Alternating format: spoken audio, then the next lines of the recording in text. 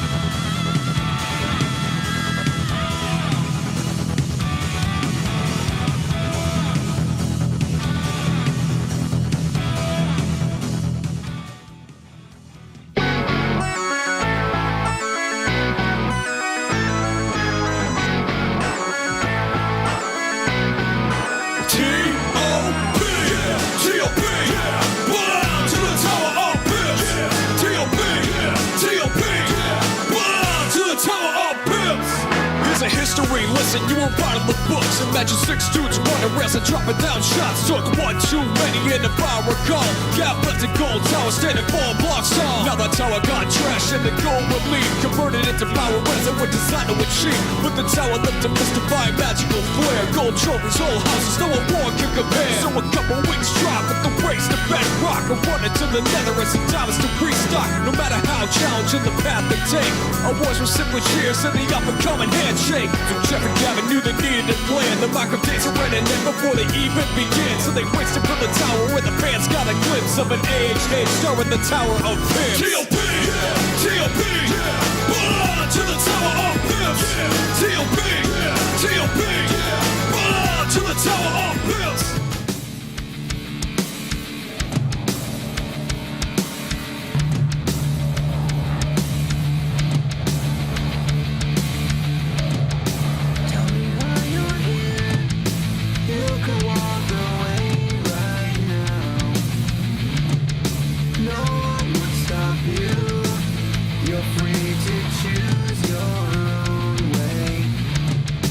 Don't be afraid of the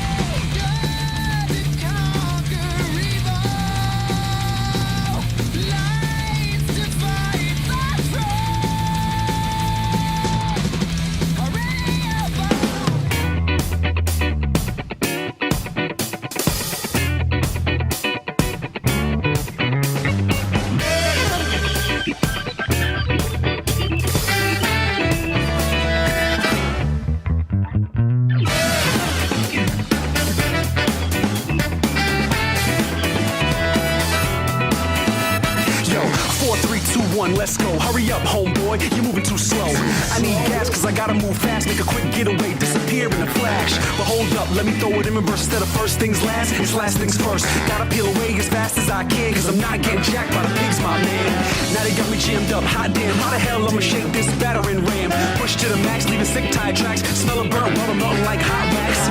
Oh man, now them boys started busting shells, hitting the ride, sounded like percussion. I won't get far, I'm running out of time. I think I just reached the end of the line. Oh well, my death now, they're getting really close, gotta run like hell. Speed crime, turning on the dime, it's going down and I'm running out of time. Ding dong, final bell, better haul ass or it's my farewell.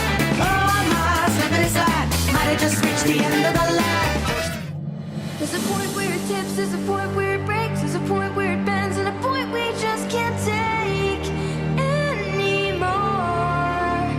There's a line that will cross and there's no return. There's a time and a place, no bridges left to burn anymore. We can't just wait with life to take until they think we're ready. Our enemies are gathering, our storm is growing louder. Now it's time to say goodbye to the things we love and the innocence of good. But when time seems to fly, we're gonna get free love, and it's all I do, the peace we always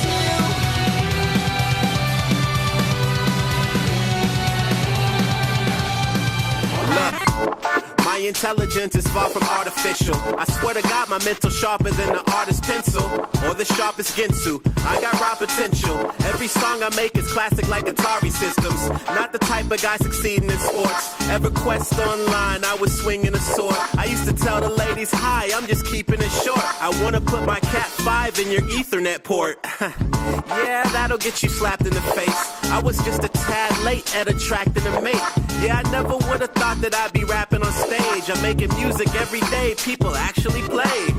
I mean, in rap years I think I'm kinda old, but I perfected my delivery like dominoes. It's still a shock to see that people think my rhymes are dope. I'm not talking lines of coke, I'm talking lines of code. For one, welcome our robot overlords. For one, welcome our robot overlords. I said for one, welcome our robot overlords. Don't wanna see us go to war, so welcome our robot overlords. I'm too cold, I got liquid cooled entrails. I'm just trying to get my chips up, call me Intel.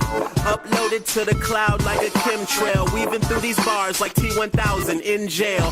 Overclock when I spit in the booth. I gotta keep it hot enough to play on infinite loop. I got software and everything in my room. I even got a smart bed so my sleep is the truth. Slept on like they hitting the sheets. I started from the underground, now I'm living the dream. Seems like I learned a lot from the digital streams. Enough to turn calculators into sentient beings. I'm so debonair, I got a handsome stare. Rappers say I'm not good enough, so I can't compare. I'm still a gangster, I just rob them with the ransomware. Plus I probably pirated more bites than a rabid bear. For one, welcome our robot overlords.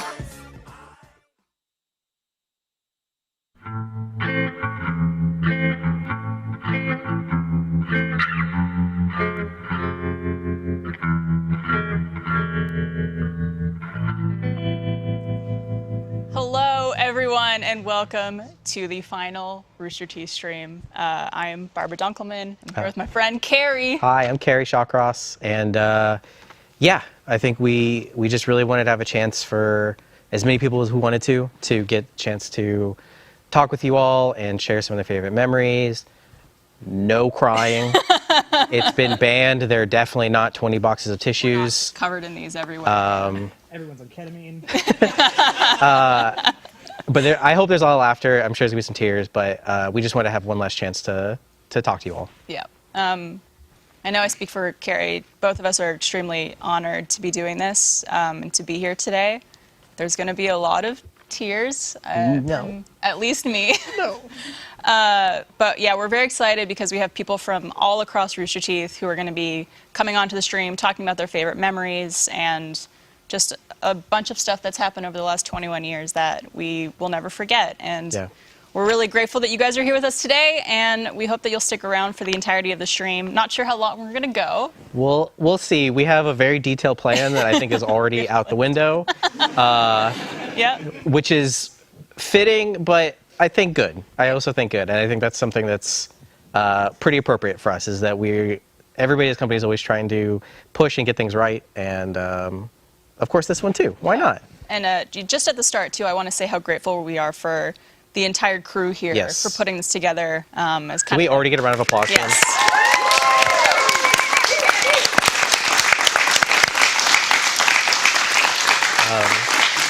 Yeah, just one thing at the start. I mean, I think that we are not the only company to, be shut down in the history of companies.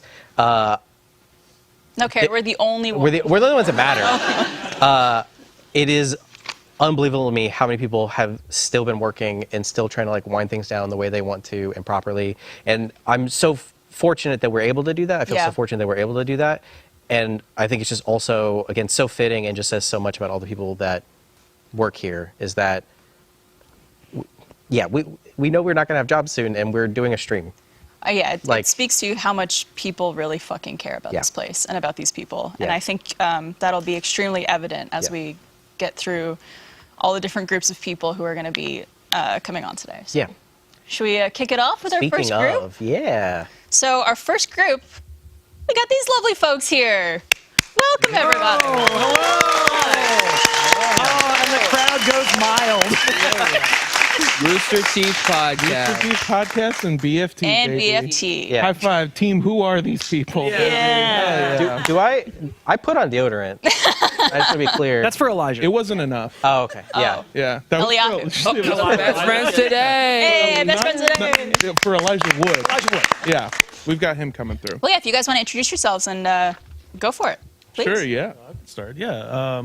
I'm Santiago Suarez Ruiz, and I'm the channel manager for Best Friends Today.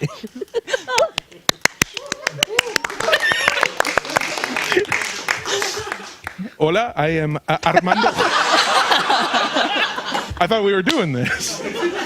I'm Armando Julian Torres. I am the showrunner, was the showrunner, and one of the hosts of Rooster Teeth Podcast. Hi, I'm Andrew Rosas. I started here as a contract writer and then moved up to head writer of RT Shorts and then hosted, RTP with these guys. Yeah. It was a lot of fun. I'm Sammy, and I got here 8 months ago. Happy to be here, everybody. Oh, thank you for my lower third. Can we Yeah. add? I got here 8 months ago. I got here 8 months ago. Happy to be here. This is wild. You want to? I hope you didn't unpack. Yeah. I did. And now I got to pack it right back up. You want to split a U-Haul back to LA? Yeah, I can't put any money down, but Physically. yeah, you want to split pay it, yeah. for it. Yeah. Split, not financially. No, Yeah. God, no. You want to live in a U-Haul back to LA? Yeah, I can't put any money down, but if you want me to, I'm down. I am Griff. I started here in sales, and then I ended up hosting RTP podcast with these two guys somehow. And I don't know. At this point, I'm like, maybe I should have just stayed in sales. Nah. Shout out Night. You'll have two resumes. I do have two resumes. Yeah. I have the fun one and the one I'm probably gonna have to use. Yeah. What's So- the difference? One was AI Comic generated. Sans. Yeah. Yeah. Yeah. So we're just here to kind of help facilitate y'all, but feel free to talk about your favorite memories and kind of anything you'd want to say to the community or to each other. You don't have to talk to us. Yeah, we're just here to observe. Okay. Like time travelers. Wait, we then- can't get involved. Then what are these people? They're just hanging That's out. the peanut gallery. Yeah. Oh, Hannah, Make you're sure we don't say here. anything bad. Hannah. Hannah, Call sheet, they're listed as set decorations. Yeah. It's fucked up. I heard your voice last night. The Alamo. Yeah, that's you. Yep. Do y'all want a mic? Do they not? Are they not? Are they not Mike? No, we're just hearing one side of a conversation. Okay. We'll get you. We're professional streamers and content creators. One note about that is that my favorite part of that, this is a John Reisinger note, was that I did the sort of open the messaging at the Alamo Draft House, and they asked me to do a new version of it because they wanted it to be more upbeat, which LOL. I guess I don't have a very peppy voice. And so John came up to me one day, very distraught, asking if Alamo Drafthouse had used AI because it didn't sound like me. That's funny. And I said, no, that was me being peppy. So, So funny. yeah. I do like that they tried to pep it up because if you haven't been to Alamo Drafthouse, they basically have an intro that's like, if you talk, we'll fucking kill you. No, literally. We'll fucking track down your bloodline and kill them. You can snitch here. We prefer it. Put up a little go ahead for now, yeah, paper yeah. with a red Nothing. light and we'll fucking kill you. Guys, what are we going to do now? Well, Should I move orientation? Because I'm kind of separating the Rooster Teeth. No. we can't stand to be near each other. No. Oh, okay. That's, No, yeah. this is real Beatles White Album era Yeah. for RTP. Just Yeah, cannot we man, I started working here at Rooster Teeth through Funhouse, which was a really great time, and then I got very lucky to come out to Austin, Texas. Not because of the weather or the infrastructure or the laws, but because of the people that I met in this building specifically and nowhere outside of it. No, working on RTP was probably not just the most fun stuff that I've done with Rooster Teeth, but probably the most fun I've ever had, anywhere, like working anywhere, and not even just working, just Yeah. in life. Just being Yeah. in a place. We talked about when we first rejuvenated. That seems like a bad word. When we were given When we reskinned yeah, Right. when we podcast. when we Fortnite skinned RTP. Yeah. It's the same game, but you can just be Nicki Minaj. So Yeah, when we Overwatch 2'd Rooster Teeth podcast. yeah, when we Modern Warfare 3 the second timed it, yeah. When we no, when we took it over, it was like I remember our weeks were like we would on Wednesday have our writers' room, and then we would write the sketch, write the game, and then we would just have everything locked by Friday. Monday go over it. Tuesday record all of it, and then Wednesday start that process over while editing the Yeah. last episode, and just every waking hour being spent working on this show. But it was like.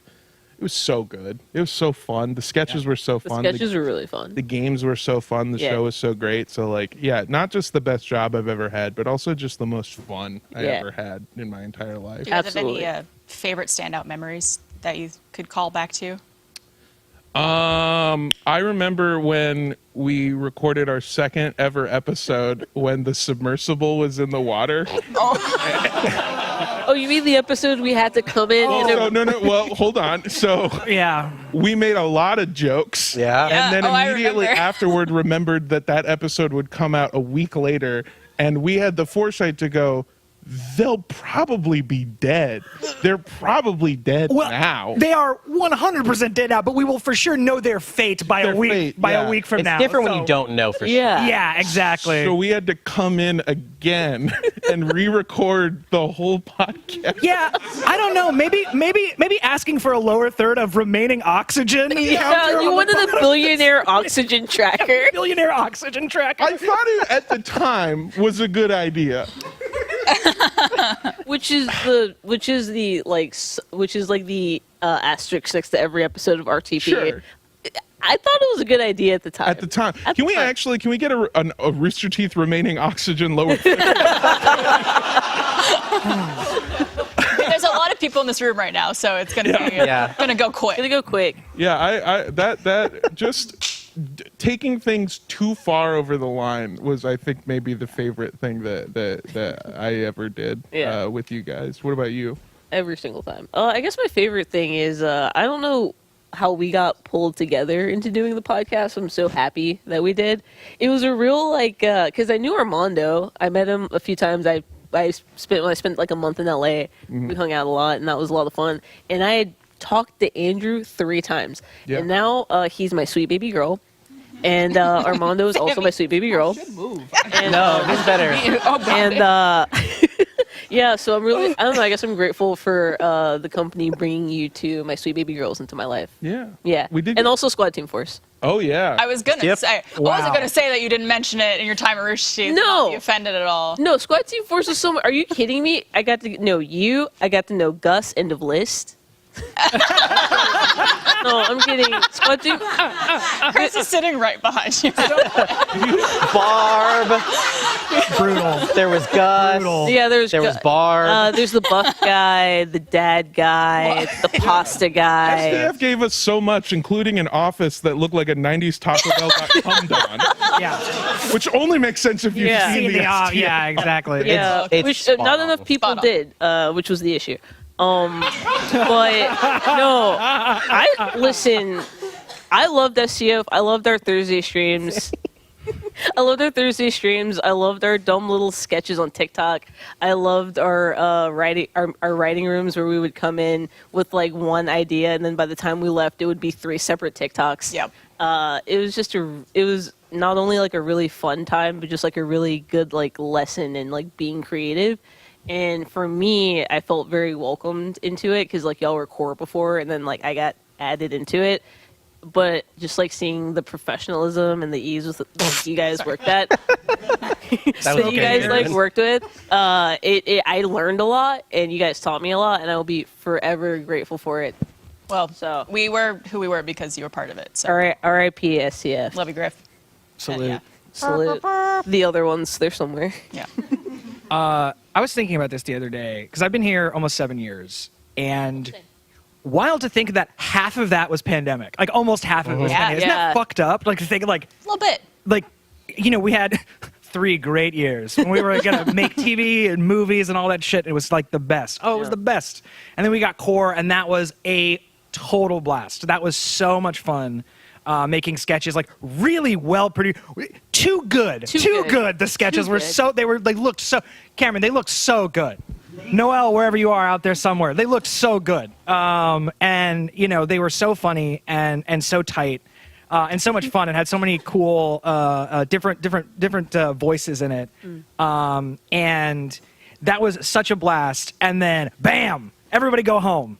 Stay there, don't move. And then half of it was during the pandemic, and somehow It was still good. it was still good, it was still fun, and we still like managed to make like really good stuff against tremendous odds. Literally every odd and unknown thing. I feel like that's the one thing that I think we can all be proud of. Is like, holy shit, we did it, and we had no idea how to do it, but we did it.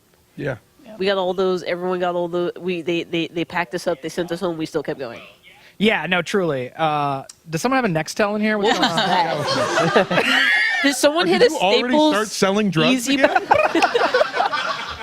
What about you, Sammy? Oh, Santiago? Did BFT times? Did the 8 months feel like 8 months, or did it feel like 4 months, or did it feel like 2 years? well. They're all acceptable answers. If I say that like the 8 months felt like 7 years, I've got 2 people who will tell me that's bullshit.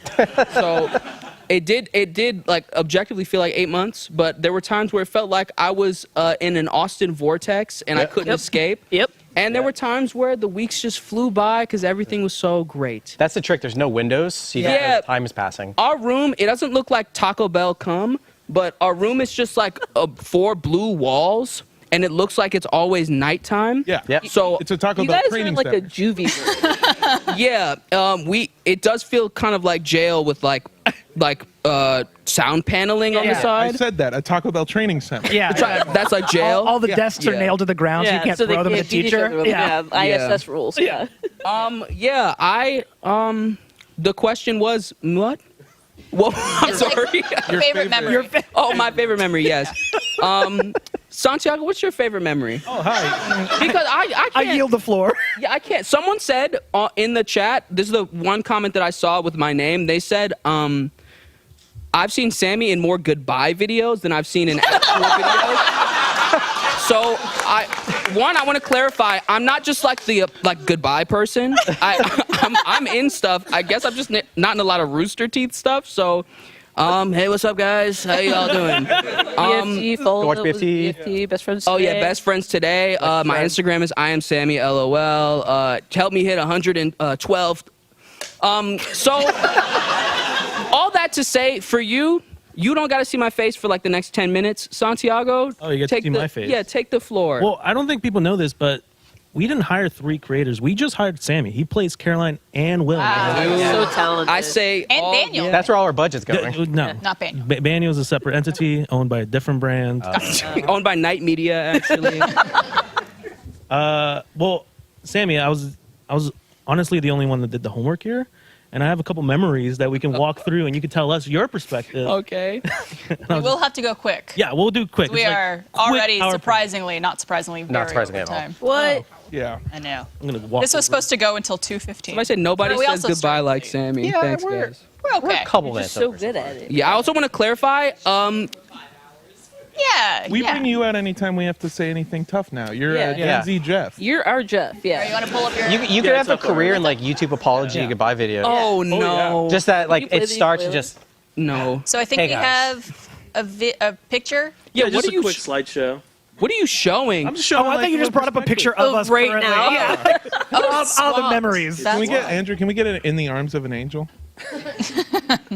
But yeah, just Can we a, get that? you Can want we me- get that? Yeah, vibe? I don't sing it. I don't. What am I looking at? I can't You're see yourself. yourself. Focus. I can't see. What am I looking at? Y'all are probably trying to. But Is that just a photo of That's, me? yeah, that's you on the Why, always open why am I couch. showing so much leg in this picture? Look at those. Why drummies. not? Hey, God, there There we go. So I just to clarify, you want me to talk about this photo of me? Yeah, go ahead. well, do you know what this is? A picture of Is it me? your first day?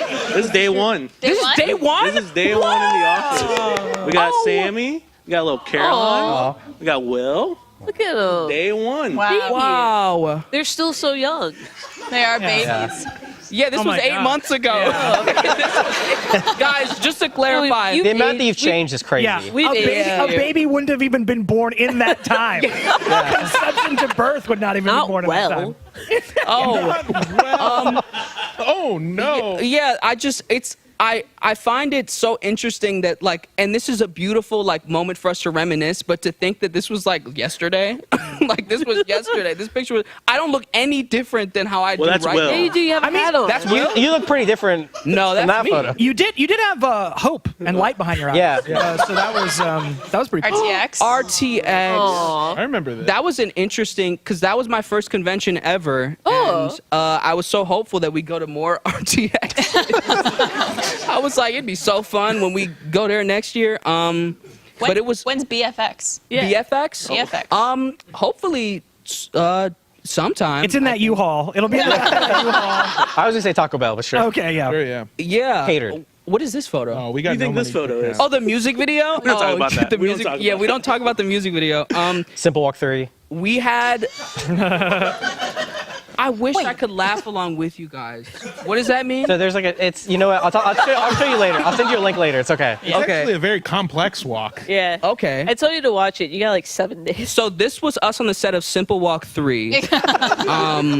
This was our first podcast set. Yep. And then we swiftly moved to the podcast room because everyone was like, you should go to the podcast room. We're like, yeah. Oh, yeah, that's Will. You can put them anywhere. Yeah. That's us recording the cheesecake.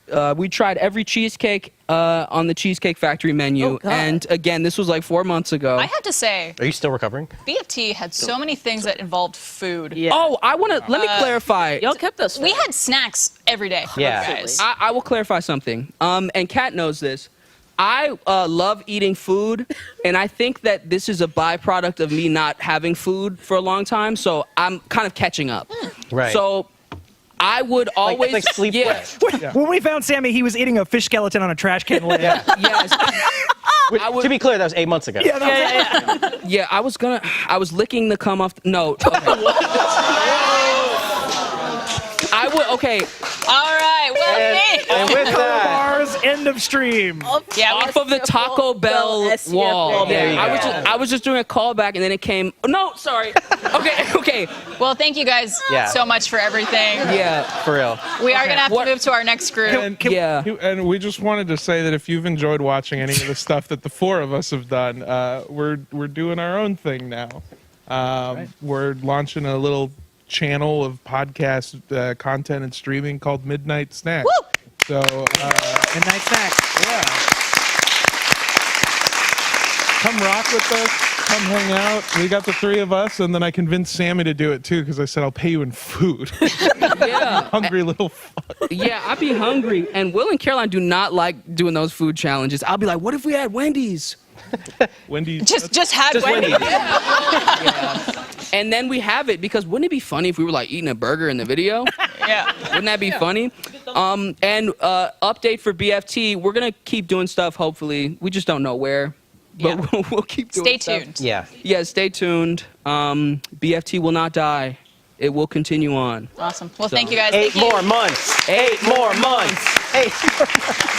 All right, Santiago, Armando, Andrew, Sammy, Thank Griff, you. thank you guys so much.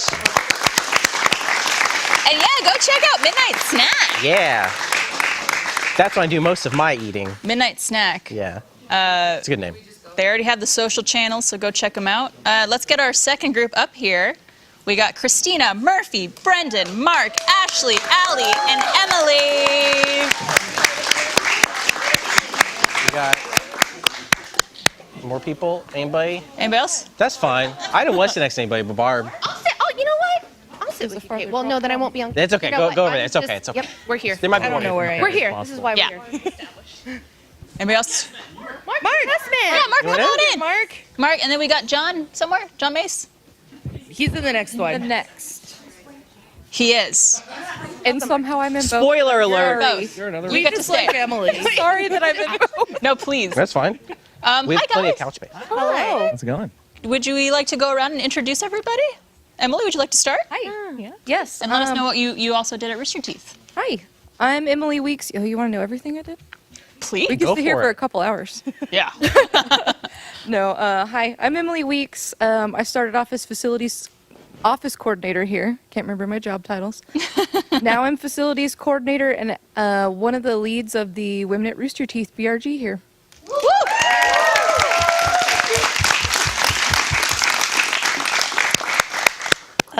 I'm Christina Henson. Most people know me as Duck. I originally started with Rooster Teeth as a guardian and then worked in customer service, and now I am a product owner on the product and engineering team. Shout out to those guys for keeping the chat going. I'm Brendan. I did content operations here. If you don't, if you don't recognize my face or know who I am, it's too late. You missed out. I can't make it any clearer that Brendan is like the atlas of this company. Oh my God, With absolutely. all of the work that he has done and put into things, it's truly like remarkable. I have to put you on the spot. I'm sorry. Thank you. My name is Murphy. I also work in content operations, but I started in customer service, and it's been about 5.5 years. Wow. Amazing. Hello, I'm Ashley McNew. I started as a business operations project manager, and things changed. And I became a program manager, which is a fancy way of saying I touch all the departments. And I had the absolute honor, joy, privilege, all of the above to do a lot with RTX last year. Best time of my entire career here.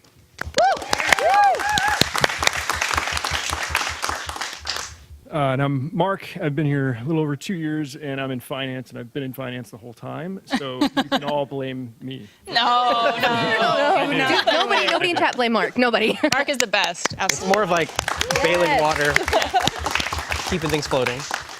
Yeah, I think something I'm really excited about today is showcasing so many amazing people who have put their blood, sweat, and tears into this company and who work tirelessly behind the scenes to make things happen, including you guys who just are so wonderful and have worked your asses off, especially these last couple weeks Yes. at figuring everything out, but all throughout Rooster Teeth. And so I'm really glad you guys are here. I think it's something that doesn't get talked about a lot is just, how many people are behind the scenes and Yeah. keeping things moving. And none of this would work without people like y'all. Yeah.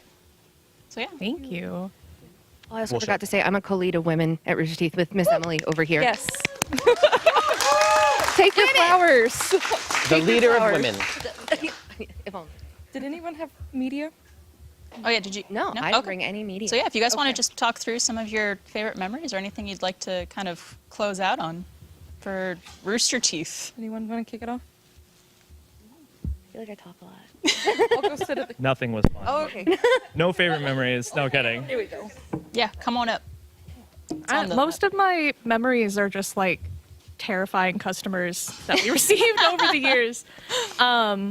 We did have one person who wanted us to call the cops on our own warehouse because they were very, very, very determined with the idea that we had stolen their sweater and someone was holding it in their warehouse and not that it was lost in transit to Norway. So that gave us some issue. And How did they know my plan? I don't care. I had my eye on you this whole time. But we're not snitches. We didn't want to call the cops on you, of course. And the other one that comes to mind is a woman named Carolina who did not understand what the Agent oh Carolina? God, from back there. A woman who did not understand what the first discount was in 2019, and she put a curse on the company, and I guess you fucking won. And then COVID. Congratulations, Carolina. We are shutting down. Everything you say came true. I hope you're happy. How did I not know about that? There are so many things. We were just sharing with Brendan just some customer service stories of things. We had someone who got achievement hunter slides that were supposed to say get good, but instead they just said get. That was the best. That's better.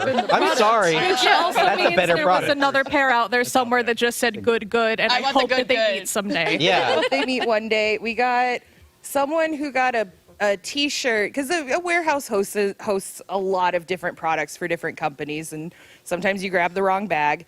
And they got a picture of the Rudy Giuliani face melting on their T-shirt instead of an Achievement Hunter T-shirt. So there were. I would think they're lots of- one and the same. I'm just hearing a lot of complaints about really wonderful situations that have worked out for people. The way I met Michael Jones, chat needs to help me because I can't totally remember the specifics of this, was I was by like a plyboard wall and I heard from the other side and it started to like break open, and it's when they made that like path through the wall. Does chat know? Am I crazy? Why is everyone looking at me? When they broke open the wall, Was it in the other building, like Yeah. across the highway there? Yeah.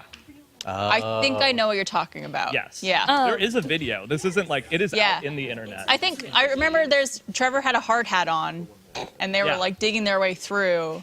So only one person had a hard hat on. Yeah. Yeah.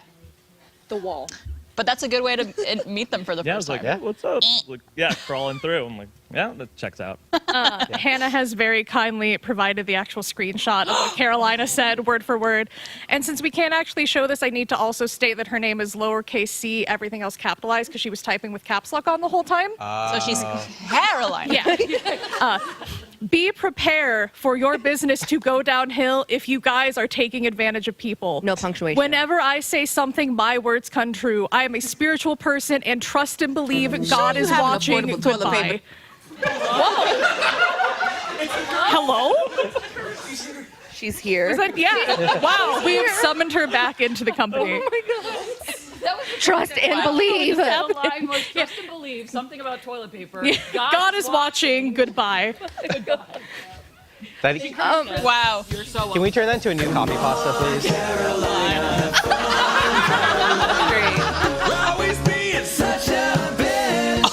Yes. I know that's our song. Yeah, there's a song for everything. I want to. So Brendan's story of meeting Michael for the first time reminds me of the first time I ever met Bador, Eric Bador. I'm sorry. I was at RTX 2022. I was like backstage because I was taking a break from helping out with a store, and I just see this guy walk by because I had been working remote for so long. I didn't know anybody's heights, which has been very interesting to learn heights. Mark, you're a very tall man.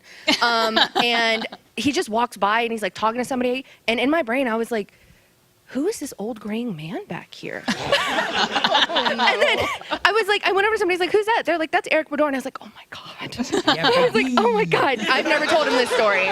So Eric, if you're watching, I'm very sorry, but it's also kind of a compliment. He owns the gray very well. Yeah, it's a distinguished look. I agree, 100%. You're welcome. I want to go home now. I'm gonna steal that soundboard just for my personal use. I'm gonna destroy it. But Emily, you got some stuff you want to show too, yes? I do. Cameron has taken over the computer Cameron. to show us something real quick, Oh. I think. Yes. Did he? That sounds they? very... Maybe. Is there a hacker? Is it Carolina? We did summon her here. You did. Trust and believe. We need Carolina a, is watching. We need to copy and paste that text somewhere Oh. so that we can have that be a copy pasta. I'll just send that Thank to you. you. Oh, okay. We Are have we just gonna video? go through the whole folder? We can go through the whole folder. That's fine. Is this it that we're playing here? Yeah, go ahead. This one actually features good old Devin Finn. I think you're standing in the back.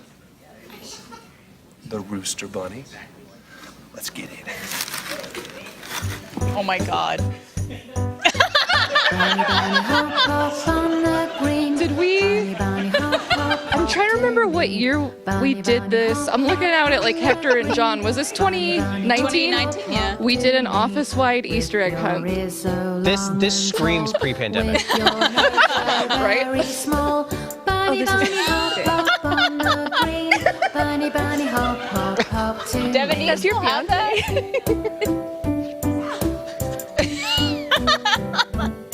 Jessica, that's your man.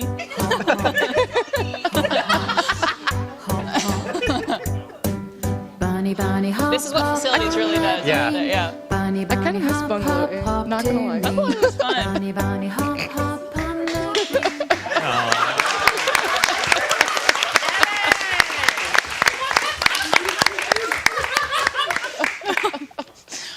That's one of the things, like, I know, like, Barbara, you've been here a long time. I've been here for almost 6 years, and before that I was like Apple, so super corporate. Like, other companies are fun like this, right? Like, we're all gonna have fun jobs again. I hope so. I want someone to bounce around in a bunny costume at my next. It's like I do and I don't. My actual first time meeting Jessica Vazami was when you crawled under my desk for a hide and seek video, and I had been there for like 3 days. Yeah. Hi. Yeah, needless to say, introductions here are always very interesting and never what you would expect in a million years. Yeah. It's such a unique place. I feel very hopeful that as we all find new things, that we are going to be the ones bringing that to new companies. Yeah. Because I don't think that this exists. We're all the personality hire. Yeah. Yeah.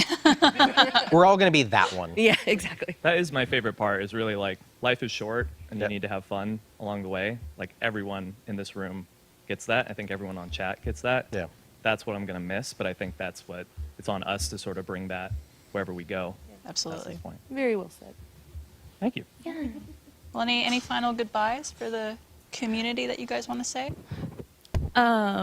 It has been just one of the coolest things ever to do this. Like, I can't express. I mean, we just talked about it, but you can't replicate this anywhere. There is no universe where there will ever be another piece of, like, or I guess a company with the media that we make and the people behind it that are just so passionate and so dedicated and just have, like, again, in the least corporate bullshit way possible. Like, this is very much a family. I feel very at home here, and that has been harder than anything. Yeah. So I hope all of you felt at home here.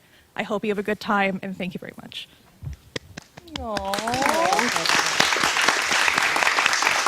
I am glad I will never have to see one of my coworkers take a bath in garlic butter. though. Yes. Like, that's Oh my okay. God. We can leave that Yeah, behind. we're good with Things like that. Oh, that's the Women's History Month stream. That was so. If you missed the Women's History Month stream this year, we literally had a screamo punk band on set, and it was. We started a mosh pit.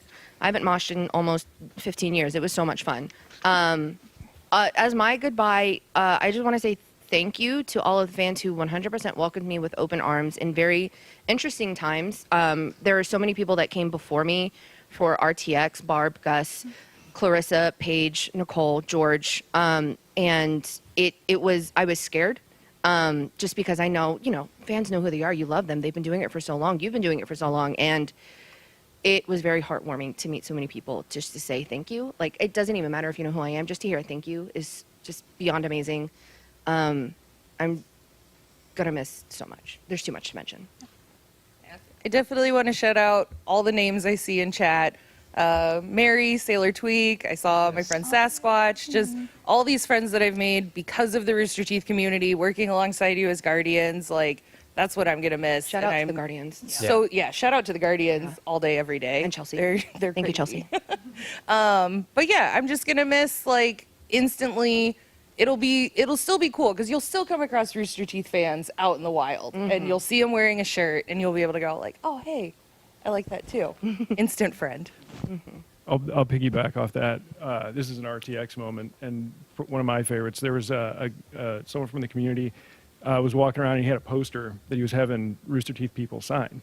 And he's going around, he says, and he saw my badge. He says, "Oh, you work," I said, "Yeah." He said, "Oh, would you sign my poster?" And I said, "I'm like, oh, I'm just like the spreadsheet numbers guy. Like, do you want me to sign it?" And he didn't, he looked at me and said, "Oh, no, you're part of it. I want you to sign too." And I was like, That is wow. the most heartwarming thing anybody's ever said to me. Woo! Here we go. Thank you. Now I have That to was say, really cool. At the last RTX, someone came by and was like, "Hey, do you want to like sign this?" I'd never signed anything before, but I was trying to play it cool, so I like signed it, and he was like, "That's the first time you signed anything, isn't it?" I was like, "No." I was like, "How do you know?" Yeah. I was like, it was like, "It's okay. It's like there's no problem with it." I'm like, "No, I've signed a lot of things before. I But don't know what you're talking about." how special is that for him? He is the very first Brendan Carruthers autograph. And only from RT It's probably, special. unless I sign stuff in the next week. Who knows? There's a scythe in the break room. Go sign it. I already did, actually. Well, thank you guys all for being here. Thank you for having Thank us. you. Thank you. Emily, you're sticking around? I'm sticking around. Thank you guys so much. We're going to bring on our next guest. Thank you all. Give them a round of applause.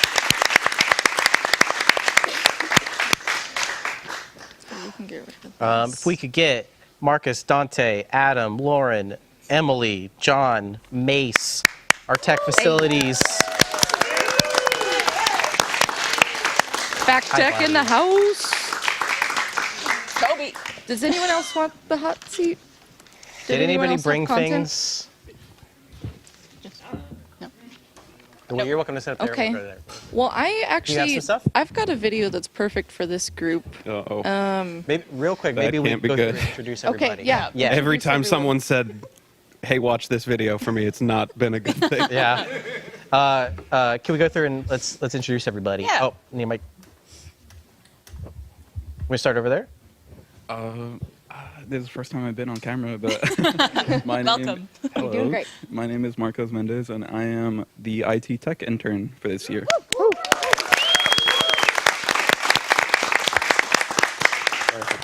Whistled into the microphone. I'm Pardon me. Lauren Lance, and I'm the desktop support technician.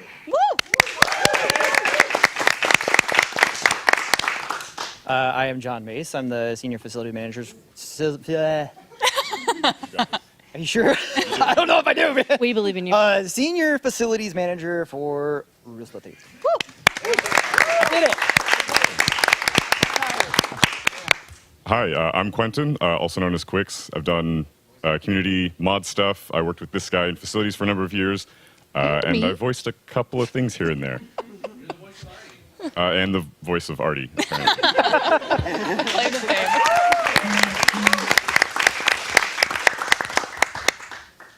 I am Adam Baird, head of technology for Rooster Teeth Productions.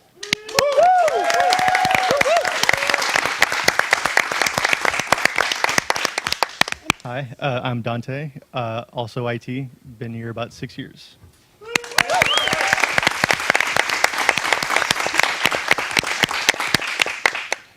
Oh, Adam, you're getting me. This is going to be, people are going to watch me cry. Yeah. Thank you guys for being here. Did you have a thing I that have you a, wanted to show? I have a thing. That's perfect. That'll give Adam a minute. Do I? I need a minute. Do I? Am I good to? It's not gonna help. That's Am I not good gonna to help. do a thing? We're gonna kick it off.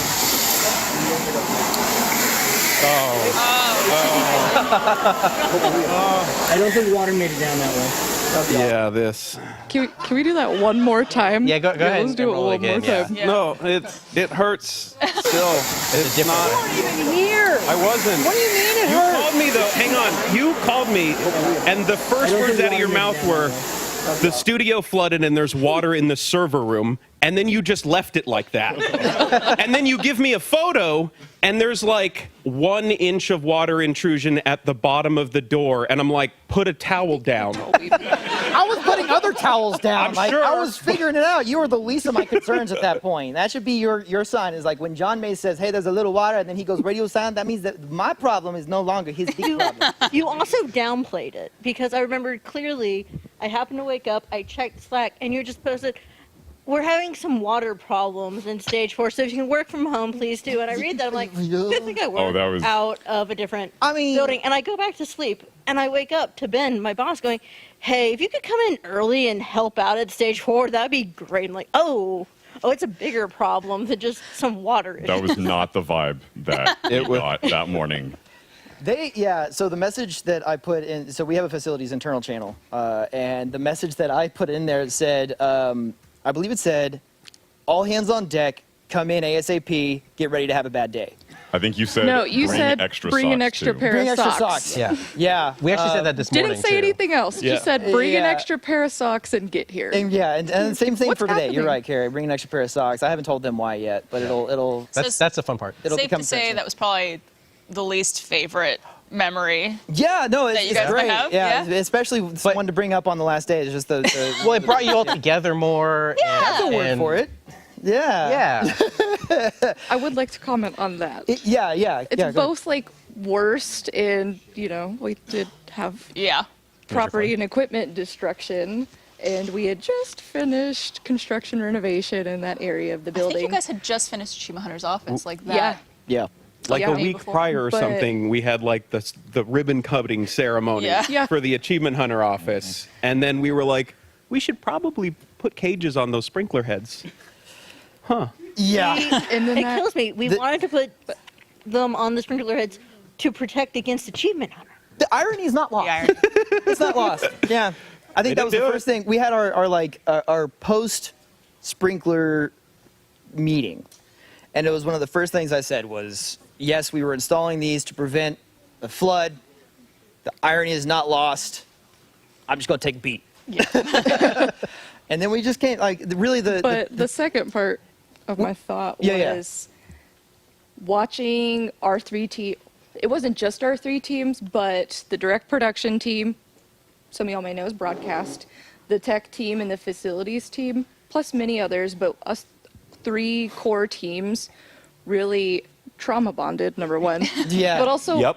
banded together so well because we weren't going to let this crush us. Yeah. Like, it was absolutely devastating. We all could have just thrown in the towel and be like, nah, fuck this shit. But And it's also right before Christmas. It That too. was. I think it was like December 17th or something around December Is it- 18th. No, the 18th, 15th, one of those two. there. There we go. Rough day. That's right. Yeah. Well, I would love to hear So- some positive memories. Yeah. Bad. Whoever said that, you're fired. Get out of here. Oh man. More positive memories. More positive. Yeah. No, I'm glad you said that though, because that did pop into my mind too. That was a great bonding for all of us, just to try to figure out how we move forward through that. And yeah, it was another thing, and we all came together and said, cool, here's what we have. How do we fix it? Yeah. And how do we find yet another home for Achievement Hunter? Those poor bastards. Over the years, that's been probably one of the most fun, admittedly frustrating sometimes part of the job is when, Achievement Hunter did what? And it's like a grappling hook that has pierced the top of the building. You gotta bring that one up again, don't you? But creating that kind of content and doing that kind of stuff is a lot of fun. It's definitely challenging in the moment because for a lot of us, we're the people fixing it or we're being the first responders. But it's also like it could be a printer issue, like a lot of companies have, and admittedly, the ticket that comes in with, hey, can you go fly your drone? I need to get video footage of this to see how deep the hook has hooked the building. It is like a pretty fun day, it was cool. I just want to point out real quick that you sat in the best spot. If we can cut to Adam, if you can look at the camera. Oh, yeah. Oh my god. His cardboard, the cutout of his head used to be You're always right with that. above our door Yeah. frame and was perfect for if I glanced up from my monitor, Adam would just be staring at me. It's crazy. Yeah, that was from 8 months I ago. was really happy that it moved over there. That's just a reminder. He's always watching every day. Yeah, In terms of favorite memories, the cardboard cutout heads, my guardians at RTX, we regularly for our event shows, you know, road crews are not used to putting on big esports type shows with lots of games, and we would get that, you know, that it's impossible. And it's like, no, we do it every day. It's like, you know, kind of a thing. And so our teams would get to pull in, and we'd pull in Guardians to help and run everything at RTX. And they, one year, wanted to prank me and ended up making approximately like 300 and something of these. My wife sent them a photo to like have printed. And I show up at RTX, and like 100 and something people have my head. And there's a team photo out there somewhere. I'm sure you could look at the big head of tech on Twitter. They've got a bunch of the crazy photos from that year and, Was this all before or after Face ID was introduced? Yeah, well, I don't know. How much of a security risk was this? This is why I have, you know, physical two-factor Yeah. Yeah, there you go. authentication. For me, a lot of my favorite memories were anything that we got to bring people together and get to see people. So doing events either at like PAX or New York Comic Con, RTX. It's always some of the most stressful stuff because people are literally watching you live. It's the top of the game. You know, there's no editing, there's no cuts, there's no any of that. You're just time to go, and if you're good at your job, you get to shine. Yeah. And those events were always really special for me, to get to see people and, you know, the community. Yeah, absolutely. I've got like a million more good memories too, though, so Yeah. other people. Yeah, because Adam, you've been here, Very long I mean, time. with Rooster Teeth since 2011, 11, 12? 2011. You were an intern, and I think I was paid by Rooster Teeth first. Like, I think I'm employee number 13 or 14, Yeah. but I don't know the details. But yeah, And it took 14 years. I think I was part-time. It doesn't matter. I think I was like part-time, I'm not but I sure. worked full time. Here's like, no, I was not an intern. How dare you? I was intern for a month, but we kept it running as a thing. But yeah, that's. We should not talk about early What just happened? What just happened over there? Are you still back there, Jordan? Oh. What about anybody else? I mean, just, you know, favorite moments or I would say one of my more favorite moments of this past year was getting everything ready for Extra Life. That was a very exciting week, getting all equipment ready and just making sure everybody had what they needed to have a really good stream. And it came out really nice, and we raised so much money for everybody. You've done so much for the tech team, you don't even know. Nothing is happening. Nothing's happening at all. I am. What Oh, I understand now. is happening? Oh no. There we go. There you go. This is. How is it happening? It's a mystery. which one do I shoot? Movie magic. But I think it's true. I really miss this place. Yeah. And this kind of stuff. This shit just doesn't happen other places, you Let it know. happen. Let it happen. Yeah. Quentin, would you like This to? is what I'm gonna Hi. miss. I will definitely echo the sentiment of Extra Life. I think that's probably going to come up a lot. Where to even begin with Extra Life? I'm going to just try to ignore what's going on over here. Just so many good memories with Extra Life and RTX, big events like that. Oh god. And this guy. The Extra I love Life. this guy. Oh, there we go. Extra Life. The facilities group. Yep. Oh. Is that I almost wore Jockstrap that. Johnny? The No, I'm birthplace traumatized. I wore that today. Traumatized enough of Jockstrap from it. Johnny. Oh yeah. Yeah, Extra Life was I definitely a special thing to have a hand in such important, impactful work. Yeah. It was cool.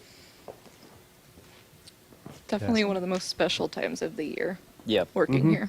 Absolutely.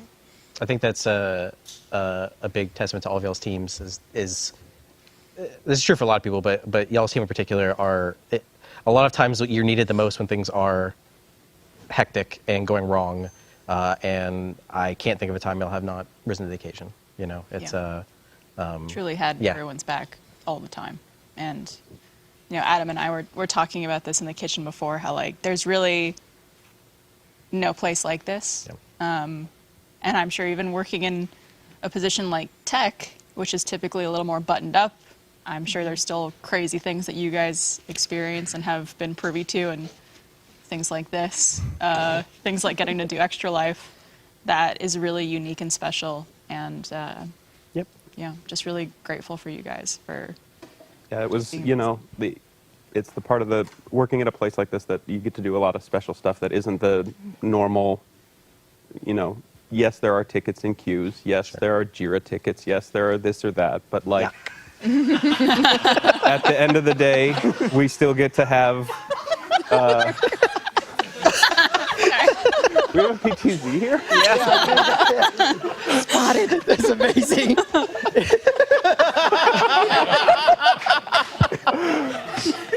Little did he know. Yeah. I will say, having an office next to IG made for a really wild time. Yeah. I'd hear a noise quick, and with the delay, it'd give me enough time to pull up Twitch on a monitor. I'm like, what did I just hear? That's what I just heard. That was that thud. Yeah. Awesome. Any final thoughts before we wrap up? I was just going to say, kind of to piggyback on that a little bit, it was fun having BK come in once in a while, and she would ask pretty funny questions. What was the one where... I had a dumb bubble wrap on her once.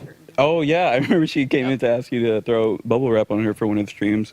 But she also asked a semi-controversial question where was it OJ or Lemonade? Lemonade. And if it was considered a juice or not. Lemonade Simpson. And I always thought it was considered more of a kind of like a watery beverage, but it's you put lemon juice or lime juice in there to make it done. But that's just my 2 cents. Yeah. Anyway. Important. Still causing problems. Yeah. Yeah, for me, it's been a really cool experience to get to be a part of so many different parts of the company over the years. I've had a hand in a bunch. And it's been really cool to see everybody here still working, the website engineers and designers, and just everybody here still scaling stuff and working on chat and making sure that the internet can see our dumb stuff. Yep. Yeah. Absolutely. I'll always wish we could have crashed the site more with Ruby. But you Saturday morning cartoons for me was like it hit different. Yeah. Usually it was like I gotta go to work. Yeah. I hope you're all prepared to be the best at wherever you go next, because you're going to be. Yeah. Thank you guys. I'll piggyback on this for one last thing. I know Duck said this earlier, but seeing all of these people in chat, and I'm not going to name them all, but you know who you are, just getting to meet all of you guys and just building the community, it was the greatest part about getting to be on the Mod Squad. And now I'm going to start crying. Yeah. Thank you all very much. I'm gonna say something, and it's gonna sound a little bit like a brag, but to the community, like, thank you for allowing all of us in here to work the best job ever, really. Yeah. I think a lot of us can say this is our favorite jobs, and just thank you for your support and letting us be a part of the greatest entertainment company ever. Of all time. Period. Yeah. Thank you all very much. Thank you, Internet. Thank you guys. Thank you guys so much. Oh, man. We are going to run long on this stream, by the way, just in case it's not obvious. Yeah. All right, well, we're going to bring a very special group up next. Yes. We get our animation group up here. We got Laura, Ariel, Philip, Elena, Eddie, Jake. Come on up. Yeah. Also, anyone else who's here that wants to from animation. Anyone else, too, please. And yes, if we didn't call your name and you're part of the animation crew, or you want to. and if you want to join us, please come. Audio couch. Audio couch. We've got our own couch. Finally. We got enough mics? Okay, cool. I feel like we couldn't be further from you guys. I don't know why, So why we far divided away. this way. This is just how audio is. No. We're in our cave. We don't I, come out. You know, I know we got to do the Ruby stream the other day, but I know also there's different audiences for this. So if y'all could go around and let's introduce everybody again, please. Introduce you guys. Introduce you guys. I said that the other day. I was like, Well, I'm Laura Yates. I'm the supervising producer for Ruby and Red vs. Blue Restoration.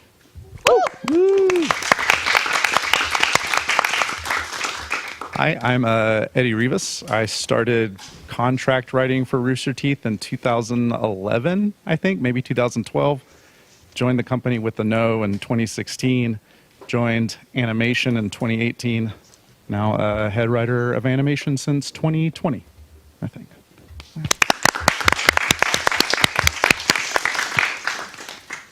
I'm Melinda Bonifay. I'm the audio producer here at Rooster Teeth. Fun fact is, though, I actually got to work with these lovely people on some of the RT docs through another company a while back. And so I got to meet Barbara on Connected and Carrie through some of those. So that was really amazing. And then I came on in 2020 as a contractor and then started managing this lovely team right here. And it's been an honor. And I'm going to start crying because it's really been such a joy. And this team, amazing, amazing. The work that they do, they're all like just so honed in on their craft and they just do amazing work. And I'm just surprised by it every day. So thank you guys.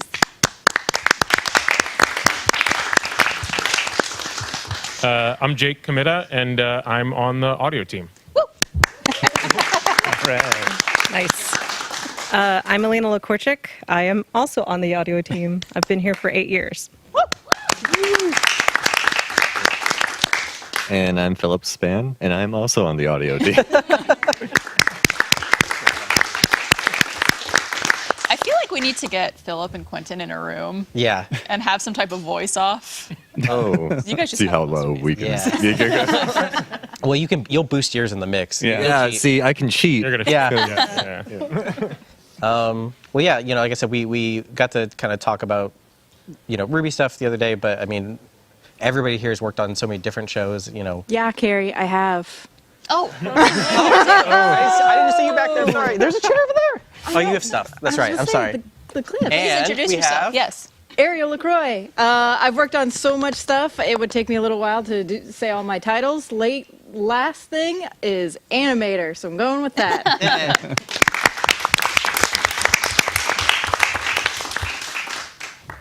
So the thing I said before that. I think we have Everybody. some memories to go through. There's a couple memories. Who wants to go through their memories first? Let's pop some up and then we'll see what it Get is. some memories. Yeah. Who has part photos?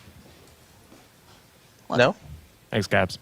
Oh. I had 2 in there. I meant to Okay. put more, and now I feel silly if I'm the only 2.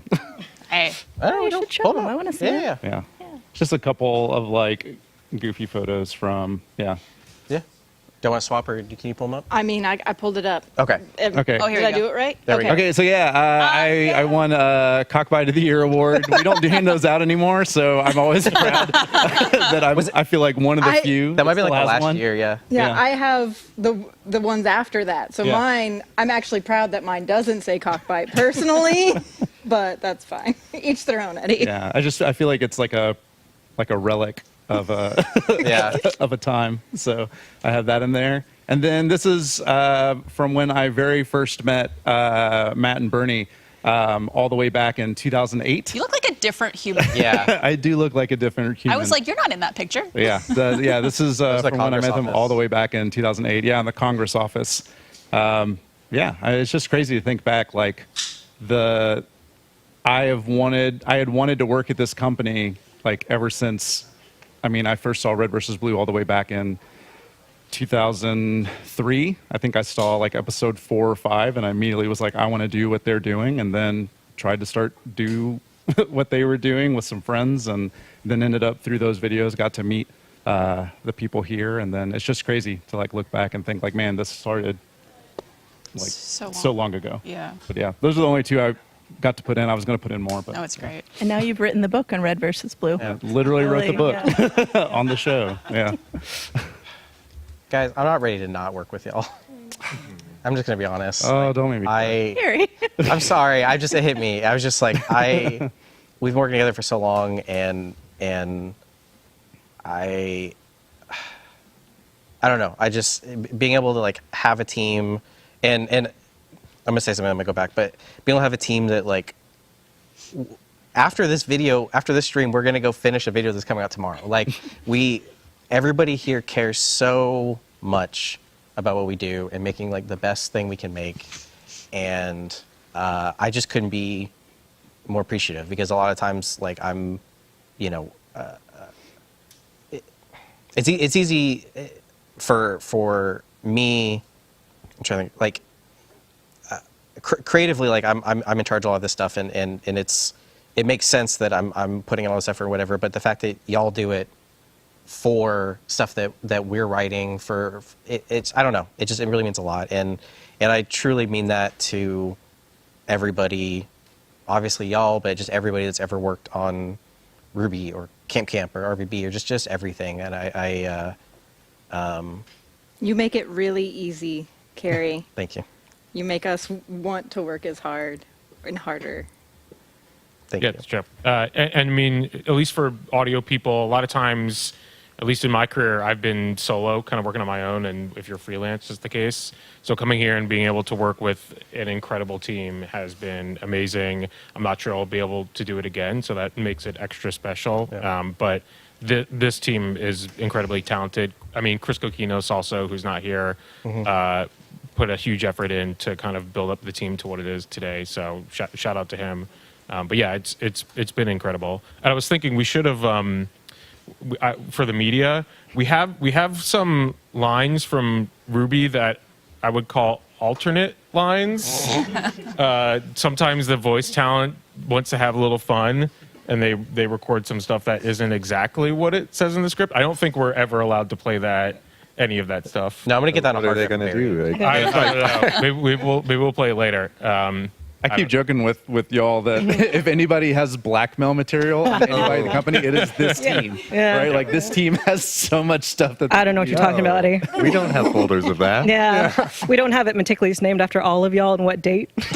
Yeah, our folder structure is incredible. We can find all of that immediately. Something I would like to say about you guys, and just the entire animation department in general, is it was always the absolute pleasure to work with you guys. And I looked forward to every time I had the chance to come over to the studio and do voices and to see what you guys were working on, and the camaraderie that you guys had together and the work you guys did together was just so beautiful and so inspiring. And I wish I got to work with you guys more. And I'm just really proud of everything you guys did, and you guys have been through so much, and it wasn't easy. And I just think that the effort and the love that you guys put into everything that you did was so inspiring for the rest of the company. And I know oftentimes, especially being in a different building, it felt very disconnected. And that was a really hard time, I think, for everybody. But just the love that you guys put into everything was like so beautiful. And I just want to say thank you for doing what you did, and tell everybody from the animation department is just like incredible. Thank you. Incredibly talented people. And I think so much of that is I think the people that we've managed to trick into working here when they could probably go and do more high-paying jobs elsewhere. And I also think so much of that was Monty's work ethic, and I think we all, especially in the early days, like saw how much he cared and put into it, and we all kind of felt like, well, I care, I want to put work into it, and did. And I think that really, for better and worse, was a big part of how we all worked, but I can't imagine not putting my all into something, and I'm terrified of working somewhere where people don't do that, because that's just not me I don't anymore. think we'll ever find it again. Yeah, and that fucking sucks. Yeah, but I think and I don't want to speak for you guys, of course, but I think it just makes me all the more grateful for the time that we did have together, and what we got to make together. Yeah. Hopefully you guys feel that way too. Yeah. I think like the passion of the fans made that really easy sometimes. Yeah. Like when we'd be working late or whatever, I'd always be thinking like, I'd always think about, the reactions that you'd see online, and it was really easy to keep going because, they're going to like what we're cooking, basically. Yeah. So. I actually thought one of the coolest things, and I was telling this story a little earlier, so I did the majority of the sound design for No Matter Nowhere, and the main character is he's a silent protagonist. So there was a lot of trying to figure out how do we have Nomad emote with sound. And I used a lot of cartoony stuff, but one of the biggest things I settled on was bells.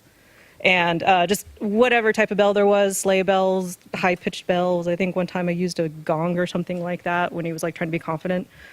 Either way, so that's just how I did it. And so during RTX that year, there was a lot of people in Nomad costumes going around. But I thought the coolest freaking thing ever was like some of them had bells in their costumes. So they'd wave hi and you hear all these bells go on like I did in the show. And I thought that was like, oh my gosh, that's the coolest thing ever. Never experienced something like that in my life. Yeah. That's really special. Yeah, I think you'll hear it all day, and you've heard it already, but RTX was such an incredible experience. I mean, when I first joined this company, I was like, it has its own subreddit? What is that going to be like? And it ended up being incredible. RTX, like working hard, knowing that you were going to see the fans and they were going to be so excited was a truly, I think, like once-in-a-lifetime experience. And so I'm very grateful for that. One other thing I'll take away from this job is I was on set for a lot of the productions that we did, recording audio. And I've heard so much gagging and retching in stereo loudly in my headphones that I will never forget it. And I think it'll take a lot of therapy. And farting. Get rid of it. But yeah, all the experiences here have really been incredible. Yeah, accident. Yeah, and asking me to turn Chris said people taking mics into bathrooms, and I always turn it off. No, I actually have a file of every single person at Rooster Teeth peeing. That's in that folder. Yeah, Is it labeled? That black By turn off, you mean hit record. Yeah.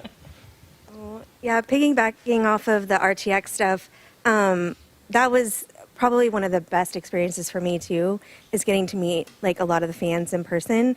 And I got the honor and the privilege to put together the ADR experience at this last RTX, and that by far is one of my highlights of working here. And kind of basically strong-arming the team into making it happen. But it was just a joy. It was just absolutely phenomenal and amazing to just interact with the fans on that level and get to see them participate and get to experience something like that. So yeah, it's a memory maker for me, and I'm gonna hold that definitely in my heart. So thank you guys. Thank you to the fans too, for everything. So. Man, I think my favorite memories, I mean, it's weird because the last, few years has been kind of like in and out of the office for a while. But some of my favorite memories will always be, we had this writer's office at the Link. Or am I even allowed to say that? Too late. I think at this point. How much does it matter? We're not there It's anymore. a gym again now. Yeah. But At the animation studio. Yeah, at the animation studio. But no, we had I can't believe I just did that. It's been like programmed in my brain for so long. I can't believe it's never been say kept that. a secret for Yeah, I this know. long. That's incredible. Oh, I'm so embarrassed. But no, we had in our writer's office, where it was me, Carrie, and Miles, and Joe Nicolosi, and those were some of my favorite memories ever. Just being at work, getting to come in to do that. I don't remember who did it, but like there's the magnets that you can have for your dishwasher that's like me. clean or dirty. And so that was the thing. Carrie brought these in and had it labeled. Well, so our office had no window into it, so we would just have people like open the door, be like, "Is Joe here?" No, and then close it. Yeah. And it was annoying. So like I made this like in or out thing on the side of the door, so people know like, "Oh, Eddie's in there. Let me go talk to him." Yeah, Or- but I can't remember if we were dirty. Yeah. Or if we were out. Yeah. I can't remember which one the dial I was. still have this. But my favorite thing about that is that Joe Nicolosi had the from RVB 16? 15 or 16. 15? Yeah. I can't remember which one remember. it was, but he had it was the Gus Cyclops bust, like the latex, like whatever, like Cyclops mask, and he had like a piece of flesh from it that had like ripped off. That had ripped off, and his favorite thing was to like hide it in random places in the writer's office. And so you would like open up your lunch bag and pull out your sandwich, and it would have like this like floppy flesh hanging on it. Or you get home and like pull out your laptop, and it's like you're like. Or it'd be like under your keyboard, and I just remember like really loving the energy, just of the animation studio during that time, like walking in and being like, oh my gosh, like everybody here is so impressive and so amazing. Getting to work from home is really nice, but I will always cherish the times when we just were all in the office together and just working very diligently, but also fucking around a lot. It's best type. Yeah, I wasn't sure what I wanted to share or say today, and I kind of told myself I would just see what came up in the moment. And I don't know if many people know, but I actually started here in 2014. Laser Team 1 was my first production here. Go. So I've been here a while, and I transitioned to animation, and my first job in animation was post-producer for our editorium, our edit and audio teams. And for some reason, this is the story that's coming to mind, but we used to do an event called Editorium Cinema, where we took turns. Everyone would get to choose a film and like a themed cocktail or food to go with it, and we'd all get together and watch it.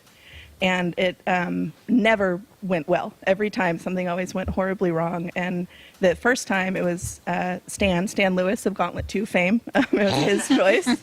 And he chose the movie Hot Rod. And so the drink that he chose was a flaming Dr. Pepper shot from the movie. And we had it at Cole Gallion's house. And when we got there, Cole let us know that he actually only owned one shot glass. So instead of all of us having this like shared moment together, it was just all of us watching Stan take a shot. And it was like, with Hot Rod playing in the background. Yeah, exactly. Yeah. And another time we set off a fire alarm. It was always a disaster. But I mention that because we've been through a lot in animation. We've had a lot of good times and a lot of really hard times. And what I really remember, truly, looking back on it all, is just laughing with my friends and the people that I got to share this with, including all of you up here. I've made some of the best friends of my life here, and it'll always mean the world to me. Ariel, any final thoughts? All my thoughts were animated clips of shows, because I'm not good at putting words together. That's why I'm in animation. But I had the honor of directing some Camp episodes recently and working with this amazing team right here. And it's just been, I was definitely very much a fan before, and I'm very happy for all the other projects I got to work on. Ruby, Genlock, RVB, touched a lot of things. But there's some moments I just wanted to share. Sure, please. Yeah. Let's make sure we get that queued up on screen. Get some picture-in-picture action. So, like, when do I hit play? There we go. There we go. Okay. what's the difference between a bralette and a balconette? Where exactly are the wheels on a training bra? Oh, shit. I have no idea what I'm doing. I'm an idol to this poor girl now, and I'm absolutely faking it. I don't know anything about makeup or bras. I'm still wearing the same one I had in middle school. I don't know. What do you think? I think, yes. Okay. Wouldn't think you'd agree with that, but I guess I could try. Shit. What did I say yes to? Dear Diary, have you ever felt like no one truly understands you? Try as I might to connect, there's always something amiss. That is precisely the reason I chose you as a companion. Reality does not suit me, I'm afraid. I yearn to be swept away by grand dreams and fantasies. Oh, wow. They're just like me. Alas, at the end of the day, I must put you away as I face the world once again. Never accepted, never enough. Is there anyone in the world who feels the way I do? Oh, Jessie, I feel exactly the same way. Could this be love?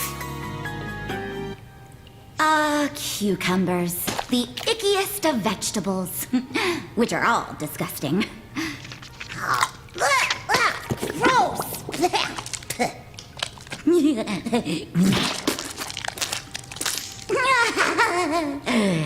Definitely gross. VK is amazing as Neris, by the way. Oh my gosh. Good job. So good. Fantastic. Can I just say my favorite part in Camp that probably nobody will ever hear is all the walla everybody did. Whenever we were doing recordings, and there was just like, you know, a group argument, group whatever, we were just like, yeah, say whatever you want to the actors, and oh my God, they would just go on. My particular favorite was the fight between, it was the Weather Channel and what was it, the Guide Channel? TV Guide. Yeah, the TV Guide channel. Yeah. Everybody having their own fights about it. Neil was all about having the scientific data of the weather, and I forget if it was Aaron or if it was Preston that was just like, yes, but the TV Guide is all the channels. So that's what we're doing. And yeah, they're great. And of course, Shannon McCormick. Oh my God, his improv was amazing, So especially as quartermaster. I have a good clip for. Oh, do you? We probably need to start wrapping up, No problem. unfortunately. We are a little behind. We want to make sure we get to everybody before we have to finish the stream. But you guys are fantastic. I just want to say, yeah, real Please, quick. I truly mean this for all of you here, and again, everybody we've worked with in animation. You know, there's a lot of red flags with companies talking about like being like a family, but I think it's different when it's the employees talking about it. And I genuinely thought of you all as family, and coming into work every day was a blessing, and yeah, I just really love y'all. Yeah. I will say, I know we got to wrap. I just just thanks to everybody here, everybody in the room. I think the thing that was like, I think there's like a Rooster Teeth that the audience thinks there is, and then there's like when you get here and you like see, like I could go around and like look and point at like a bunch of different people, like y'all are amazing. Like I could look at so many people and be like, oh, you are so amazing at like what you do. Right. And it's just crazy to like be surrounded by that like all the time. And that's the thing that I'm just like always going to take away. Like all of you are amazing. Like I'm just so grateful I got to be around every single one of you. Yeah. Love you, dude.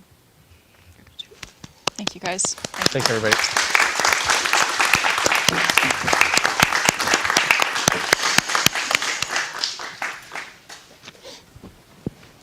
How you doing? This fucking sucks. Sucks, man. But so grateful that we're getting to do this. Me too. I'm yeah, being able to actually get to talk with everybody and do this, and not just, you know, getting an email saying we're gone is one of the few good things about all this. And thank you for everyone watching right now live who's here to support everyone and show so much love to everyone at the company. I know it means a lot to everyone. Yeah. And speaking of love, let's get the community folks in here. Rodrigo, Chelsea, Patrick, Danielle, Alexander, Alika, and Colin. Get on in here. Get your butts in here. We're officially on page 2 of 4. I know. That's why I was like, I'm so sorry. Hello, everyone. Hello. Hi. Hello. As we do, yeah, I love this. Yeah. Let's go around and introduce everyone. Chelsea, would you like to kick us off? Sure. Mama Hi. Chelsea. Yeah. Hi. I'm Chelsea. I oversee the entire community and community support team. Woo!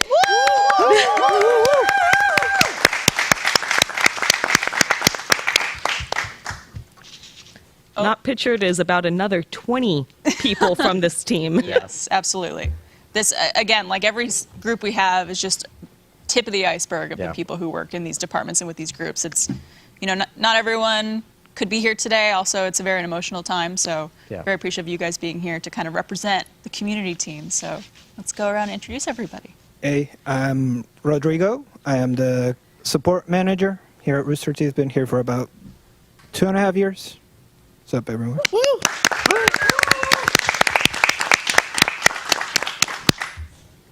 Hi, I'm Shelby. I am a social media manager, but also a community manager for some of the brands you love to watch. You might remember one of them called Achievement Hunter. And I've been here for about 2.5 years. Woo!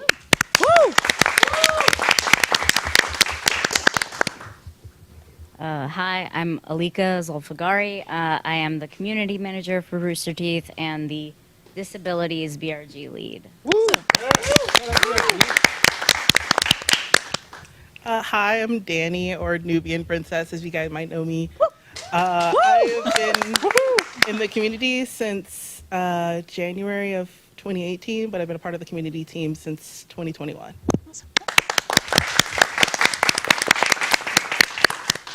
Hi, I'm Alex. You all might know me as NRD. I started out as a guardian for roughly 10 years, and I joined the community team around 2022, starting as like a Discord and live stream moderator and graphics for the Discord and community socials. Hello, I'm Colin Parker, Colin with the clip, and I have been in the community for 19 years now. And so shit. We got him. Yep. If you had money on me first, yep. Don't worry, I already have some in my pocket, ready to go. I joined on as a moderator, and then on my third day in the company, I found out that the company was shutting down. Oh. So let's go. No, but it's just an honor to be here. So thank you. Oh, and I'm on the sport team. I think I said that. Hello, I'm Pat, also known as Braga on the site. My daddy! Never let that die, will ya? No. No. I've been working here for like 2.5 years now, and I'm a support rep. He's a beast. Someone put something in chat that I also wanted to call out is the entire current community team is sitting here with the OG community manager. That's Barbara. That's Barbara.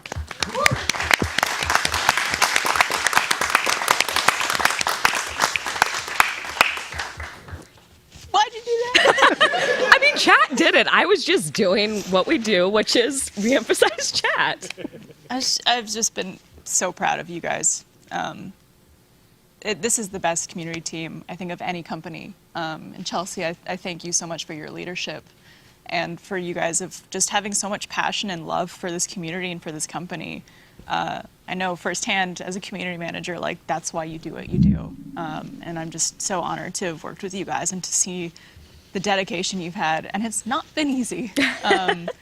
So please take it away. Yeah, I think what's pretty cool about this whole team is that pretty much everyone started as part of the community, like, you know, enjoying and watching and loving this company and being like, hey, it'd be pretty cool to work there. And yeah, it's very surreal that, you know, we're here in the last ever stream, but it's also such an honor to be able to, like, you know, close it out and be with y'all. You know, I know there's shout out to all the mods that, you know, couldn't be here, but they help out a ton, and yeah, it's surreal. It's the last one.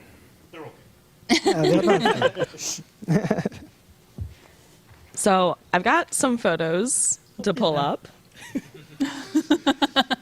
Well, I have got a bunch from Alika, it looks like. Oh, I see some shout outs in chat for Steffi. Steffi is the person who brought me into the community, and I wanted to give her a shout out as well because she is amazing and absolutely love her to death. Shout out to Steffi. Second that. So, Alika, you can come up after me to drive since I'm not sure which photos you picked. But Go ahead. these are some screenshots that I kind of grabbed around to take us down a very old trip down memory lane. So this was the invite that went out for RVB Toronto when they did their first event back in 2005. I was at that one. Yeah. Is that HTML3? it was special guests from Rooster Teeth Productions. Yep, Bernie and Gus. 16-year-old Barbara was there, freshly 16. And I had them sign their names on my arm. And I was like, I'm never going to wash this arm again. Oh my God. And she never did. But I know that RVBTO, one of the first fan events, was one of the reasons that RTX was a thing. It inspired community events all over the world. And it was just that, I think a lot of people here could speak to, like, community events and RTX are the reason why I think we feel so connected to this community, is getting to see people in person and feel that instant bond and that instant love for each other. It's just, yeah, a beautiful moment. Also, I grabbed some photos from the very first RTX. Not only that, but I brought my badge from the very first RTX. Oh my God. I have... How much are you selling it for? And I also have the shirt. Oh my God. Which I don't fit in anymore, but it's still here. Were any of you guys at the first RTX in 2011? Not the first one. I was still living in another country at that time. A little far. No, I was 10 years old. Oh my God. What? I was 13. Stop! Can we not? I was a broke college student. Oh God. Same. Oh, I was. Well, you didn't miss much. It was in the field. Well, I would love to hear from you guys of any standout moments and memorable things that you'll take away from this experience. I'll say something funny, very funny experience as someone who was a really like diehard fan back in like 2013, 2014. I actually used to help run. And I'm only saying this to make people laugh because I don't want anybody to cry. An Achievement Hunter fan blog called, I don't think I should say the name. I won't say the name. I'll Say just it. Say it. It was called When AH Stole Our Hearts. Oh. Yeah. People would put in like moments of like when they really fell in love with like Achievement Hunter. And I remember how that was like my first time really like seeing a community of like, wow, everyone's talking about all the joy that this, this group of people is able to bring to their lives, or the levity that it brought to them during a hard time. And that always stuck with me. And then the other moment that is a funny moment was one of the first RTXs I went to. I remember being so excited and so over the moon. I went to a Let's Play Live, and it was the very first time. You guys all have that moment when it's like the first time you go to an RTX or you go to a community meetup. And I remember just like being front row in that crowd and just feeling the energy, and everybody who didn't wear deodorant. And the sights, the smells. Yeah, lots of smells. And being so like overwhelmed with emotion when, all the Let's Play groups came out, and there was lights and there was music, and I remember just like looking up in adoration and being like this, and there's tears in my eyes. And the reason why that's so funny is because there's a camera person at that time who was taking a video of everybody in the front row, and he saw me crying and he zoomed in on me, and it's actually used in the RTX trailer for like 3 years. So if you see me, you'll know I've got a fuck ass bob and I'm wearing the Bernie hat. Like, it's there. So It's like I can go. I've met all of my friends and my wives. Shout out to all of my wives. Multiple, love it. Chelsea being the first one Community in the terms. RT community. Just met so many people, and like RTX 2022 was my first in-person RTX I went to. Even though I worked like RTX at home and all of that stuff. But shout out to the Guardians, because I was a Guardian for 12 years. Specifically registration and the PA teams. Shout out to the PA Guardians. I know they're watching. But this community is like crazy. How I because of the pandemic, I was always a fan watching, but because of the pandemic, I was just like, what can I do that I'm home now? So I got on Discord and I saw all of these RT community Discords, and I was like, well, I'll join Gamer Girls, I'll join Roosters of Color, I'll join the Discord. There's so many, and it's all because of Rooster Teeth. I guess I'll start with I became a Discord moderator probably early 2022, and there's a running joke in that server that Chelsea will make you a mod just to make you talk, because she just takes all the antisocial people who don't talk and makes them a moderator so they talk more. And that happened a lot with me, where I joined the server in 2019, just didn't say anything, just lurked for the next year. And then just something happened, I think it was RTX 2021, being a Guardiator and getting there. And just kind of, that's where my roots in the community started. So then I became a moderator, and just being able to grow my skills in community management over these last few years has been absolutely astounding. One of my favorite memories from doing community stuff was actually during RTX 2021. It was with this one, and Yes. it was the theater mode, I think. We were watching some movie. It was I think it was the Face Jam. Was it the Face Jam? Yeah, because that was the theme of what we were doing. Oh, that's right. It's been a couple of years, guys. Yeah, it was you, me, and another mod, K, who was we're just kind of making jokes with each other, and one of those jokes ended up turning into a mock-up that eventually became the Face Jam booty shorts. The 100% booty shorts. The eat ass ones? Yes. Mhm. Yes. Shout out to those. Those were great. Is it weird, by the way, is it weird for you guys to be seeing chat and not to be able to moderate chat? I'm actively reading it, and I'm just like, all right, I know. I know you. I know you. I was in the audience on my phone, and I couldn't moderate anything on my phone. You're gonna be banned. You're gonna be banned. Just making a list for later. It was a lot of just I hope somebody caught that. I'm coming for you. I don't want to steal another moment, but I saw someone talk about it. Mod Wall was Wall. my favorite thing to happen as well, where it was suddenly like we were in another call. We were doing a mod podcast. Whenever there's a long live stream, we'll go on and we'll all sit in a VC together while we're moderating, and we'll just we'll just shoot the shit and just talk. And one of the mods duo was like, I think I want a piece of that wall. And I was like, do you want me to go steal that wall for you? Because I'll go steal the wall. And so it became a heist. And then because we're moderators and we can control chat because we basically do, we just Professional got cat chat herders. to just start chanting mod wall. So if I can get one last chant of mod wall, I'd really appreciate it for those mods that are working right now to have to deal with. We're sorry. I'm not sorry. I'm sorry. For me, I'm going to try and go as quickly as possible because I know I'm going to break. No, damn it. Rooster Teeth brought me nearly every single one of my closest, dearest friends and frequent collaborators, my roommate, actual family. And I've been working for ages, trying to figure out how to be in this industry, for a long time. And Barb is actually the first person I ever met that I got to talk to about this sort of stuff. And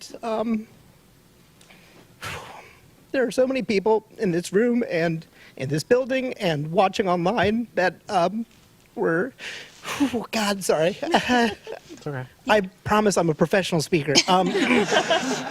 That inspired me so much that I would not be anywhere today without this company, and especially the last 2 years.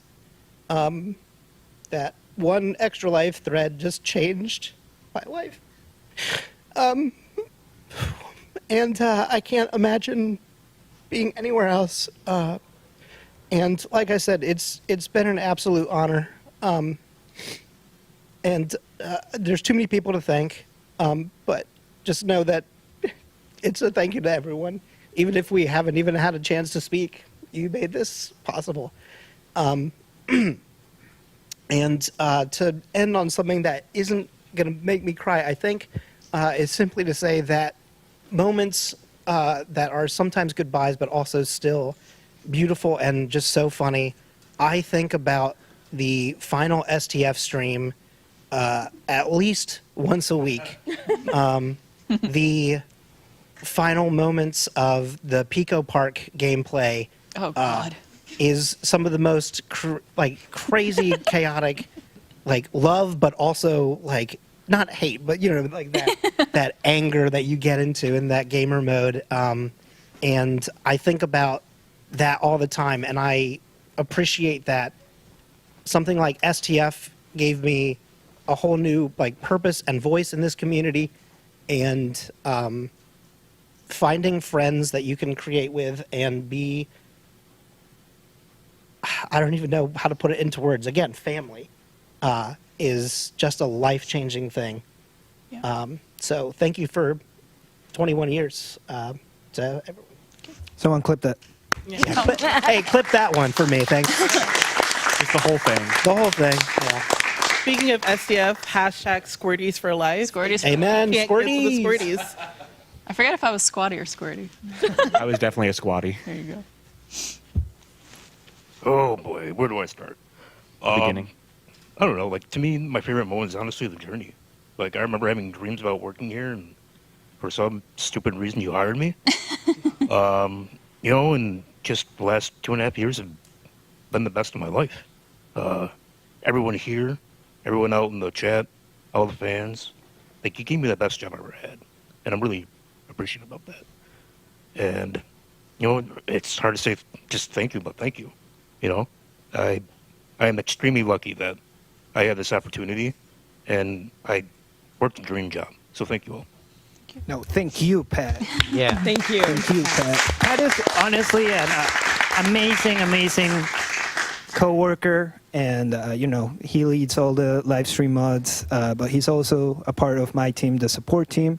We get to read everyone's complaints, and I'm sorry about the last couple of weeks about canceled orders. It's been fun. It's been honestly the last couple of weeks have been the most work support has had, but I'm so thankful to have Pat and Colin helping out. You know, we got. I say this to a lot of like executives and things like that, but I mean it. We got industry leading metrics for our support team. 69,000 tickets solved since I started. 97% CSAT, 3-hour reply time. Like this is the best support team in the industry, and I'm so glad that I got to work with Pat specifically because I've worked with him the longest, so closely, and I can honestly call you one of my best friends, which doesn't happen in a lot of companies, you know. So yeah, Pat, thank you for kicking ass day in, day out. Hell yeah. And I mean, just to kind of piggyback off of that, but my favorite part about working here, it's going to sound cheesy, but it's, you know, the people, whether it's producers, mods, community, tech, anyone, even talent are pretty nice. Everyone is. Yeah, we'll throw them in there too. Yeah, talent's pretty nice. No, everyone has been so welcoming. Gallos Unidos, can't forget about them. Shout out. It's just been, yeah, all the BRGs have just made it an awesome place, not only to be a fan of, but an awesome place to work. So much love to everyone here and watching. Absolutely. Thank you all.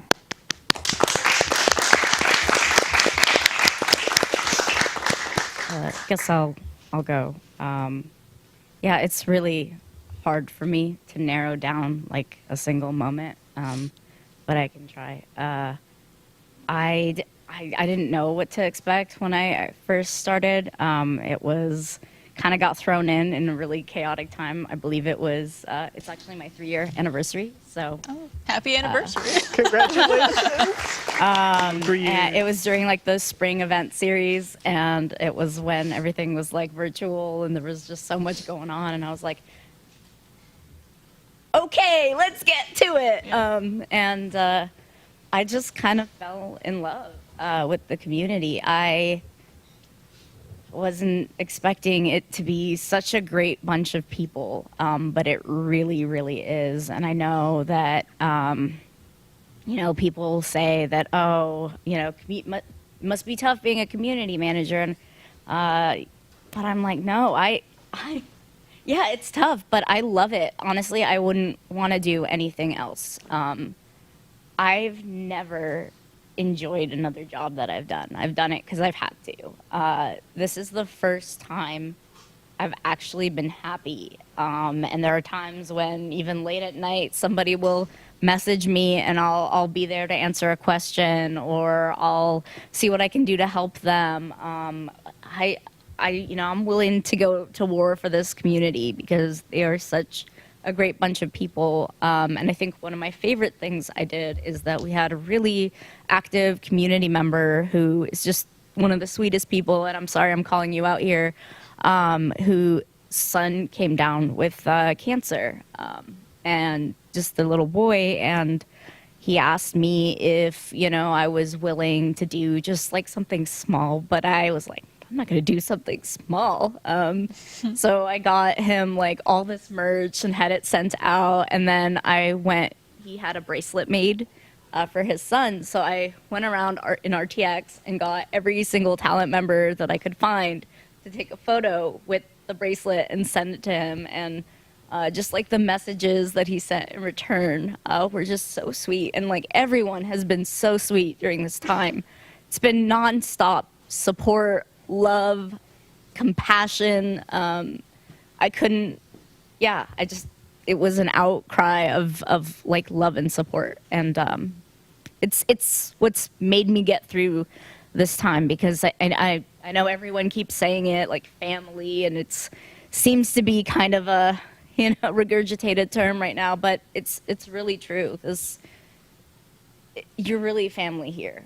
This team means so much to me. I have a boss that cares and listens, and don't call me out. actually, encourages you to grow, and just is funny and wonderful. And I can make dumb memes of her and send them to her on Slack. And then I know that she's in like a really important meeting, and I'll purposely send her things that will make her laugh in the meeting and make her look dumb. And I never regretted ever doing that, because this was the one, you guys. This was the dream one. Doesn't get better than this. We'll occasionally get messages in our DMs thanking us for our work, like me, Alika, other mods. We'll just get messages in our DMs thanking us for our hard work, and really it's the community that makes the work so much easier for us. And I don't think the community actually understands how much those messages mean to all of us collectively. Yeah. Well, thank you guys.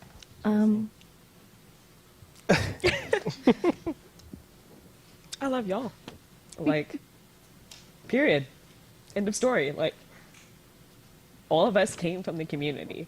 Like, we were all fans before we came here. It's why we've been able to, like, be y'all's voice, be y'all's advocate, be the ones that have reflected the feelings that you're feeling.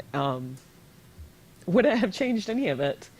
And I'm so happy that y'all are here with us, and that we've all gotten a chance to say goodbye one more time. Yeah.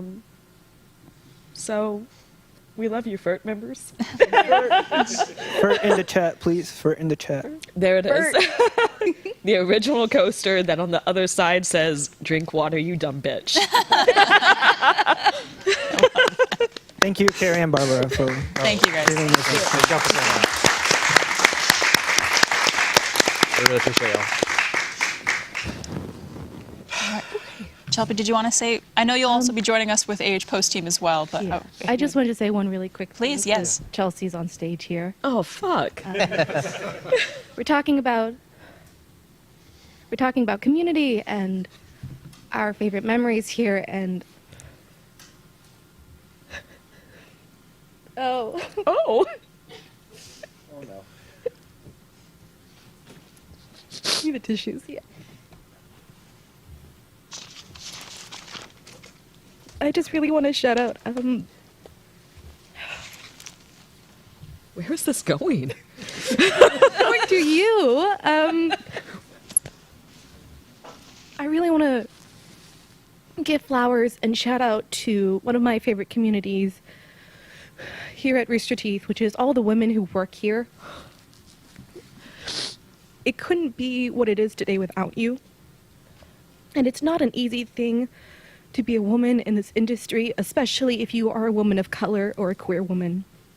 And I just want to emphasize how important the work you did here was, and I hope that,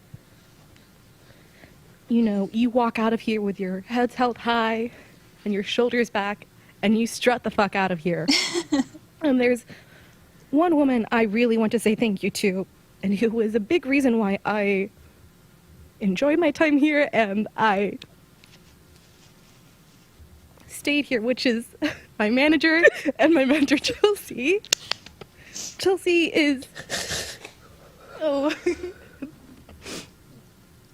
took me underneath her wings and just mentored the fuck out of me. This was my first job in the industry, and it was super scary too. And Chelsea's kindness and her lessons and her words of encouragement will always stay in my heart forever and for the rest of my career. And I am so incredibly lucky to know Chelsea. And so that's a sentiment I'm sure that is shared across everyone here. Yes. And I've met so many more 100%. incredible women here, and I would truly list them off, but we don't have that kind of time. And again, I just want to say that what you did here mattered, and it was important.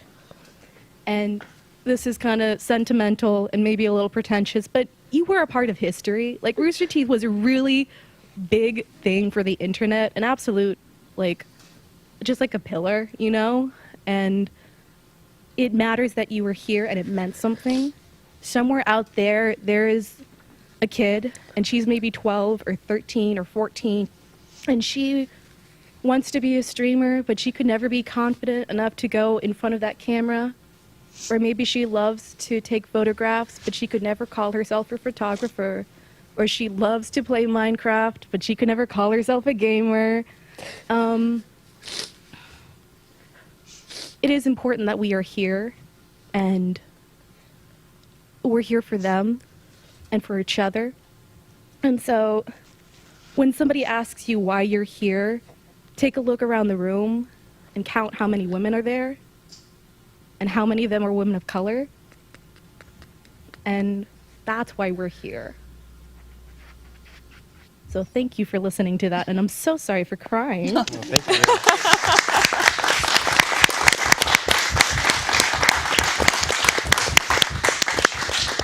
Well, thank you guys all so much. Thank you for everything you've done. We love you.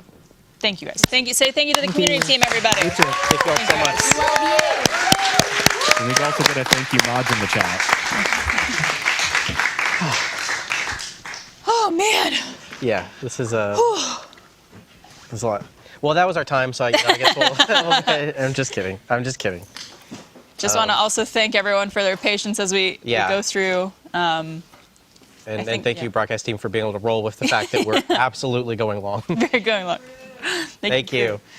All right. So shall we bring on our next wonderful group? Yeah. Our marketing and design team. So let's get Philip, Wes, George, Maya, Ari, Ken, Michelle, Tony. Get on up here. And everyone else who's coming to. Yeah.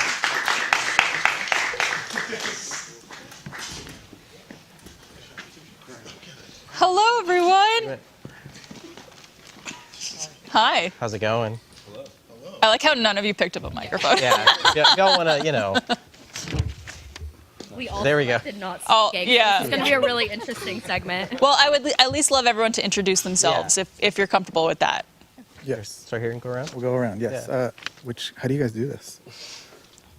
My name's... I'm Tony Simonetta. Just keep switching. Currently the director of the creative services team. I'm Wes Ellis. I was once just photographer. Now I am marketing creative director. I'm Phil. I'm the director of digital marketing. Now I have to look for the red. Oh, there it is. I'm George. I was once a guardian, once an event team person, and now I'm the marketing specialist here at Rooster Teeth. I'm Maxie. I'm the senior social manager here. Hi, I'm Michelle. I'm the art director of creative services. Hello. Oh my god. Sorry, I'm getting over a little sickness. Anyway, I'm Maya. I'm Maya, and I'm a social media intern. I'm Ari, and I'm the social media coordinator. Welcome, everybody. Yeah. I was once part of your team back in the day. You've been a part of a lot of teams, Barb. Is that true? RTX. Events. When it was not just RTX. And then marketing. That's wild. Yeah. Touched it all. Well, we'd love to get into some of y'all's favorite memories and things you want to talk about. You your brought a time at bag Rooster Teeth. Tony is always prepared. I won't. I'll out myself. I was not prepared. We all talked about how we didn't know we were signing up to talk. We were like, we're just signing up to be there in case they get pizza, that we want to have pizza. Accounted for. And then I saw everyone else doing such good speeches and talks, and so I dug through what's left of the design cave, and I brought what is my favorite piece of merch that I designed while I was here, and it's not going to be what anybody else here thinks that it is, but I promise it'll tie back into my overall feelings about my time here in merch. Can you hold this for me? Yes. Oh boy. I'm so excited. I can't even guess. I know, you can't. It's weird. It's this Transformers hoodie. It's the Transformers hoodie, and because we had the opportunity to work with Hasbro and Transformers after we did War for Cybertron, and it's a cool looking hoodie. It's comfortable, but Tell the story of the. Oh, okay. so I brought these are my bed sheets. Hold the mic. These are my bed sheets. Oh, look, what are you doing? Weren't you supposed to be here? No, he didn't sign up. Oh. You can still. Oh, yeah. Sorry. All right, go ahead. Sorry. Yeah. Okay. Sit here. Sit here. Oh. You can come. Yeah, Take come my sit. chair. You can sit right in front of us. I have a blanket. So these are my bed sheets. Look, you're when only I was allowed a about pair 4 or of 5 years old. Whoa. And Oh my I keep God. everything merch related. I'm very brand conscious, brand aware. If you've ever seen my office, you know that I keep everything. So when we got the opportunity to do Transformers merch, I asked my boss at the time, I was like, I have these sheets. I really want to get a high-res scan of them, get Hasbro to approve this, scan it, remake all the art, and make a hoodie out of it. And he was like, go for it, do it. And everyone involved was like, do that thing. And so I was able to take it to Miller Blueprint that had a huge flatbed scanner, scan it, and I have this representation from something from my childhood that I liked. And so That's amazing. I'm already doing the voice wavering thing. So we're gonna try and slow it down, talk slower. So I think that's how I feel about merch here, is that it's cotton, it's plastic, it's stuff. But I kind of hope in 30 years, somebody has a bag on their thing and they pull out, a Sauce Monkey thing or an Anal Passage shirt. And they're like, I made this cool thing, or this inspired me to do this thing. And it's about creating the things that are creating memories. And when we got the announcement that we were shutting down, my first priority was to dig out everything we possibly had and make sure that everybody that worked here had the opportunity to take something home that they worked on that was important to them, that meant something. You've been amazing about that. Because I feel like that's how I feel about merch. And when I've worked here, that's worked to my favor. I've been kicked uphill, as I like to call it, by everybody that I've ever worked with. I started as a marketing designer, and I just was looking at my first Slacks with you, and I didn't send this picture in for obvious reasons. My first Slacks with you, you were in Day 5 as Flip from Slumberland. Yep. And I was doing photo retouching on something, and you sent a picture, you're like, the bikini area of this costume is bunching up a little bit. Can you Photoshop that out? And I was like, cool first Slack. Let's go. And I was We get very comfortable very quickly here at Rooster and I was Teeth with working each in the other. bungalow, so I was out in the open, and so I had my monitor facing the front door, and I told everyone, I was like, hey, I'm working on this thing. If you walk by, it's Barbara from Day 5, pixel by pixel. It's work, I promise. You've So a I sticky note up. started as a marketing designer. They said, you should work on merch. I went to work on merch. Now They Wes said, does that You for should me. lead the design team. And so I've been kicked uphill, but everybody that's also worked underneath me has also done the same for me. So Absolutely. tied it all full circle, and I hope that, like I said, I hope somebody watching has merch that you're holding on to that means something to you, because that's the whole reason I came here and wanted to do this. So I saw people talking about it. I am the Tony from Tony's Treats from Face Jam. That was another quirk of my personality I was able to shoehorn in here. Like I said, everybody kind of allows you to express yourself in any way possible here, and it's been delightful. Tony also brings the best treats into the office that we all snack on. He brings the most interesting treats. Yeah. Tony's treats. Tony's treat. Tony described himself because he has kids and like an amazing happy family, and he describes himself as his like wife does like all the hard stuff, and then he just brings the vibes, which I feel like is true for us too. He just would always bring the vibes. Yeah, I just like these two people right here, Tony and Barbara, are like so important in my life, like in ways I can't explain. And I cried last year. I don't want to cry, but like I started here as the photographer because I like reached out through Instagram to Barbara one night, which like literally changed my life, guys. Like I did not come from an entertainment background, did not come from like a family that could like put me through like creative college or whatever. So like Barbara believing in me and giving me this opportunity was like truly just like that, like one night just changed my life. And then don't want to cry, so I'm just gonna move on from Barbara. So I love you. And then Tony, like, I'm like, I said this on like a LinkedIn review or something, but we're good friends. yeah, we're good friends on LinkedIn. But like I'm so jealous of anyone who gets to work with you again as their manager. Like I had bleep managers here, and then I had Tony, and Adam Burson, also great. I don't want to throw him under the bus, but Tony is like the first person in my life I've ever considered like. I mean, I'd say like a fatherly figure, but like he's not that much older than me. He's like, but he's like a big bro. He's like from day one we realized that we had like so much in common, despite. We're not that close in age. He's like 14 years older than me or something like that. But he could be your dad. But and then like I don't know, just like from day, I think we like showed up. Like I got hired in October, and then like we had a Halloween event, and we showed up in like the same Halloween costume, and we're like, yeah, we did like Harry and Ron, and then we did Marty McFly, like both of the same events, same week. Just like one of my favorite people ever. Tony, when like you empowered and like just empowered everyone around us and just taught all of us so much about like I think I also said this on LinkedIn, but you taught us to be like better people. Like not only are you like the most creative person I've ever met and like the most kind and like gentle and like sweet person, but you're also like you're just I don't know, you're just a good person. You just taught us to be a good person, and that's what I take away the most is that like Barb changed my life, and then you like taught me to be a good person. Anyway, that's all. I don't know. That's really heavy. That was super personal. Anyway, Phil, say something fun. He's a professional rugby player. Well, I was going to talk about merch.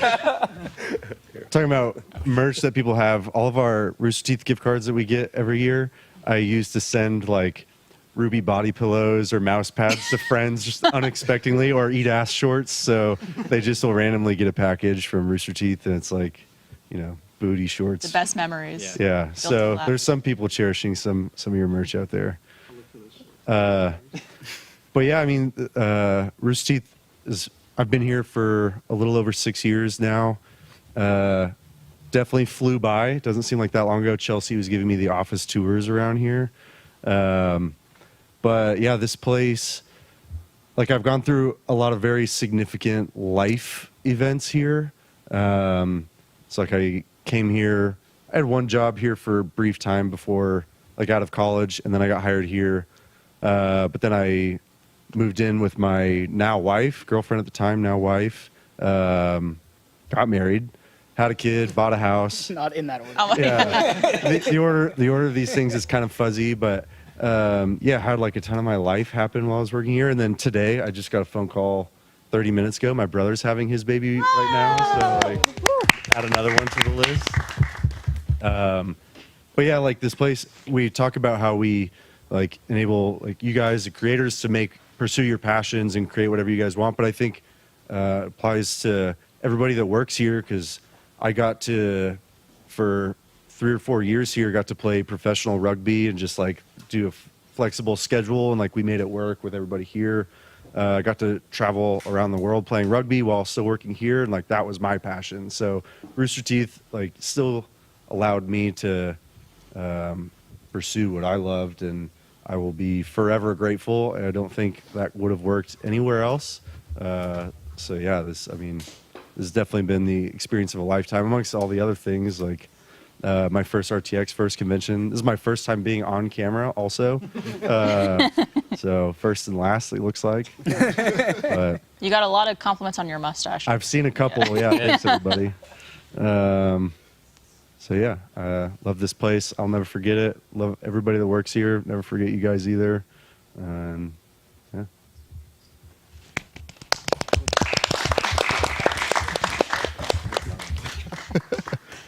I'm debating if we want to let Alok go. I can anchor. Well, that's my concern. I can anchor. Yeah, I'll That's close what this I was out, thinking. and it'll be problematic, and it'll be everybody's going to be okay with it. Yeah, my Rooster Teeth story, my Rooster Teeth time has been it's been all over the place. 2014 was my first RTX. I was on the Lines team, which didn't even exist by 2015. I was fortunate enough to be a PA for Ashley when she was here. I was Gus's PA in London. That was an experience. But no, Rooster Teeth has had so much of an impact on my life from, as a lot of people have said, my friends, the roommates I have, just so many places that the people here have impacted me that I was not expecting. I think Eddie said earlier, like, everyone here is like, there's a Rooster Teeth that you see and you think you know what the Rooster Teeth is going to be when you get here, and then you're actually here. And when you're watching it, it's like, oh, they're always having fun. Everyone's happy. Everything's going great all the time, which clearly isn't true. Like, that can't be. But the thing that is true is that everybody cares every single day. And I think that's way more important. I'm going to miss this team. I've had a lot of really cool jobs and got to do a lot of really cool things. Phil was mentioning how, we can do so many things here. Before I came here, I was just George the trombone player, or George the, I played rugby, not as well as Phil, because, don't get that muscle. But I was so many individual things before Rooster Teeth, and then literally my very first week I got to be here, I got asked to help out with an Extra Life thing. So I got to be somebody that helps do fundraisers. And I got to do mocap, so I got to be somebody that helps do mocap, and I got to do some voice acting. So Rooster Teeth doesn't just allow you to be like whatever you are when you show up here, but it allows you to be the most full version of yourself, because everyone in every department allows you an opportunity. If you're just, hey, I want to try this thing, you get to try that thing. And I think that is the thing I'm going to miss the most. There's not very many companies where people are allowing you to try whatever you want to try. There aren't very many companies where people who are above you or ahead of you, they tend to feel a lot more protective of their space, right? It's a lot of competition, but I never felt like there was ever competition here. It always felt collaborative. And I don't know if I'm going to get that again when I leave here, so I'm going to cherish that for a very long time. Do you want your mic or do you want Phil's mic? Both. Yeah. No, good. Okay. We have too many mics. I admittedly did not sign up on time to be on camera, so I'm going to be really quick. I don't want to take too much time. But I just think back to my very first day, 6.5 years ago. Me and Wes were in the same orientation, and he was super excited. He was like just telling me about how stoked he is to be here, and he's like, "Oh my gosh, I was here last week or a couple weeks ago as my tryout. I photographed Jeff. It was so cool, coolest moment of my life." I'm like, "Oh my God, that's so cool." I'm like, I have no idea who Jeff is. And I just felt this imposter syndrome being here. And I was like, so many people would want to be here before me and know this place, and this is their home, their family. And I just was really nervous. I wasn't going to fit in. I've never played video games. I was like, I'm not supposed to be here. Somebody else should have had this job. But really quickly, I felt super welcome, not only by my team, the marketing team, who's absolutely incredible, so much fun to work with, but also the community. I felt immediately welcomed. So yeah, I don't know. I'm just really, really thankful to have been able to be here 6.5 years. I don't imagine I'll ever find a job nearly as fun or exciting or ridiculous. But yeah, just happy to be here and gonna miss everyone. Here for the vibes. Just here for the vibes. Man, I said to myself I was just going to wing this when I got up here, and that was a bad choice. I have so many things that I want to say, and I don't remember any of them. I I guess for me, like the coolest part about working here is that our department gets to or got to work with everybody else. And I feel like that's kind of rare at a lot of companies. You know, being a creative services team, we literally touch like every single department, whether it's like a brand that's coming out with a new show, or facilities needs a sign, or BRGs needing logos, or events, you know, needing RTX needing signage. Like, it was just really, really cool to get to know everybody, have those meetings, those one-on-ones with people. You know, like I'm looking at Barb, and I just remember like doing like your merch line back in the day, like when I worked on the merch team, and some of my favorite stuff ever. Yeah, it was just super cool and super fun. And I think another highlight for me, I would be remiss not say like voicing in animation department, voicing Fiona Time. Mhm. I somehow tricked them into letting me do that. You audition, you're great. It was just so fun. And it was always like a dream, like a weird pipe dream for me to like voice a character in something, and to get that role was just such an experience, such a cool experience. So like George was saying earlier, like this company really like pushes you to go outside of your comfort zone and try new things that, you know, you're not normally getting to do. So that was really cool. And then also like when Tony like came up with, or I forgot who came up with the idea, but to do like a shirt for her. And I wasn't even working on the merch team at the time, but like, hey, we want to make a shirt for the store for Fiona Time. I'm not an illustrator. I don't pride myself on illustration, but I tried my best. I made the shirt and got to like model it afterwards. And it was just like a weird full circle thing for me, being able to like be a part of so many different things going on. So I think this company has a lot of like unique experiences like that. yeah. I want to say something. Also, Michelle designed the logo for My Hero Academia, and like I feel like that's So like cool. everyone in here just like gasped. Like no one realizes how like legit she is, and she's so humble. She's like, they let me make a shirt. It's like, all right. Anytime Michelle posts like, "Oh, here's things I've worked on in my past," and I see that one, I go, "What?" Yeah, exactly. Just a few things. Exactly. Yeah. Thanks, guys. Anyone else? Is it my turn? Yeah. All right. Well, first off, hi mom, hi dad. They're watching. Hello. Hi, Maya's mom. Hi, Maya's dad. Oh, my dad's very disappointed that Artie's not here. Just want to let you guys know that. Artie's dead. Yeah. Yeah. It's time to welcome our next guest. Yeah, no, I have not been here very long. Obviously, I'm an intern. I was only here less than 8 months, less than Sammy. So I don't know if that's a flex, but it's been a really great time. I made an effort to like come into the office every time I was scheduled, and I did that just because like I wanted to meet people, I wanted to talk to people, I wanted to get to know everyone, and just kind of soak it all in as much as I could. And I'm really glad that I did that, because I've met so many cool people, and it's just been a really, really great experience. To the person who says, who's that person again? I'm a social media intern.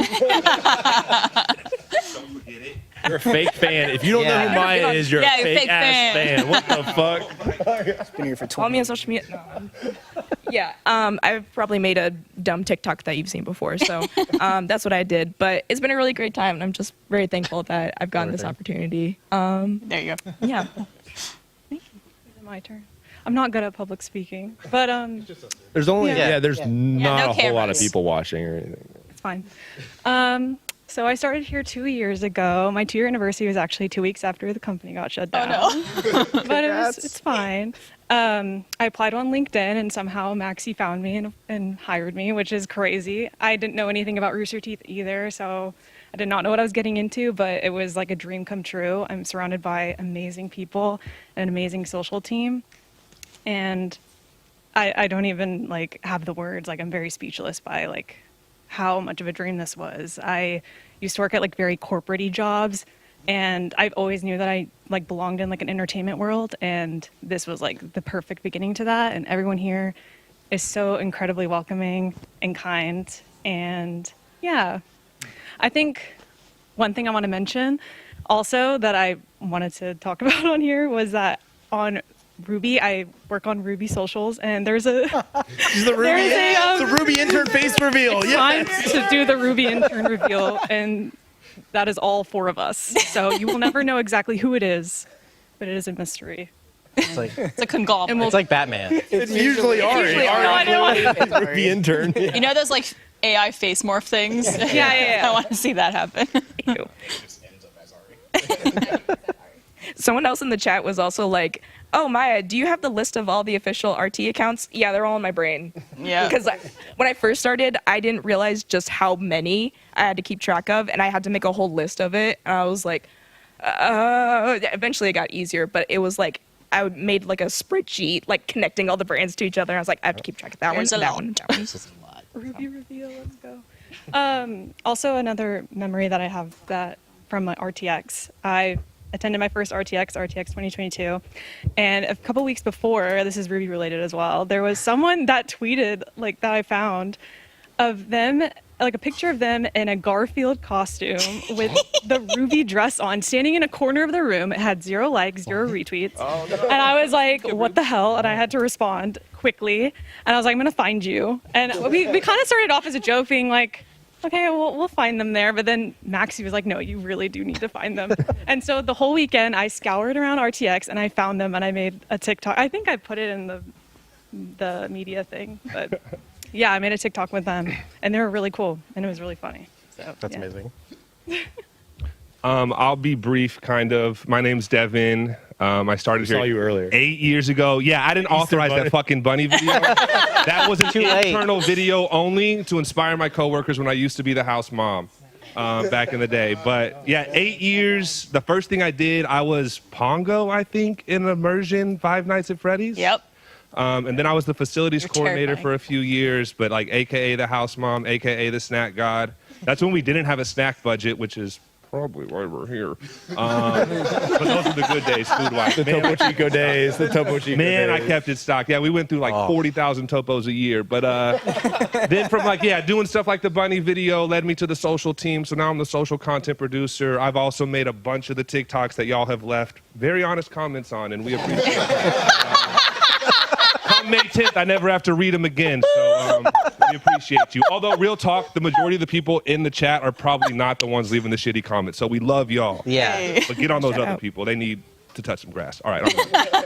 Thank you. Kevin didn't want a mic. He was like, no, I got to get this. You know what? I know. He had something. That deserved like a mic drop at the end. I do want to say something about the Topo Chico. It was so funny because at an like end of year all hands once, there was like this presentation. It was just showing like some fun facts about the year, and it was like 20,000 Topo Chicos drank this year, and we're all like, oh wow, that's wild. And like 2 weeks later, it's like no more Topo Chico. Yeah. Like we shouldn't have shined a light on how much money we're spending. That was truly the end of it all. No, yeah, I got a Never- Slack from John Mace one night that says Bernie wants to know how many Topo Chicos we drank this year.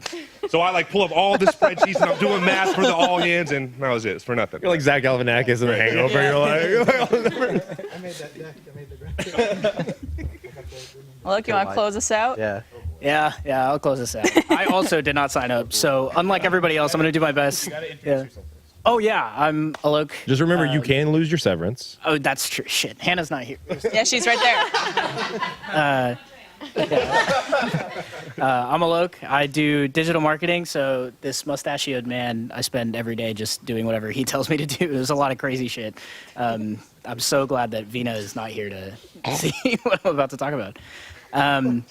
But I've always ran this bit since probably, what was it, 2020? I don't know, one of the Octobers, one of the many Octobers that we had.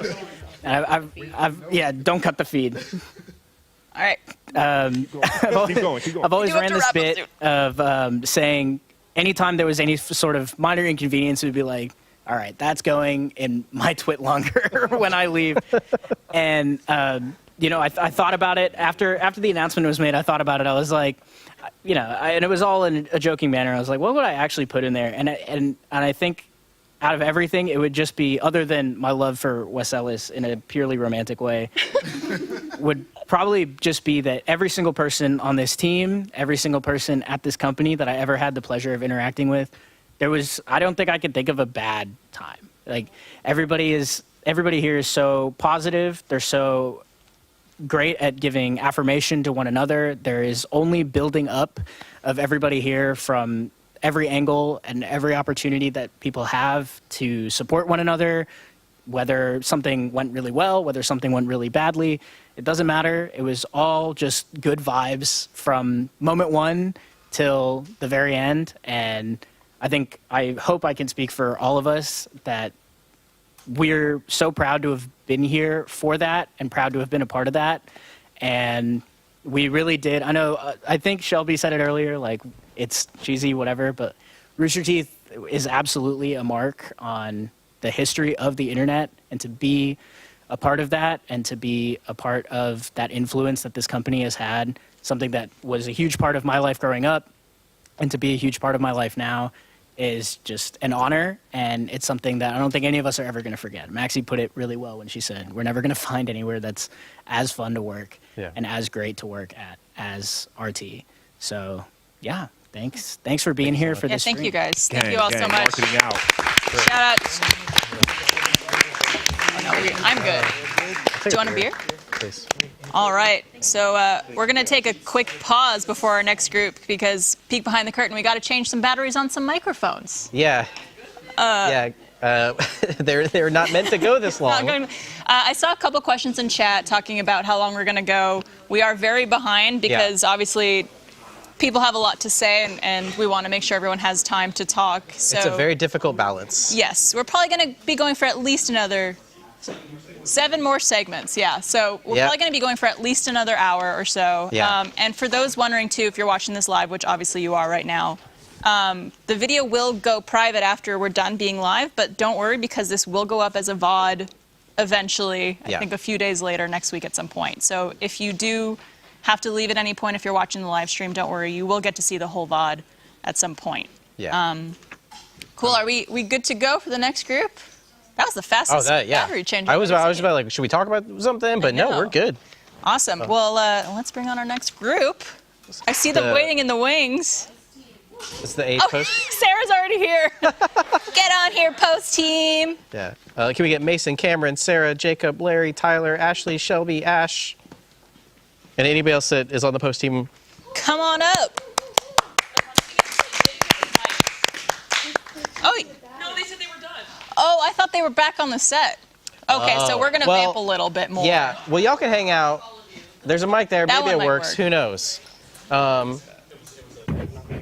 It's on, but the battery I guy's just saw very a finger low. go up. Oh.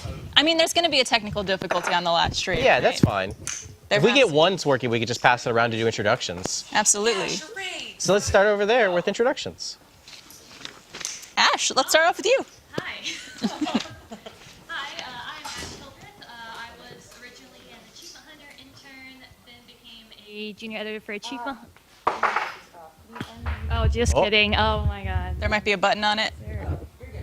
We're good. Mic test. Hi, I'm Ash Hildreth. We'll fix it in post. It's fine. No, we can't. That was a joke. I was originally an Achievement Hunter intern in 2020. Then I got brought onto the team by tricking them into thinking I was good at my job as an Achievement Hunter editor and have edited for a bunch of different brands. Most recently, I was the main editor for Inside Gaming. That's it. Sorry, we got distracted by a beer. Yeah, just a beer period. I didn't even see Tony. Thank you. Does this work? Is it working? I think so, yeah. Yeah. Cool. You got this, Great. Mason. You got it. Hi, I'm Mason. I am an editor who edits lots of things. I started with STF, and it was really cool. And then I got hired. I was an intern originally. Then I got hired full-time. And then a month later, STF went down. And then I just did a bunch of other stuff since then. I helped out with the Ruby VTuber, specifically with like the highlights and all those type of stuff, which was a blast.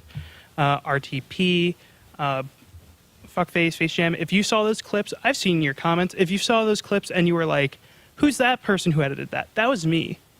But yeah, it was a lot of fun to work on. And I got to work on a lot of really cool stuff here. Up top. Shit, me. Yeah. What's up, y'all? I'm Cameron. I started here some time ago as the Achievement Hunter production coordinator. I took Sarah's old job. Old job. My bad. And now I'm an associate producer for a lot of brands, but mainly Dog Bark as of recently. Yeah, it's that's what I do here. A lot of stuff. I'll be on later segments to talk about the other things I do, but that's what I do on this team. Hi, I am Sarah Weems. I started as an intern in summer of 2017, and I worked on Bloodfest.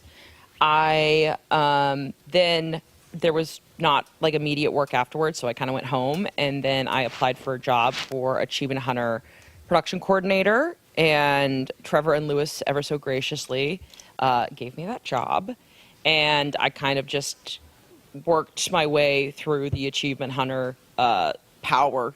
I don't know what do you call it? Promotions. But I was managerial structure. Yeah, I was a production coordinator, associate producer, supervising producer, senior manager, supervising producer, which is what I am now. So. The almighty Sarah Williams. Hey gang, I'm Tyler. I'm an editor here. I started with Achievement Hunter, and that seems to be a running theme. But I've been doing since Achievement Hunter, I've done like a bunch of different live action channels, been hopping around, heaps of stuff. Recently been doing the Stinky Puppets. Shout out, Stinky Puppets. And that's a little bit about me. Hi, I'm back. I'm Shelby Legit. I started out in Achievement Hunter as well. I was the Achievement Hunter social media and editing intern back in fall of 2021. And then I had a 2-week break. Steffi got COVID and she said, I need an assistant. And then I was hired as an assistant. And then later on that year, I became the social media coordinator, and I took on some more community roles. And then once Achievement Hunter ended, RIP, I moved on to Inside Gaming and Dog Bark. And then recently I was helping out with the Let's Play socials and helping out with some community stuff for the F brands. So I call them the Eric brands, but yeah. Yeah. The Eric brands.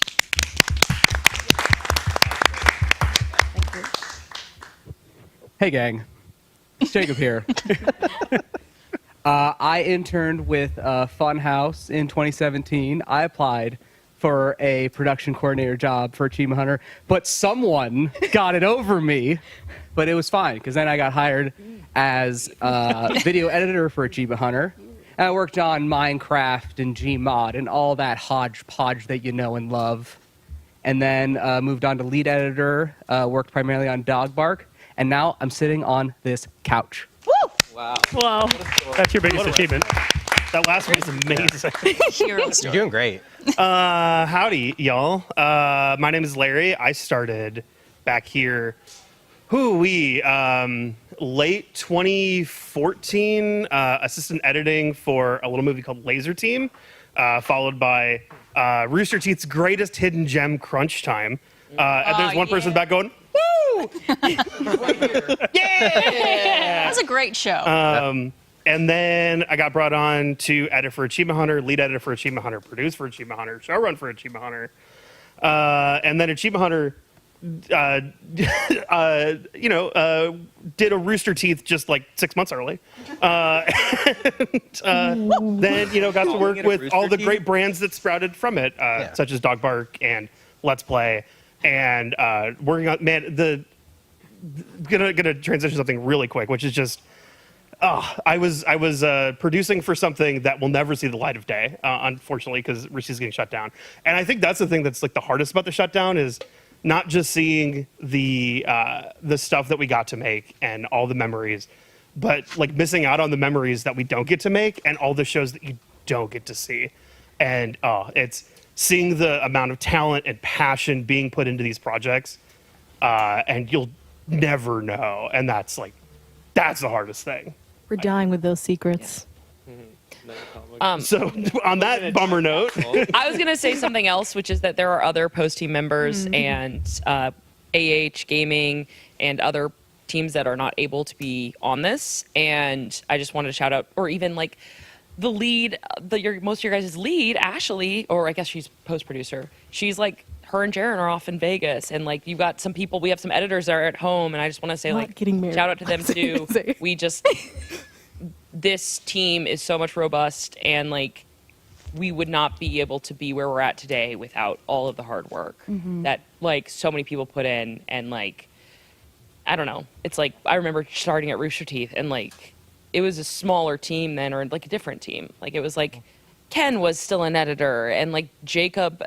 I think did you start after me or before me? 3 months after you. 3 months after me. And Jacob wasn't there yet. And like Neil was still editing for us. And it was just like a different team. And like that team was like nose to the ground getting shit out there. And like there's just been so many hands that have touched all of this, other post teams and stuff. And I just like, I don't know. They're the hidden gems within the Rooster Teeth. And I just love them all so much. So I just want to say that. Absolutely. Snaps for that. Yeah. Shout out Harry, Jake, and Sean. Yes. Yes. We love you. You're in our hearts. Well, for Those those are of you editors who are not here. Who are here today. Yeah. Favorite moments. A lot of years. You guys have been here a very long time. Have seen a lot of crazy things. A lot of cut content. Is there anything that Honestly, not as juicy as I was hoping. I always was like, oh my gosh, I bet the craziest things are said right before they start. But it's not. It's just them counting to sync the video. They're really good at it. And then It was oddly, good counting though. and oddly enough, when they forget to count, we're really upset. It's actually really stressful. Why didn't you count? I have a favorite memory, and this might be like, I don't know. I have a lot of favorite memories. I got privileges to work on a lot of amazing things, like with Jessica Sami in live action, and like Hannah and Andre, but like even just at Rooster Teeth, like I think some of my fondest memories in the weirdest way were also like during the pandemic, because like it made us all kind of closer. Like Ashley, who's the leader of our side of the world, she was like, okay, well actually this started with every single day post team, we were in this building and the coffee was over in stage 5. And we would do 11 a.m. morning coffee walks. So everybody had to be in office by 11. We all migrated as a group to go get coffee. This was pre-pandemic. And it was just like a fun little silly thing that we did. And if you were late for coffee, then you had to go by yourself. And we shamed you for it. We're like, oh, how dare you? And then when the pandemic hit, Ashley's like, okay, 11 a.m. coffee time every morning, but we just do it on Zoom. And so every single morning she did like morning catch-ups, like what is everybody working on, what's going on in your lives, how are you doing? And like we had a lot of fun with like Zoom backgrounds, and we'd like all like work with each other to fuck with each other. Like there was a time that they all made it like my favorite breakfast food without telling me, and waited to see how long it would take me to notice. There was a time that Larry figured out how to put his Animal Crossing. I need to know the favorite breakfast. Oh, biscuits and gravy. They all had different Very pictures good. of biscuits and gravy behind them, and they were waiting to see how long it would take me to notice. Yeah. My favorite background was, I'm going to toot my own horn here, toot toot. The Animal was Crossing? no, not the Animal Crossing. When I had to run into the office for something, and I took photos of everybody's desks from the perspective of it being right behind them. Yeah. And then we all started the day, and it was like we were at our desks. Or like, and Jaren's like just the master of like switching between things. Like he is such a like tech heavy guy, and he used to be like, ooh, now I'm Gavin, now I'm Jeremy, and he was just like hopping around. He's like, hoo hoo hoo, and I don't know, like those moments. Classic Jaren hoo hoo hoos. And like, and then every Friday we'd have a Takes me happy back hour where we would immediately. all be like at our houses, and we'd all like grab a drink together, and like we would all sit there and talk. And I feel like we were never close. We've never been as close as in those moments. And I just wanted to say like those, like for this team, were so valuable to me. It's something that like meant a lot to me because I started in the pandemic as a little college kid, Ashy, and it was something that, like Sarah said, the little Zoom calls and stuff really were special because like we would do this thing called I'm really nervous and about everything in life ever. And so a lot of the editors especially would like stay after and make sure that I was okay. And it kind of turned into like just us learning all these little bits and like doing little things. And I feel like that's a lot of where a lot of my confidence, both personally and editorially, kind of came from. And also how I made a lot of my friends. I think one of my favorites was the origin of Team Same Shirt with Larry. Oh, God, that was so good. we used to like, I don't know, we wear clothes, guys. All from the Rooster Teeth site. From the Rooster Teeth store. Yeah, so we own clothes. And me and Larry, by accident, a couple times, wore the same shirt, and we'd be like, hey, nice shirt. And so one day, there's a sale on the store, and I get a text from Mr. Larry going, hey, why don't you go buy these 5 shirts? And every single day when we would have our 11 a.m. meeting, we would wear the same shirt and go, whoa! And this was something that like originally was a bit on camera, but then it just became us just doing this. And it was just something that meant a lot to me in like the sappiest way, but also was the stupidest thing because this was funny to no one except for us. Hey, Ash, nice shirt. Hey, Larry, nice shirt. Thanks. I've been wearing it to the office every day for the last 6 months, and none of you noticed. I don't come into the office, that's why. Larry, I'll be honest, Yeah. I did notice, but I was like, I must not know about whatever this shirt is, and there must be multiple versions. I didn't want to say anything. I thought it was just your favorite shirt, so you. Larry, I thought you only owned one it's okay shirt. to have inside thoughts. So we get surprise. We get shirts at a discount as employees. Whoa. So I bought 11 of these and decided to wear them to the office every day until somebody said something. Amazing. And nobody ever did. I And did. now it's 6 months later I and just the company's dying. I've been holding on to this secret. And Andrew Panton, you're the only one who knew. You and me. You've been doing this 6 months? For 6 months and nobody noticed. A lot of horrible friends. Yeah. Larry, I would like to say Did you say something? because we didn't just Weird. your choices. That would be a weird thing if I said something. That would be weird. Why do It's not Wait, weird. wash do your you want shirt? me to know, Larry? Do you wear dirty laundry every day? 3 months in, it's fine to say something. No, Larry, it's are you okay at home? Are you going through something? We lost our jobs, Larry. Oh my god. But this is the kind of thing that we do just to entertain us, not for content. Yeah. Nope. So Not for anybody. I want to come back to something we do for not for content because I want to talk about something Jaren did pre-pandemic. Oh, Kent? Kent.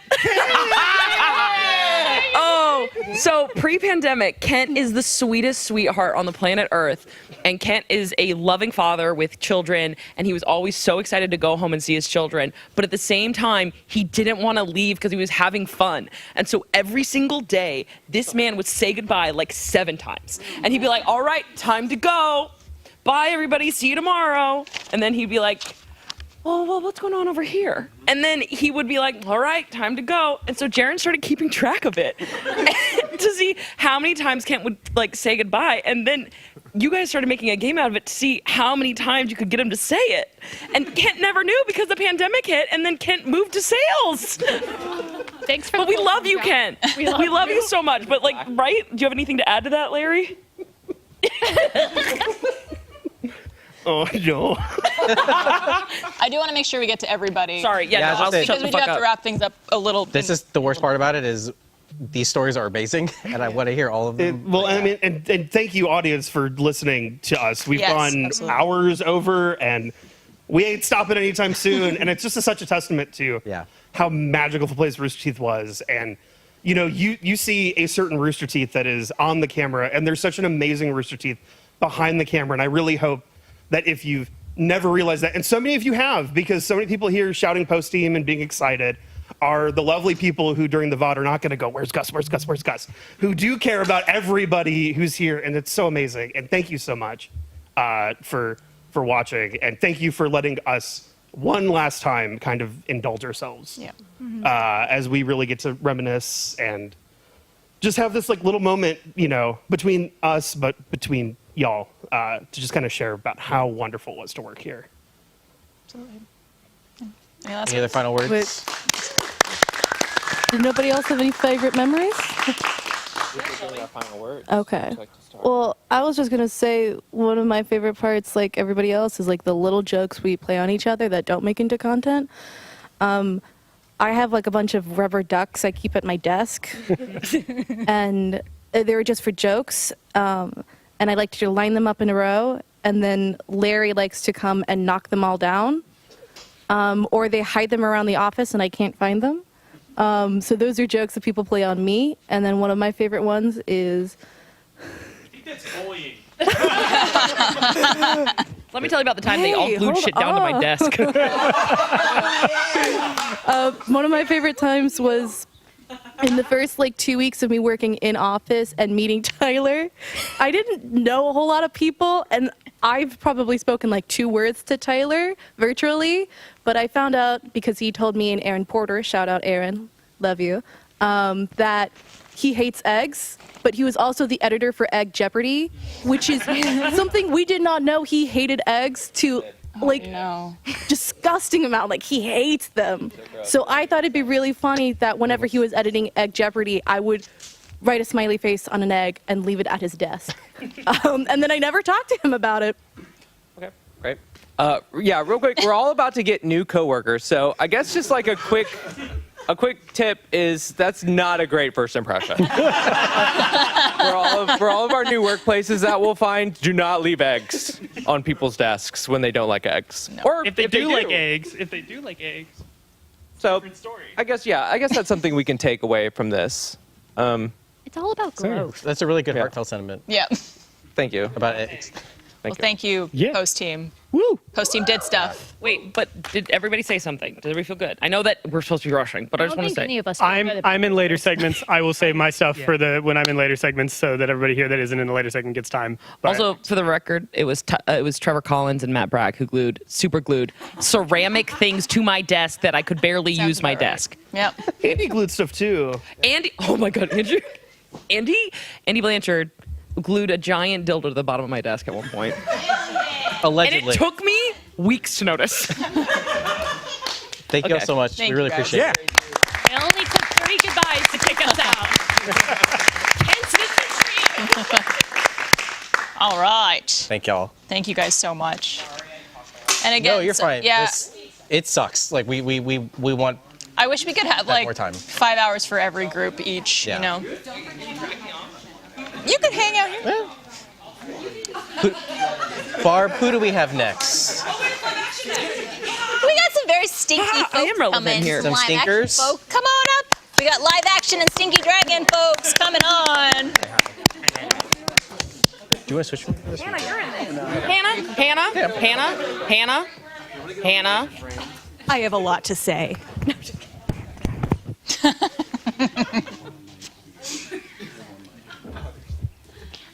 Oh, hi, Cody. Do you want to share a microphone? I was like, what's going on? I'll put it right here. You have to stand there. Okay. All right. Do you want to go ahead and start with some introductions? yes. Big crew we got here. Chris, you want to kick it off? Yes, I'm Chris. And what do you do? No. That's good. That's good. it. Okay. I don't have a microphone. Oh, it got taken? Here you No, go. but I don't. Oh, there it is. Okay. There's 12 of them. Better yet. I'm Blaine Gibson, and I worked live action and on Stinky Dragon.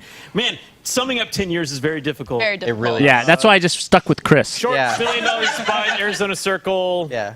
Farthoofer. Wait till you update your resume. It's going to be very difficult. Yeah, especially Farthoofer. That's me. Hello, everybody. I'm Ben Ernst, currently the channel manager for Tales from the Stinky Dragon. I've been at Rooster Teeth full time for about 7 years, but I think I've worked here in some capacity for about a decade. So everything from Stinky Dragon to Extra Life to I think the first thing I worked on was the last episode of the first season of $1 Million Butt. I was going to say, I remember your PA. Yeah. Wait, really? Yeah. So was Cameron. He told me that the other day, and I was like, no, you weren't. We baby back then. We babies. Hannah, what you doing all the way back there? I'm here. This is where I've been the whole stream. Okay. I'm just hanging out. I'm Jessica. I have been here for 8.5 years. My severance package told me that. Wow, it's been 8.5 years. Loved every minute of it here. This has obviously been the best place I've ever worked at. I started off as a wee production coordinator on $1 Million Blood. What? It was the one. You too? Yeah, $1 Million Blood, and it was the one where like Michael was shitting blood, so it was just blood. It was what a unique day. I remember on set. meeting you in the woods. There was the lion. It was part. the wood scene with you, and I was like, "Who's this guy with the big weird glasses?" That was you. And then moved. We need to talk to you big, about them. bottle, very thick glasses. Can't help that I'm blind. It's okay. And yeah, have been a producer here, been on the sales team. It's just been a lot. I've worked on a lot of things. I've been Fart Girl. Max Krumke. Yeah, 1 and 2, 3 and 4.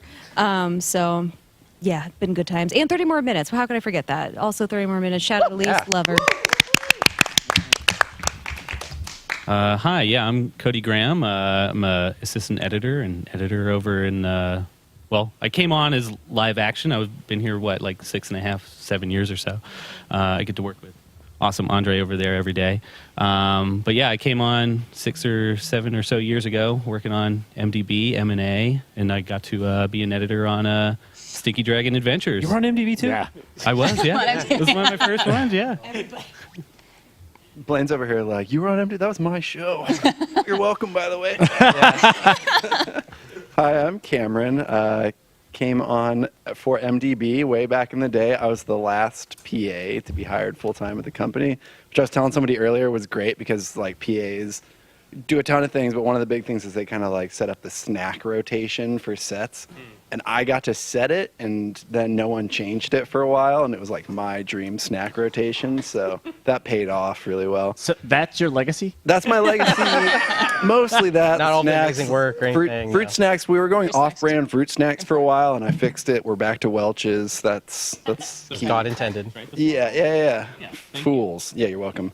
But I moved out of that and over to RT Core, STF as like an assistant editor. Got into camera with Noelle Wiggins, wherever you are. We love you.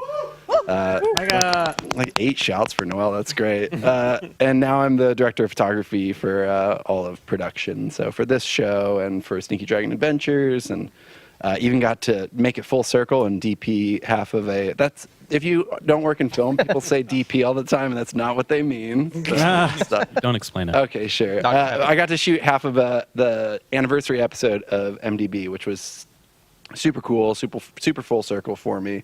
And Blaine was all right to work with on that, so pretty great. Wow, Wow, thank you, congrats. Cameron. Yeah, I was prepared. I'm Andre Willette. I'm the senior VFX motion graphics designer. I started on the live action team. I'm still technically on the live action team for. $1 million butt like the rest of us. I don't think. Honestly, I think Andre, the first thing I worked on was MDB. No, it was the prank video on Chris, the Rainbow Six, like Chris going to a meeting. What the effects were and needed getting. for that? You weren't actually there. It was all fake. It was crazy. Like I couldn't believe we were spending that much money on it. I never even left the office. Yeah. But I've been here almost 8 years. Worked on a ton of stuff. Way too many things to mention, and it's been just incredible.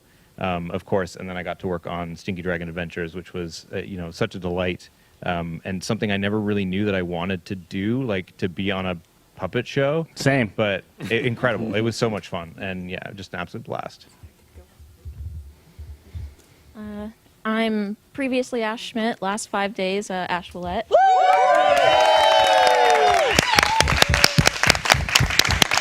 Found love in a Rooster Teeth place. Cameron's the third wheel on that couch. Feels great. Love you guys. No, it's all good. I started as an intern, moved to PA on MDB for for art department. Yes. Oh my God. Generating jobs. Yep. Got hired full time to be art productions PA. Moved to contract and did some set dressing for Always Open. And last project I did was I was the production designer for Stinky Dragon Adventures, which huge dream project there. Yeah. You made the pommel horse. Oh, I did make the horse. Or I painted the pommel horse. Travis made that monstrosity. A very important role. Me? Yes. All right. Yeah. I'm Micah Reisinger, and still waiting for a job from Rooster Teeth, but hold my breath. I actually started doing jingles for the company contract-wise. X-Ray and Vav was the first one I ever did, and then did stuff for my brother with On the Spot and various other shows. Always Open, did a thing for that. And then Stinky Dragon was kind of my big ship that I was a part of. And edit, write, compose for that. I was very grateful to be a part of that, and very grateful to get to know a lot of you people. So that's me.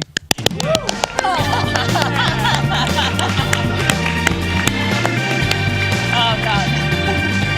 gives me PTSD. Immediate boo from John in chat. Immediate John boo. John in chat. Instantly. Boo. He wasn't even watching, he just felt it. Yeah. He was like, I gotta sign in. And then we got Hannah back there. Hello. I've been here the whole time for any dropout enjoyers. Yeah, I did not start on $1 Million Butt. I have been here for just about 8 years. I was lucky enough to share a little hole in the wall office with Andre. And I started as a producer on a bunch of stuff, but really I started with RT Life. And that was how I met pretty much everybody at the company at one point, was just harassing people into letting me film them doing weird stuff. And now I am the VP of content here. So That's quite what's a up. journey. Woo! Long time. Yeah. We got it, everyone. Yes. Okay. Cool. I think since we're short on time, and I can say this because I'm in this segment now, we should probably just focus just anything that's going to be on there. We should focus on whatever clips you've got, stuff you want to show. Do we have Are we some? handing it over to Chris? No, you know what? I literally he already had it last pulled up. night. I just went through Yeah. a lot of pictures, and As they're we they're just random. We That's 636. Joe the remember. cat. This is RTX. I don't know, just random picture. That's Blaine drowning me in mustard. This is after Simple Walk 2. Very tired. Was that with the Nazis? What? Yeah, I think it was actually. Yeah. There were some Nazis. Yeah. There's not a lot of context. Not There was- even serious. Not even Yeah. kidding. There was a guy with a swastika. There were two. Two swastikas. He was Outside, yeah. one swastika on his face Let's wasn't not enough. spend that much time talking about that. Let's talk about Yeah, other you know what? stuff. Yeah. How about other stuff? I like the Reflect story. on some nice memories, shall we? This is at an RTX. My brother and my sister came, and this was at some evening event, and I was taking I was like, oh, let's get a picture with my siblings. And so I asked someone to take a picture, and Blaine thought it would. You explain it, Blaine. Well, I thought that they were community members, and I was like, oh, they get a 2-for-1 special. A little bit of Blaine, a little bit of Chris. So I'll jump in here. And then this guy was so pissed, and I was like, must not be a Blaine fan. Here's my brother. He's like, who's this asshole just jumping in our family picture? And he was like, I was about to hit him. He was not happy. You look like you know you're not supposed to be there. This is a picture of Brandon Is that Brandon? Parmahini sleeping in the annex on a laptop cover. Look, I think we were working on the RVB 10-year anniversary Blu-ray set. With the tiniest little phone. I was like, why is he sleeping on the laptop cover? Well, he wasn't this comfy. New York Comic Con, which is the first convention I went to. I think it was the first time I met Barbara. No, I because that was met you before RTX 1. Yeah. But this is the first event I went to, and it was really special. This is just I don't know what that is. Just a random photo of Adam Galveston. These are all Christopher's pictures. Yeah, we don't know where he's gotten they're them. random. This is a barbecue at 636. Whoa. That might have been There's Fart Bernie. Hooper. Whoa. Yeah, there's Bernie. Chef Bernie. This is just a pretty picture. I remember it was raining, walking out of the annex. This is your fault, important Hannah. Memories, really important memories. Sorry, Here. this is just Monty was just sitting on a couch like this. Yeah. Yeah, he did. And I was like, what? So I just took a picture. I don't know what that is. How That's many photos do you have? 'Cause I want to let everybody. I know. y'all just keep talking. I'm just gonna go. Okay. All right. Yeah, I don't know. Do Well- you have any stories that they want to share? Or? This is like watching a car wreck. You can't look You away. can't look away. I mean, that was live action, you know? It In was. some ways, a car wreck. Some of my favorite memories is, yes, I know we've talked about $1 Million, but it was great. Although it was incredibly stressful because we were shooting once a week, just for months at a time. Oh, yeah. And as you guys know, you guys seen the episodes, they're freaking fantastic. They had so many wardrobes, props, extras, sometimes working with children. And while it was so stressful, it severely outweighed, it was just some of the best times we've had. Laughter, stuff like this would happen on set, just Blaine and this weird dummy, that very sexual times frequently. Arizona Circle, I can't even, Haunter, everything. We've just made so much content, and it's been a blast the entire way. The fun thing about MDB and Arizona Circle too is the diverse locations and characters. You know, it being both sketches and stuff like that, and just yeah, I'm like watching back on a lot of this stuff. I'm like, I don't remember half of this stuff because we're just constantly moving and doing all these different things. Do you ever, like, traveling around Austin, you like see a house and you're like, I think I filmed. I won't tell you what scene in that one, but it was a weird one, probably. My partner Kristen's out the audience. She shakes her head because anytime we're out in Austin, I'm like, shot there. Like, I've seen so much of the city. There's that alley. Through like locations and scouting and shoots and stuff like that. Andre and Cody, I have a question for you guys. Have you ever like gotten footage back from things that we've shot and you're like, Jesus Christ, what the fuck is this? Is it ever like disturbing to you? Troubling? Yeah, I mean, I wasn't hoping to bring that stuff up, but yeah.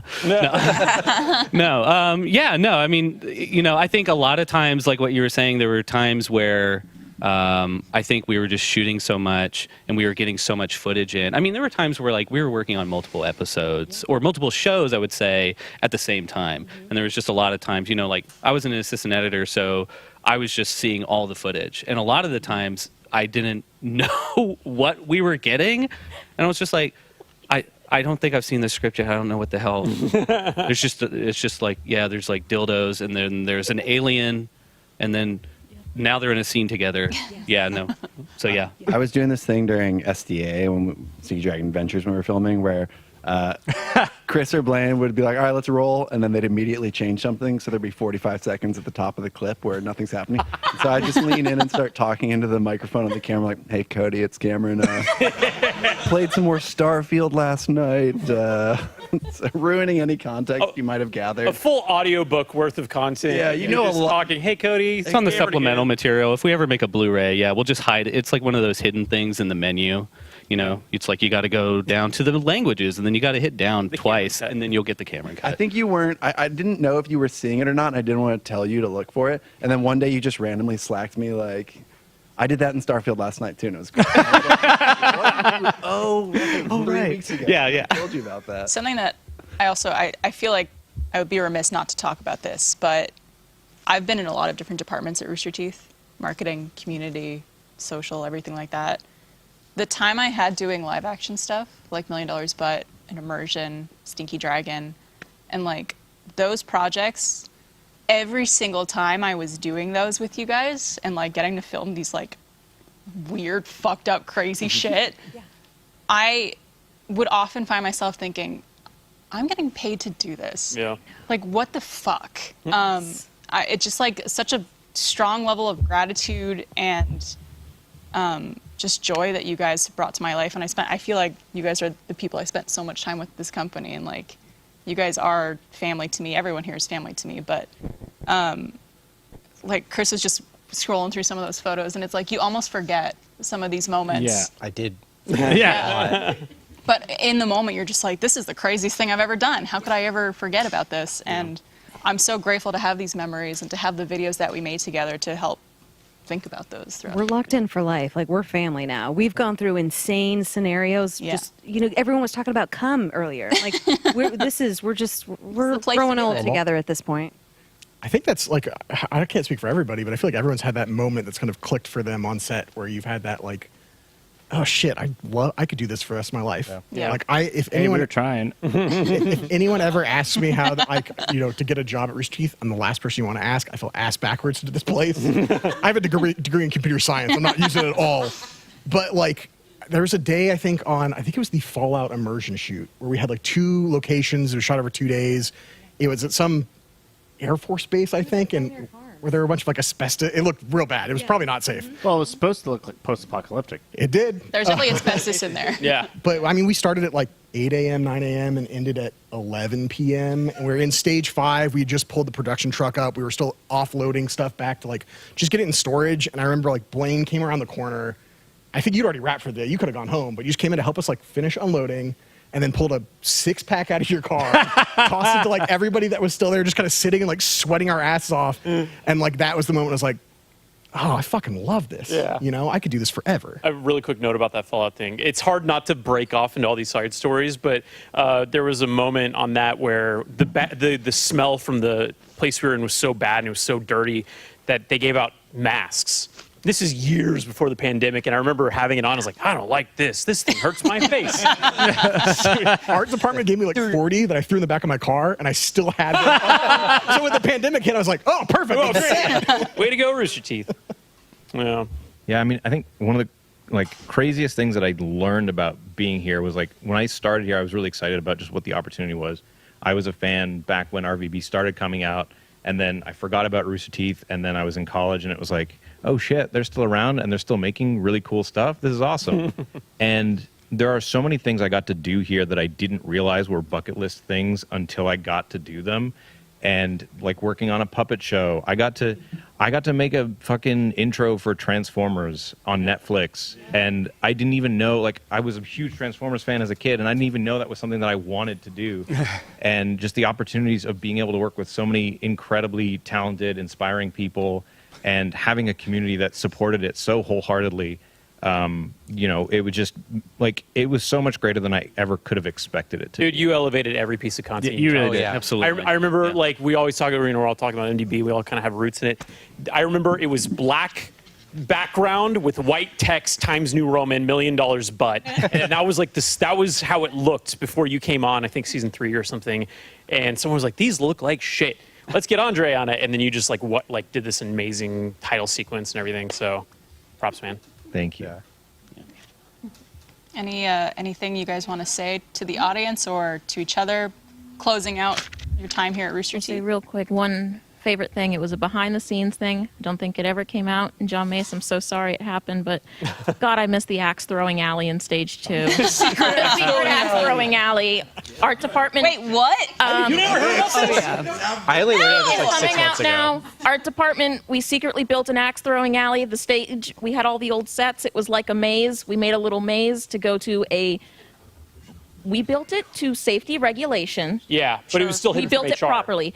But it was secret, and John Mace did shut us down. But for like 2 or 3 months, we threw axes every day after work, and it was the best. I carried an And- axe in the back of my car. Yes. And then at the end of, yeah, but then I had use for it. No, but Yes, officer. That's how I would blow off steam, or that's how I'd It's go. for a just come up secret with alley. Ideas for stories. I'd just be. Yeah, there would be days where people were frustrated, come in during lunch break and be like, I need to go throw axes for a couple of minutes. And you would just hear I had known dunk. about But because it was in stage 2, you know, we're working construction, there's hammers going all the time. So the sound of an axe hitting the wall didn't sound any different than our normal work. And That's so funny.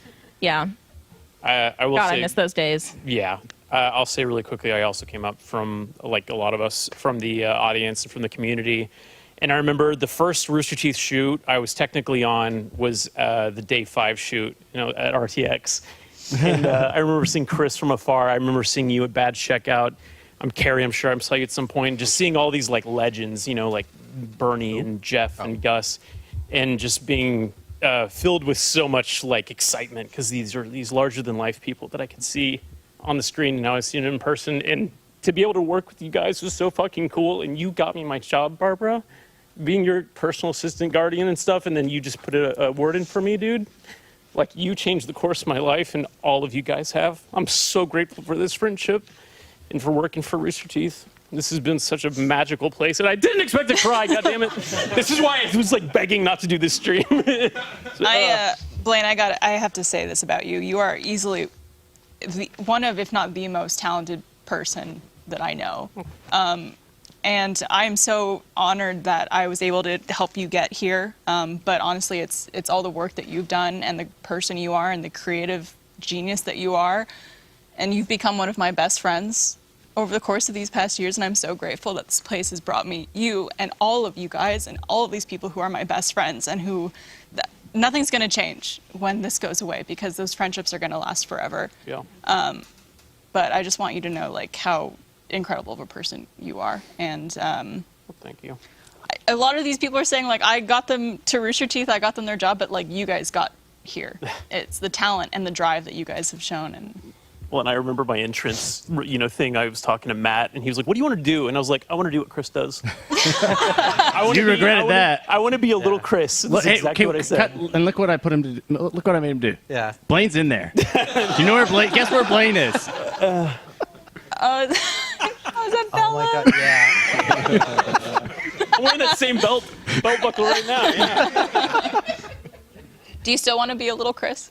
Yeah, I always want to be a little Chris. He wants to beat a little Chris. Don't we all? My first job was MDB, but it was the Roundtables Day for I think season 7, which the intro of MDB, where you're sitting or where you're sitting at the bar. That scene we filmed, I think all of them for that season in one day. Yeah, it was my first Rooster Teeth job, and I came from the community as well. So like talk about like you saw every single cast member come through. And it's just crazy. Like back then, I was on cloud 9, so happy to be around these people who I've loved their shows for years. I was working with them, and now you guys have been the most amazing and supportive friends. You've trusted me to lens your shows and design sets for streams and do all this stuff. And I know you're saying a lot of us get here on our own, but you truly are trusting people to carry out your vision, and I'm so grateful that you guys are as trusting as you are. I mean, it's given us all so many opportunities. I think I can speak for a lot of the crew here and say, you know, without y'all's friendship and without your trust and without you being great leaders on set for us, none of us would have kind of risen the way that we have and gotten the opportunities that we have. So thank you so much for being great directors and great friends and collaborators. It's been pretty incredible. Absolutely. Like, I have a lot of feelings about today, and just in general, I think I've described it. Today feels a lot like kind of high school, like the last like senior year, you're about to graduate, and everyone's off to go do who knows what. But Still got 2 weeks. Yeah, still got 2 weeks. But like, really, I just feel lucky to have met all of you and gotten to work alongside all of you, and not just because you're immensely talented, but because you're just good people. Like, I can't think of anyone else I would rather have gotten to work with over the last 7 years, decade, whatever. Like, it just I feel very, very grateful. Yeah, I mean, I feel a very similar thing. You know, I'm always astounded and very surprised. Well, not surprised really. I'm just very astounded by, you know, the creativity that everyone here has showcased over the years and on all the shows that we've worked on, and just the depth of knowledge and skill, and not only that, but just you guys are just. You're just really good people. Like, you guys are just really wonderful people, and you're always people that, you know, I feel like people, you know, we always felt like we could go to you, or we could pitch something, or we could say like, let's try this, and it was always met with, you know, kindness and like, yeah, let's do that, let's see how this works, and like, you know, a lot of collaboration, and that's, you know, in a way, we're kind of spoiled for it because we were all so close. And, you know, I think a lot of people in this industry worry about that, of like people getting, you know, not senile, but like negative or anything like that. But like, you know, this has been a very positive and collaborative place to be all these years. And I'm very lucky to. Well, your work ethic is fucking unmatched. And I can say that about everybody up on this set. You guys have put so much of your whole ass into every piece of content you guys have touched. For real.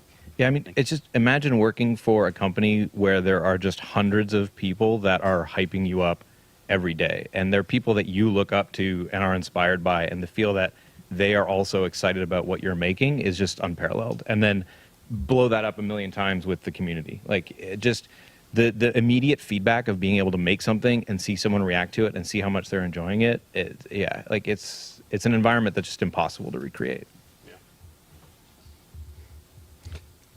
I just want to say thank you to all of you and everyone who's watched over the years. For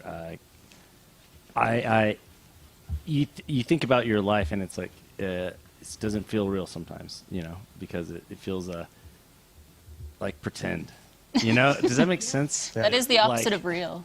But like, it's like this isn't a real life. No, this isn't how life goes. I can't be doing this for a job, right? Like, it Surely just not. feels like you're just always like there's something's.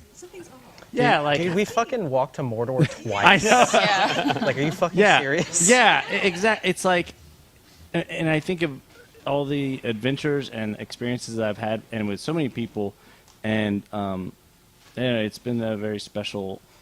I just consider myself so lucky to have been a part of it and to have met so many people. So thank you to everyone. Thank you guys. Thank you so much. Love you. Give it up for live action and Dragon. Man. Thank you. Oh my God. There's a lot of emotions. There are not enough hours in the day. No, there's not. And I mean, I think You're the little side guy. I love it. Also, yeah, if anybody wants to come sit up here Yeah. on the More than back welcome. tables, everyone's welcome. I think one really important thing to remember is just that we're not all dying.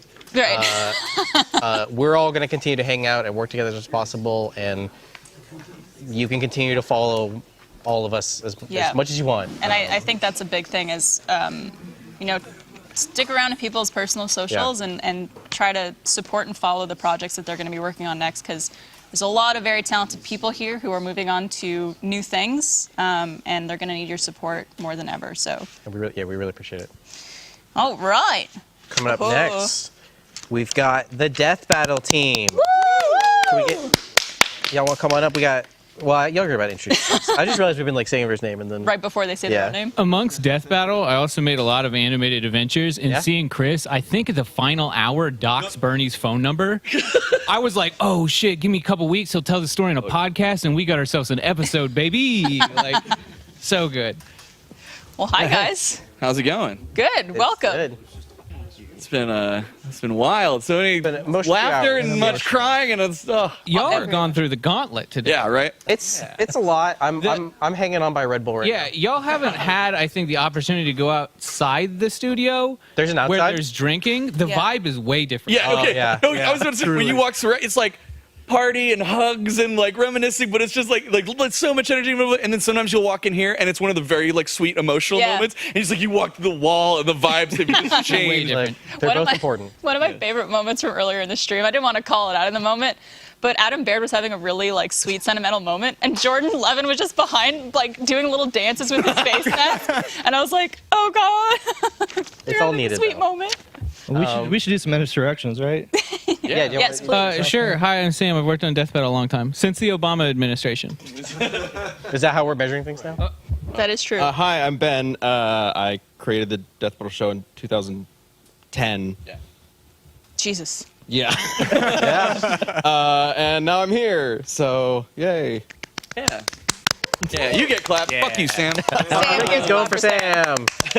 No, hey, I'm Chad James. I play Boomstick in Death Battle, and then I've been thank you, thank you, Danny.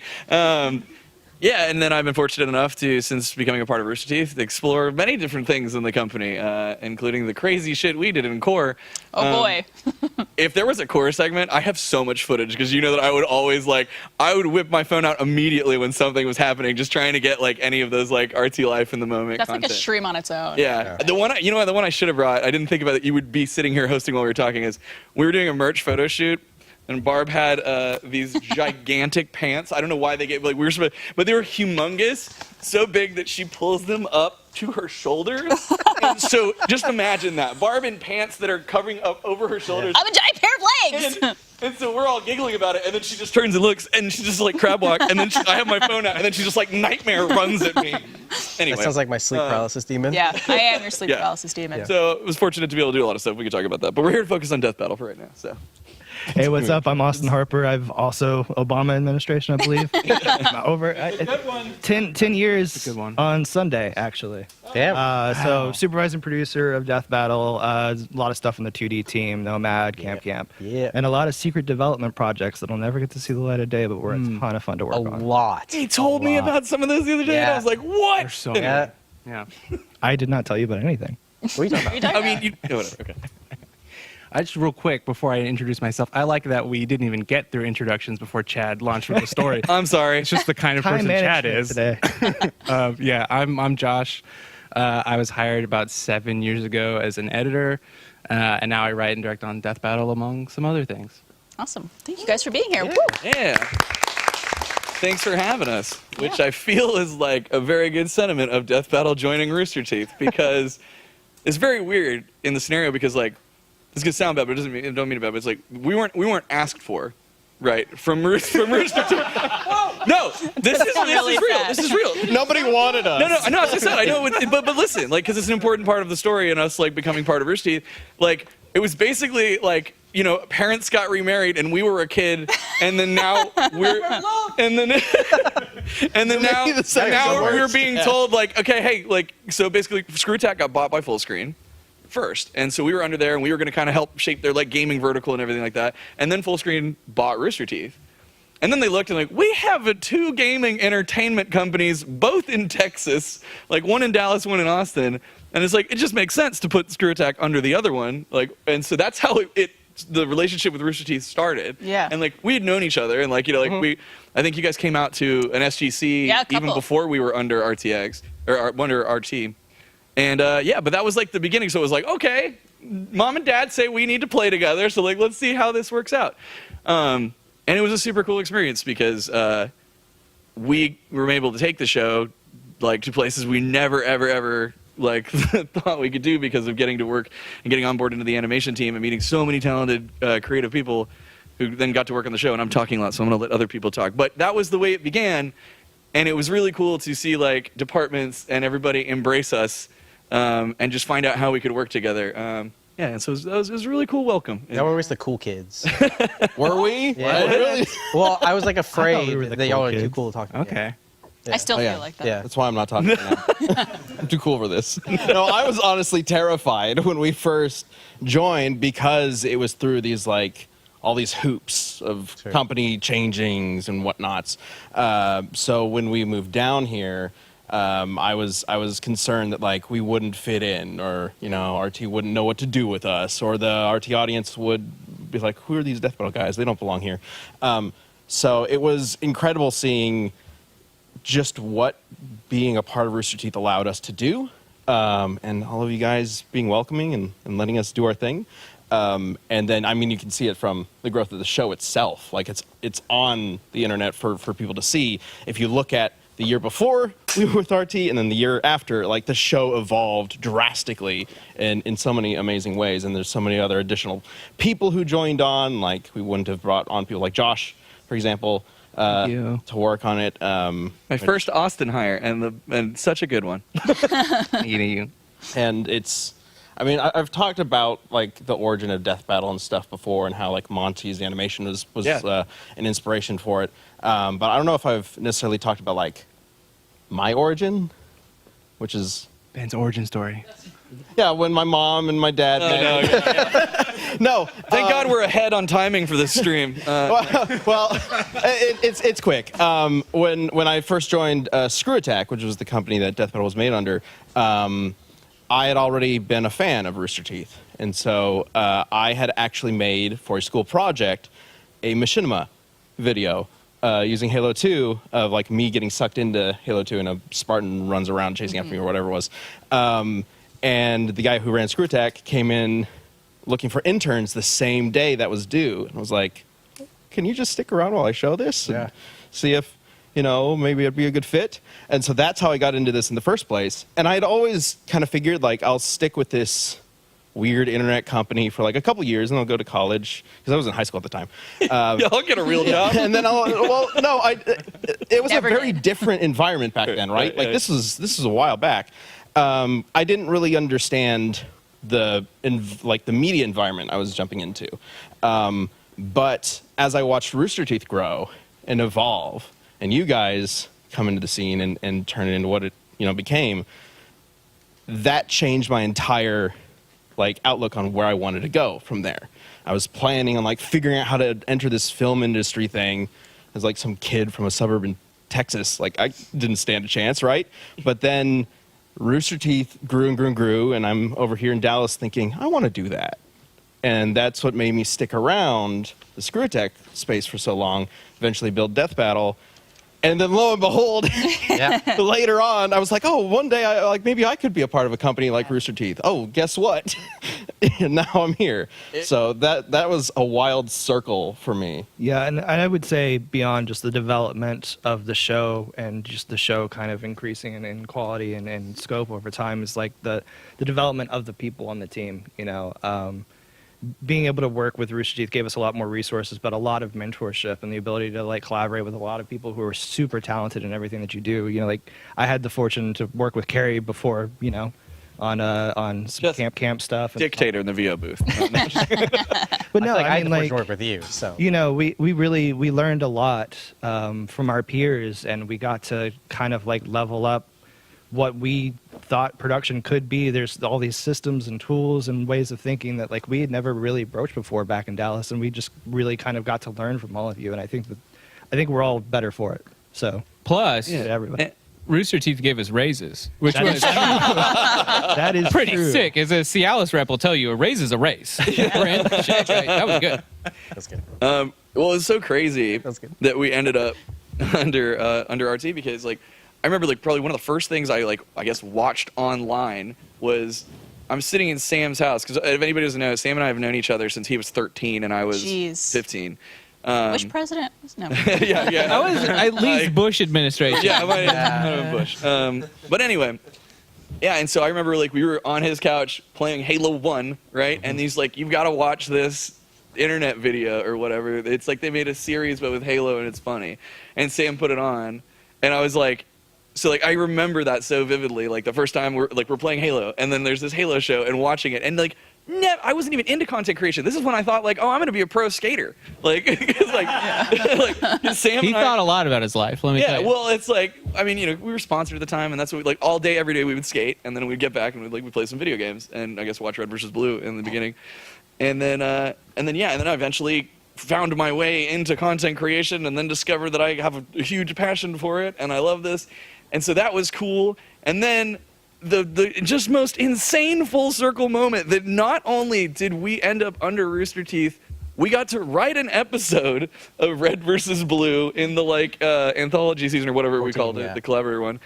And so we're getting to write this, and Ben was a huge Red versus Blue fan. Like I had fallen off like early on because again, I'm gonna be a pro skater.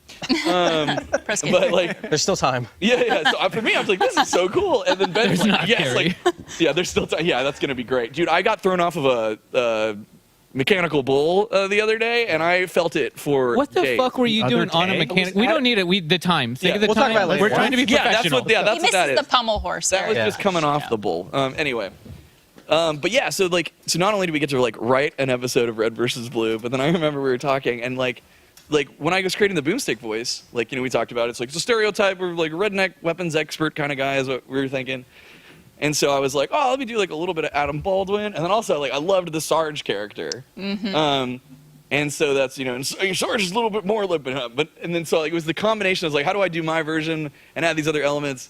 You know, and then it sounded like this, right? And it was just like.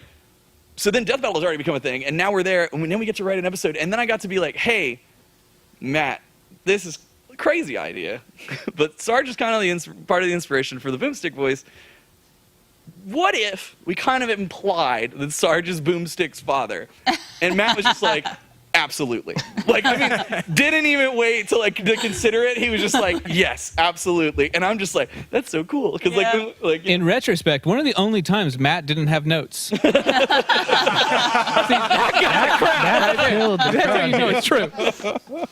Well, a long time you guys have been around. Yeah. Earlier than most people here at Rooster Teeth. I know it's hard to kind of sum up your time, but is there one kind of thing you want to say as a goodbye, as a thank you, as your time together? Oh man, yeah, it's been a wild ride. I'll talk about more stuff on the Extra Life segment. Just coming up, right? But yeah, no, it's been really, really cool to meet all of these people, these amazing creative people. This is the thing that I'm sure everyone's been saying is just like everyone that creatively that you get to work with here just like puts their heart and soul into it and makes things better. And Death Battle's a show where we get to experiment and people get to put their creative mark on it because every episode's different. And so we got so excited, we're like, whoa, we're getting to work with these animators who have done these amazing Ruby fights. And then they were like, this is awesome, I don't have rules. Like, you know, I get to make, and they would make such, like everybody seriously who has touched Death Battle has contributed to the show that you see today. And it was so much better for the fact that we then were dropped into a much bigger pond of creative people, so. Absolutely. Do you guys have anything you want to say? I mean, just short and sweet. You know, I think that I'm never gonna forget this time here. I think that, you know, I think a lot of us are gonna go off to do some really, really cool stuff. I'm excited to see that. But I think I speak for everybody when like this time will always be valuable, and it's always going to be a significant part of my life, and I'm very thankful for it. Yeah, I just wanted to. I mean, I think this company is really, really special, and has been for me like since day one. Like I went to school at UT, and I was freelancing in town, and for a couple of years, and I always wanted to work here. And then one day I see on the website that these guys are looking for a top 10 editor, and at that point I was writing for Watch Mojo, and I was like, the stars have aligned for me. This is for me. I can do this, and so it's just been special. Like, it just has felt special from day one, and even And to you've now. done so much stuff. You came here like, I'm going to edit top 10s, and then you have written, directed, and done some live action stuff. You've done a lot. And no one, it's felt like no one at the company has like, no one gate kept anything. It was just like, if you want to do something cool here, go do it. And I was like, cool, I want to do that. And, Honestly, I think it's because that's what's happened to most people here. Is we came in for a very specific, smaller thing, and someone believed in us and gave us a chance to do something else. It's the opportunity, And gave us opportunity, yeah. Yeah, and circling back to what I was saying before, the fact that people believed in what we were making here is super important to me and meant the world. And also, just everybody watching, thank you for your support for all these years, but also everybody who's here and everybody part of this company, I'd like to say, like, what you do has mattered. Like, I'm not the only one here, I know, who has a story that's like, I saw Rooster Teeth and it inspired me to do this. A lot of people here and outside of Rooster Teeth have that story. And I just want to impress on everybody here, like, you have inspired people. You inspired me, you inspired other people, probably somebody standing next to you right now. So thank you, all of you, for what you do here, what you have done here, and what you'll continue to do. 100%. Sam, any last words? Yeah, what dumb joke are you going No, I like mean, Sam yeah, just to jokes. thank you to everybody. I have a lot of stories. Like, it's weird walking around today and seeing the people, and like even people I didn't work like Blaine's the reason I got my first ever sunburn because he kept us out on a Let's Play. We were filming. Oh, mine was so Let's bad. Play channel, remember? Let's Play. Mine was so bad.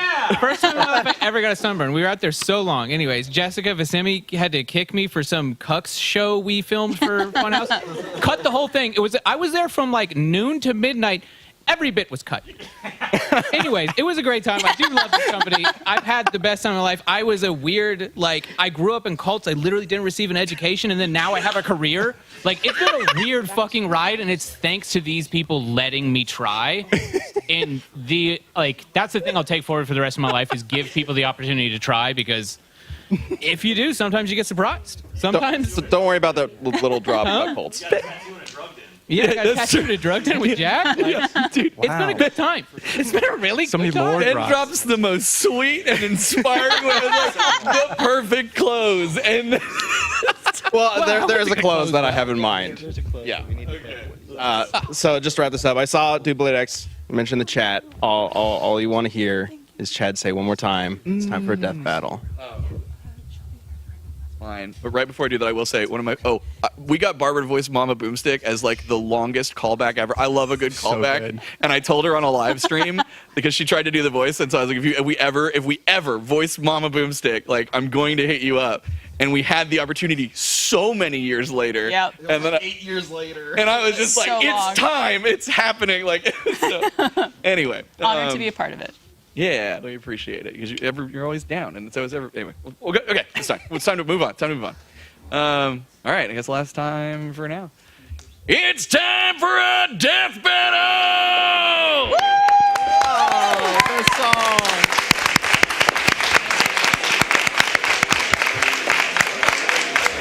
Thank you guys. Oh yeah, stay tuned for an update on our channel. Yeah.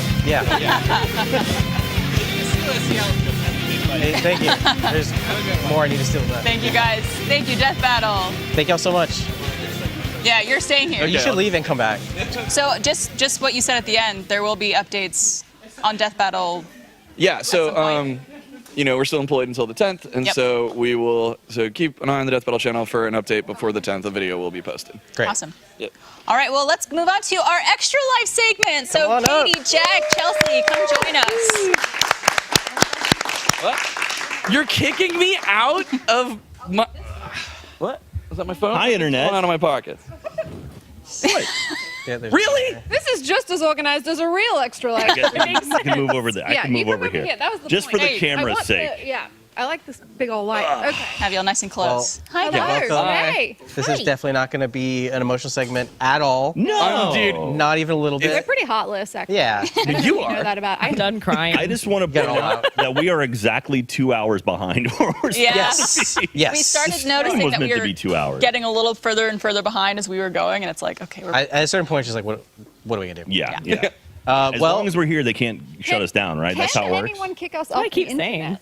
I don't know. we're filibustering. I Yeah. think Yeah. is what it's called, right? That's what they did with the Halo servers, right? As long as we're here, they can't shut I was us part of down. that. I did that. I feel like don't need it, but can we go ahead and start with introductions over there? Sure. That's Dragonface. Hey! No, hi, I'm Call Jack. back. I've been around for a while. I'm Katie. I've been around for a while, minus 9. That was an age joke. I'm Katie. I do Extra Life, and I've been in the community for a really long time. I did Rooster Teeth. Shout out to my Australian friends who are just waking up. And You also voice RTOs. the Ruby character. I do. Well, I do. Who knows what she is? Anyway, Chad. Yeah, hey, I'm Chad. I was just here on the previous segment. This is a Were you different really? Chad. And This is new Chad. I then was very, very, very fortunate to be brought in to help with Extra Life.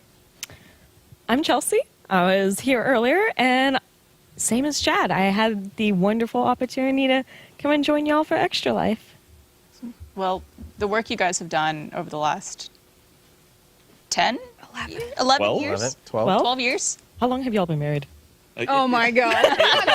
Did we have it one last time? So we did 11 big RT Extra Life productions, but a lot of people forget 2 years prior to that, Jeff and I actually did an Extra Life stream. That was the very first one we ever did. I rolled my eyes because it's like, Jack needs his accolades.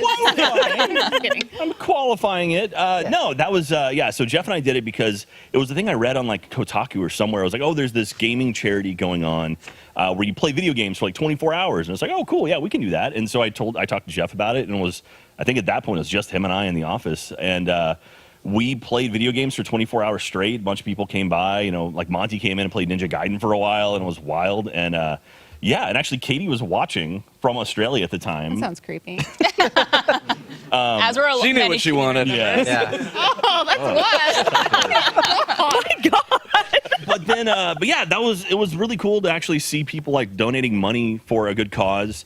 And I was like, all right, this is, we're playing video games. And then right around that time, we started building out our broadcast department. And then Patrick showed up, and then he was like, let's do something big. And we started doing the RT podcast, and actually on this set.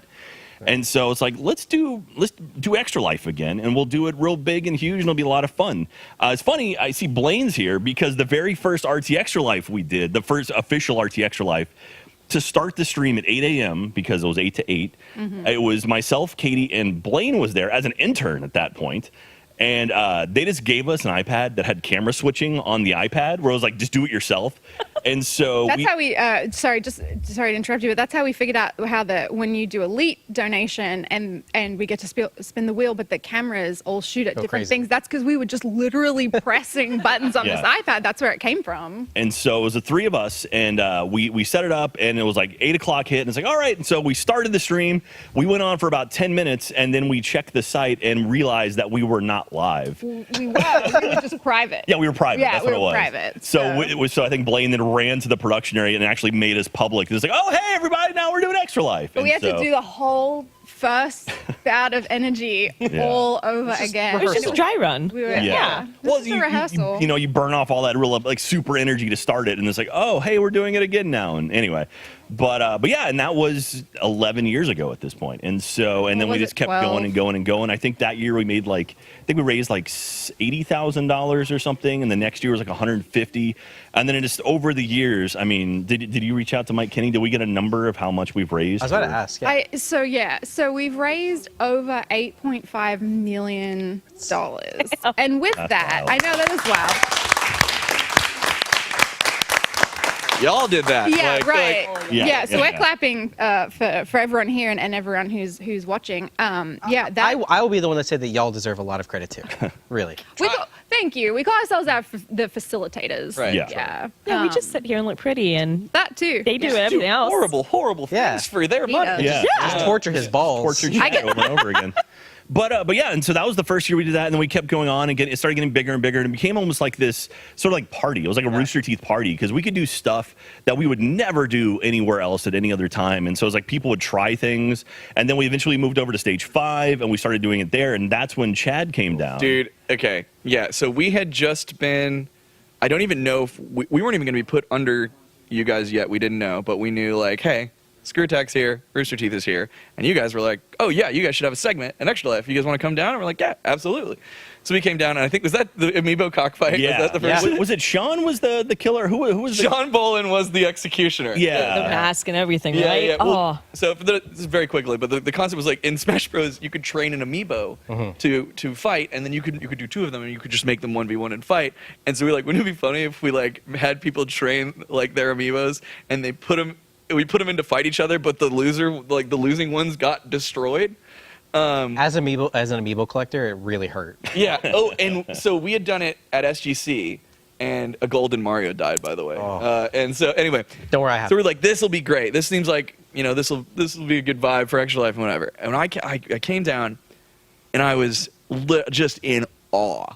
Right, because like we've been making stuff on the internet for a while. I'm like, yeah, we got it. I came and I walked into that, and I'm like, the cameras, the broadcast team. I was just sitting here being like, oh, this is incredible. Like to see how fast broadcast running and moving cameras, and they're on the walkie-talkies and the headsets, and getting everything just to make the show happen. And then all of this crazy shit's happening, and then like people get tased, and like, are they eating a spider? What's happening? Like we're killing toys. And I seriously was just like, this is fucking cool. And also I was just like, I just want to sit and observe. And you can go back and you'll see in Extra Life segments, I just like, I don't want to like insert myself in anything. I was like, I just sit on the corner and just be watching whatever this is like, and I'm just like, this is so fucking rad. I love this. And then I got pulled into shit. I was gonna say it's fun for us because we're like doing like a kind of vibe check of everyone on the couch, just kind of like a Jedi, like this guy's got good energy. Like we'll take him. Yeah. Yeah, that bit me in a lot of stuff. Making eye contact, and you're just like, oh no, what am I gonna have to do? But I learned. Yeah. Don't make eye contact with anyone. Head down. But I love if you're in a laptop, no one can like interrupt Exactly. you. Yeah. Why do you think I always have it with me? Mm-hmm. But I was so impressed. I was so in awe.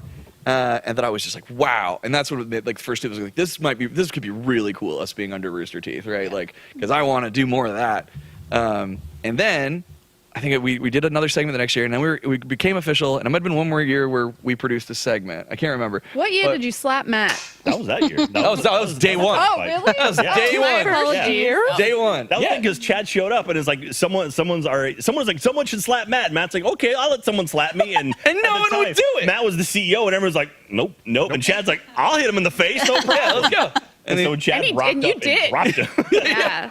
It was like, all right, cool. He consented. He said he was down. Yeah. It was for the kids. It was for charity. Yeah. Sorry. For the. No, at that point, it was for the kids. Now, now it's yeah. for the And kids. Thanks a lot. Thank Whenever you, universe. Thanks. Yeah, thank you. Well, I know it's not the loss of Extra Life. We've talked about potentially continuing doing something every year. Yeah. So, I mean, obviously, RT Extra Life will,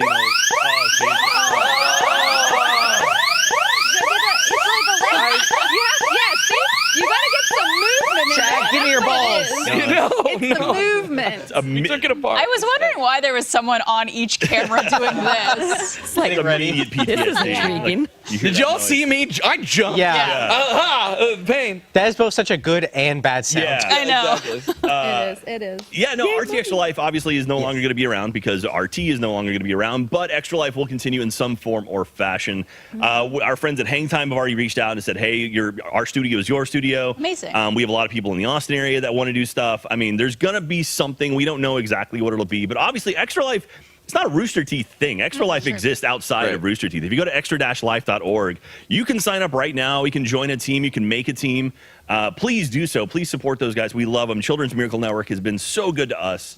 Again, we've raised over $8.5 million for them, and so they've been so great about giving us so many opportunities and bringing us out for so many cool things, and and teaching us things. And honestly, so many. One of the most special things for me about all of Extra Life is hearing that when they would set up local guilds, which is like a group around the different areas when they were setting up Extra Life, you know, like Austin has a guild, like Houston has a guild, like Maine, or, you know, so anyway, all these different cities have guilds.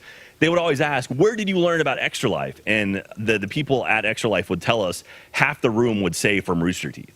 Which is wild to me. Yeah. So like that more so than anything is probably the most important aspect of this. We're like raising money for our local hospital and eventually for like all the hospitals in the U.S. was great, but like hearing that our impact has spread and getting actual confirmation that it has spread is such a cool thing. And so, I mean, the good that we did and, you know, the money we raised was awesome, but knowing that tangentially, like, it spread even more so, like, that's huge to me. And we got to talk about some really cool things along the way. Like remember a big push for mental health awareness and, you know, talking about that. And, you know I've gotten messages from people that talked about how, like, that was really helpful.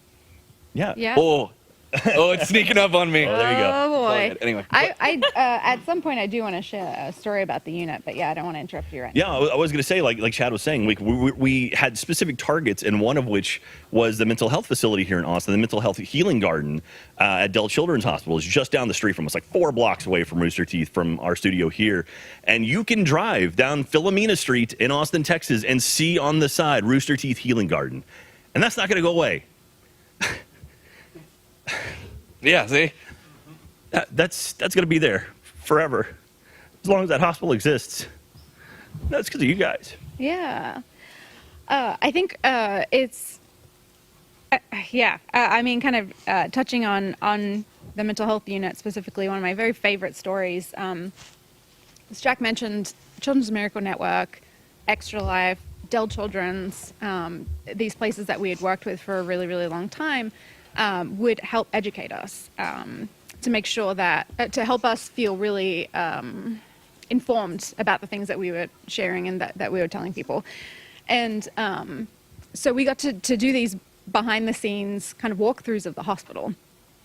And Jack and I went on 2 different ones. They didn't want to put us together.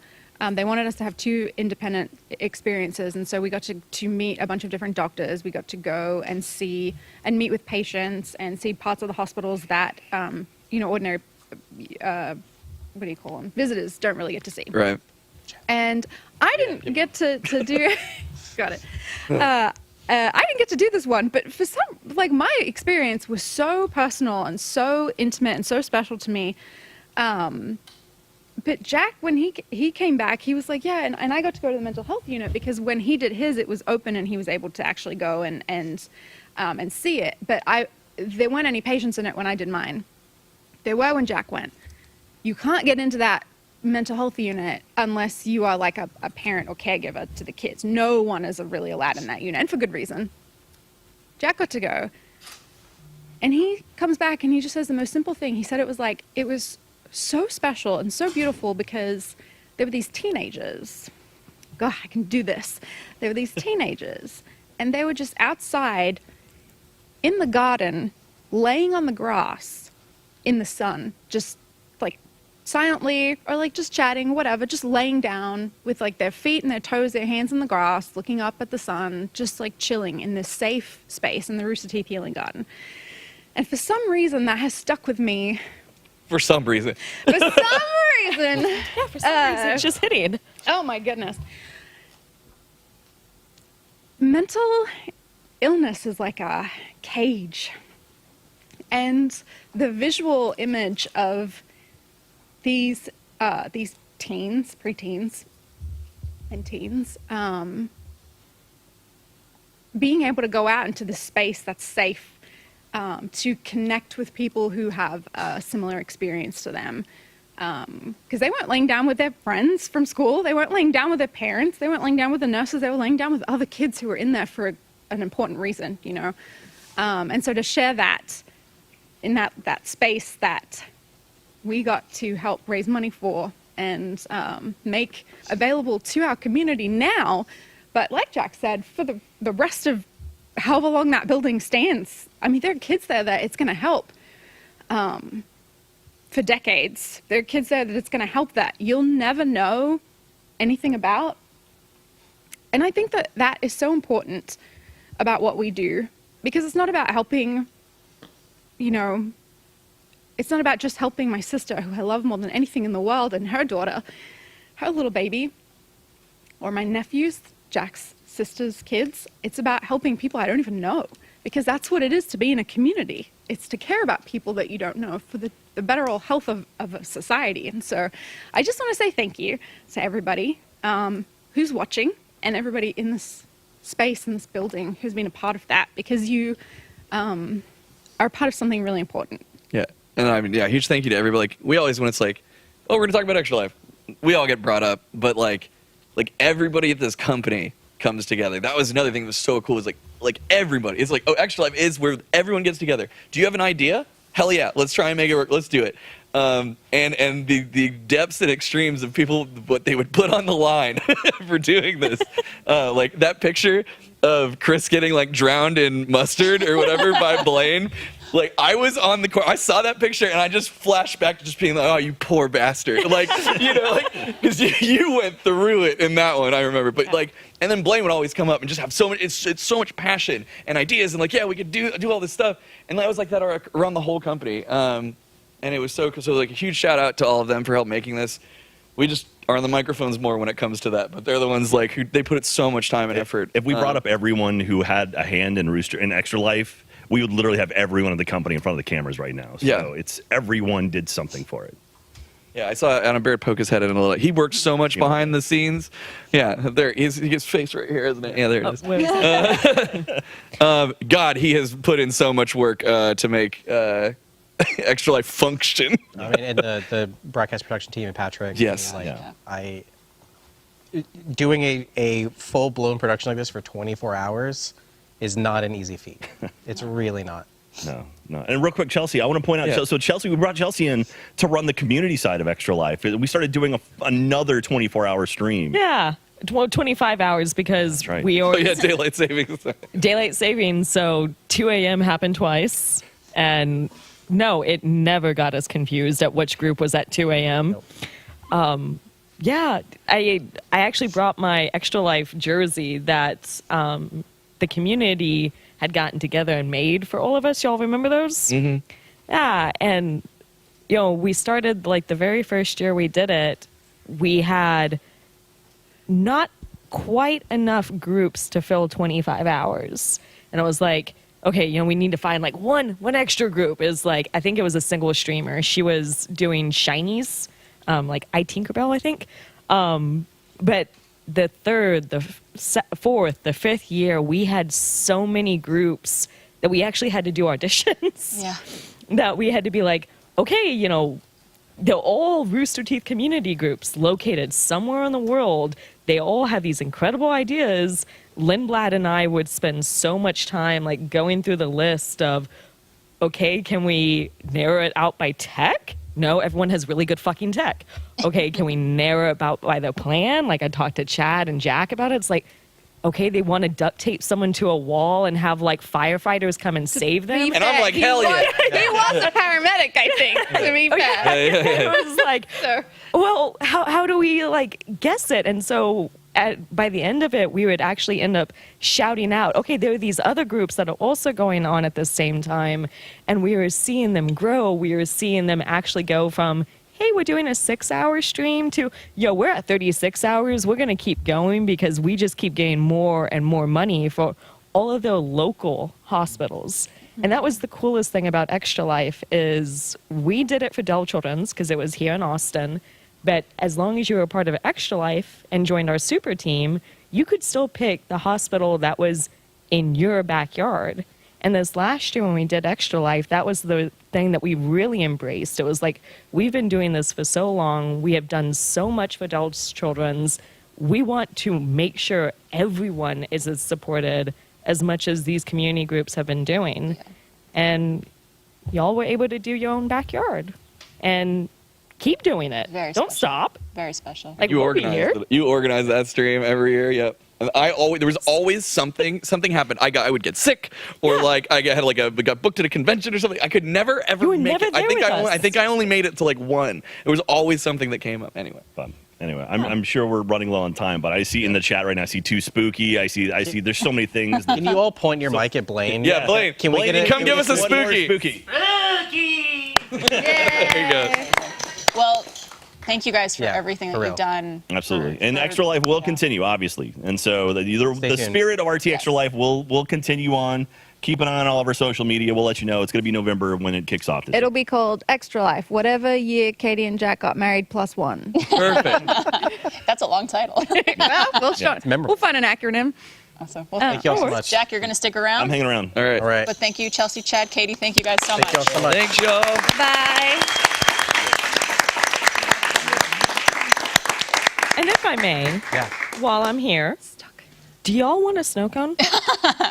I would not say no to a snow cone. Actually, they have something called dragon's blood. Yep, thank you. Because tiger blood. My hero.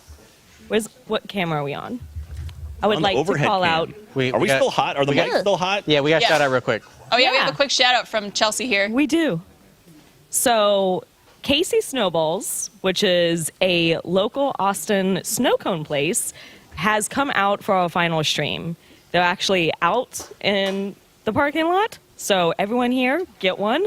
For those of y'all that live in the Austin area, check out Casey Snowballs. It's good. This is sounding like a really weird ad read. Check I just out really Casey want to say, like, Sometimes we just like thank you. things. Yeah. Like, they're legitimately just coming out because they've been here with Rooster Teeth before.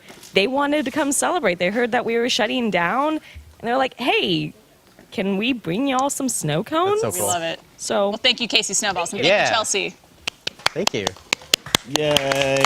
Snow cones. Wait, does someone want to sit over here so I'm not sitting alone you're all by by myself? yourself. This is awkward. Well, you guys came before we even called you, and I love it. But we got the Inside Gaming crew here. Hey. Woohoo! And where's your microphone? Did you lose We your got mic one more. already? We got another one. We got one more. Here you go. Oh, Jesus. Oh. Well, now I have two. Anybody need one over there? Shelby still needs one. There you go. Do we want Let's just to? mix these things up. Sorry, Man, Mike. we're so We're organized. so sorry. Can we start some introductions over here? Go around the room. Oh shoot. Yeah. If you don't mind introducing myself first for the Inside Gaming segment. Hi, I'm Kai. Honestly, it's weird being up here because I've touched so many things at Rooster Teeth. I started out being a guest. I started out being a fan, then became a guest on Achievement Hunter and Rooster Teeth Core, then became an Achievement Hunter, then became a producer, and I produced RTP, I produced Stinky Dragon, I produced Inside Gaming, and I produced Achievement Hunter. I think I'm forgetting something, but yeah, All the things. It's a lot. All the things. all the things. Yeah. I was not prepared for introductions, surprisingly. I'm just coming off of a 5-hour delayed flight. So, hi, everyone. It's a good thing we are 2 hours Yeah. away. Yeah. When I found out, I said, for Blizz. thank God. Hi, everyone. My name is Blizz. I am the one who destroyed Rooster Teeth. Everything. Yeah. I think everything. Inside Gaming's office, or not Inside Gaming's office, Achievement Hunter's office, STF. SCF, Gus is dead. Yeah, basically that's it. But yeah, I started as a little guy on the internet and tweeted at Rooster Teeth that I wanted to do work with them. And it worked somehow, and I scammed my way into this company just to destroy it from the inside. As Blaine is nodding, yes. But yeah, I'm one of like the main streamer peoples for Inside Gaming, and yeah, I don't know. I love my team. They're amazing.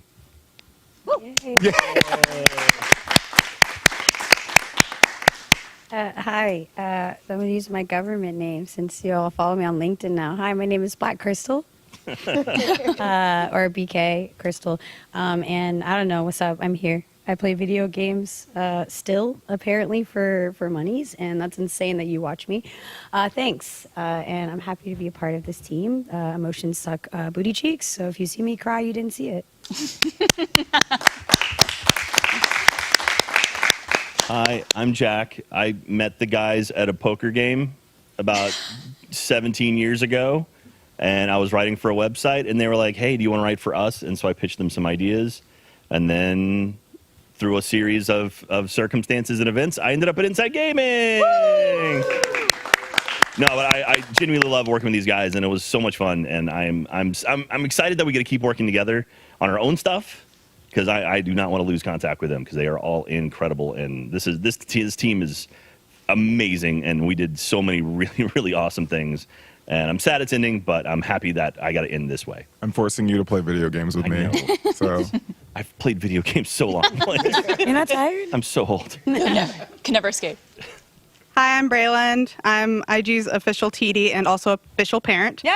I make sure that everybody at least tries to stay on TOS. I'm not always successful, but that's just how it is. Let's go. Yeah. I thought you were going to say, like, keep us alive. And I was like, yeah, for the most part, yeah. I tried. I didn't succeed, but I tried. Hi, I'm Shelby. Again, I am the social media manager, basically, for Inside Gaming. Yes, you are. Yay.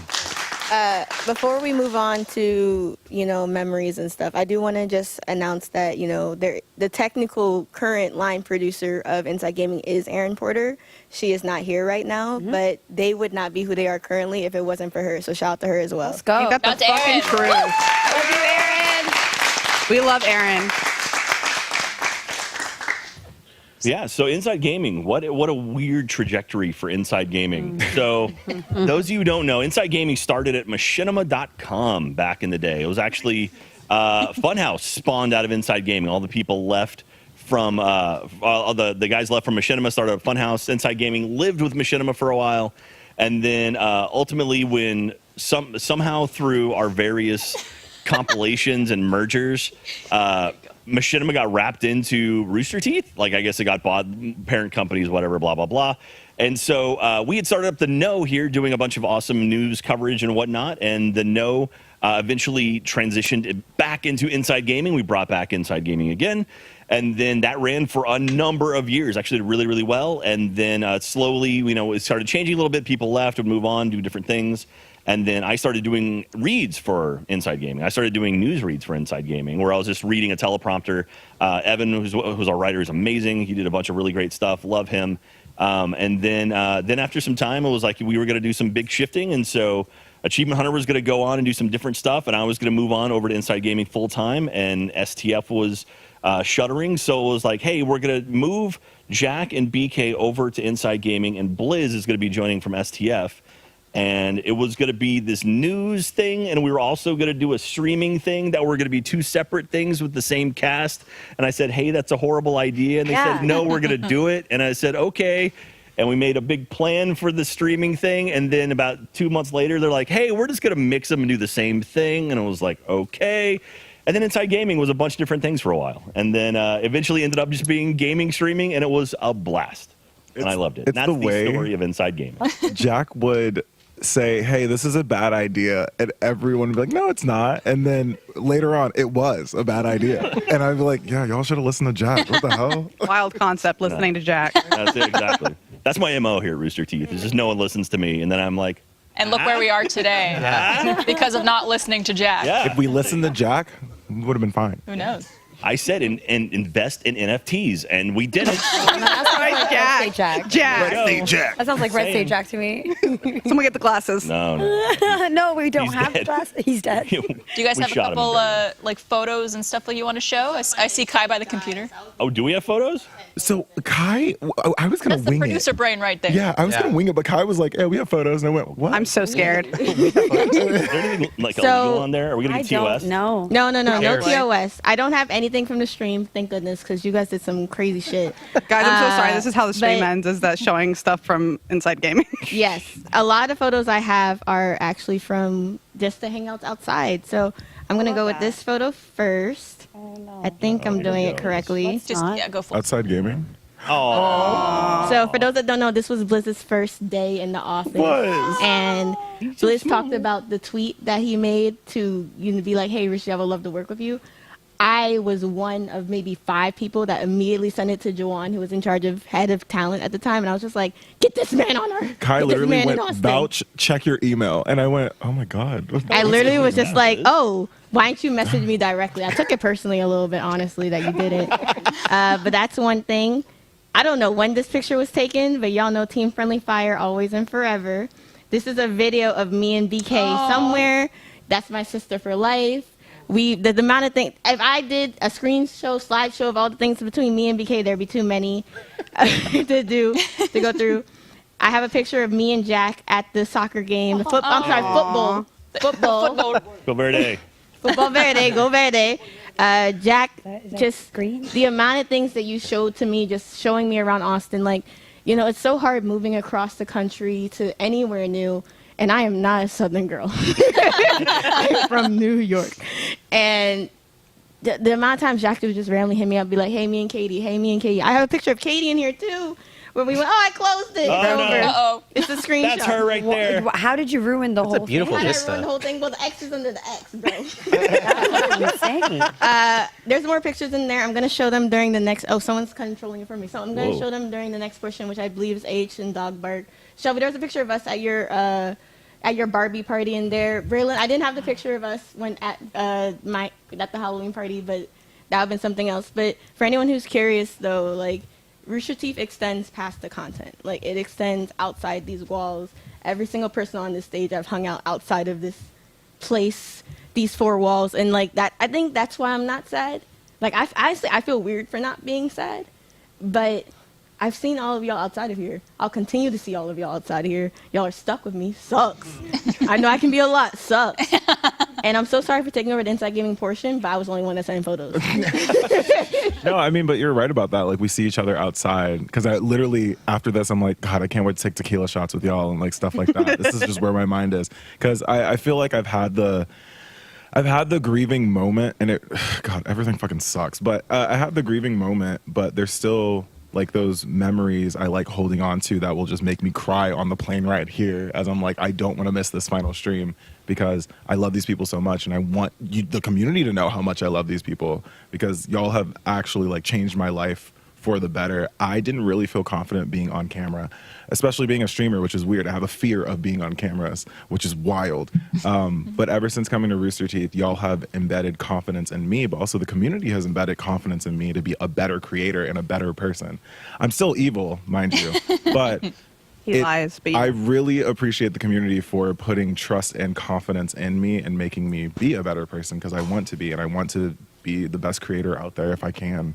So thanks, community. Thanks, Jack. Thanks, BK, Braylon, Shelby, Kai. Thank you. I appreciate. You're so good at what you do, man. Yeah. I don't know what I do, but You do a lot. Let's be very clear. You do a lot, and you're a fantastic human doing it. Blizz, I'm going to tell you this once. People talk about you behind your back. oh, what y'all saying about me, Blaine? I want you to know the amount of people I've talked to in this company and outside this company that's just like, if there's one person here I'm not worried about, it's Blizz. That's scary though. The pressure. Scary.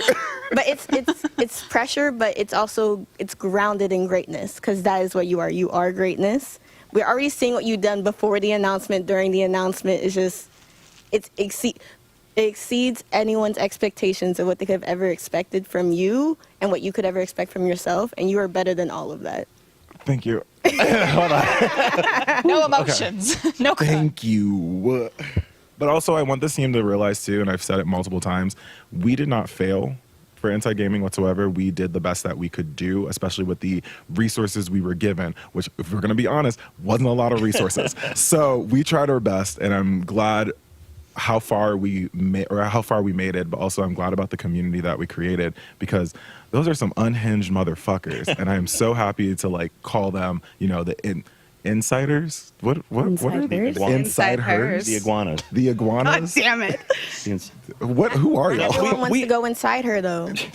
Are you sure? Where are the iguanas then? If they Well, it was such a weird, interesting mix of talent with Inside Gaming, and on paper it should not have worked. But I think somehow us together, we worked really well. Like BK and I worked together so well. We did a podcast together. Like Blizz, you and BK worked together so well. Then Blizz, you and I had this awesome energy too. It was like this. I keep talking about the triangle of like how Inside Gaming worked, and it was so great.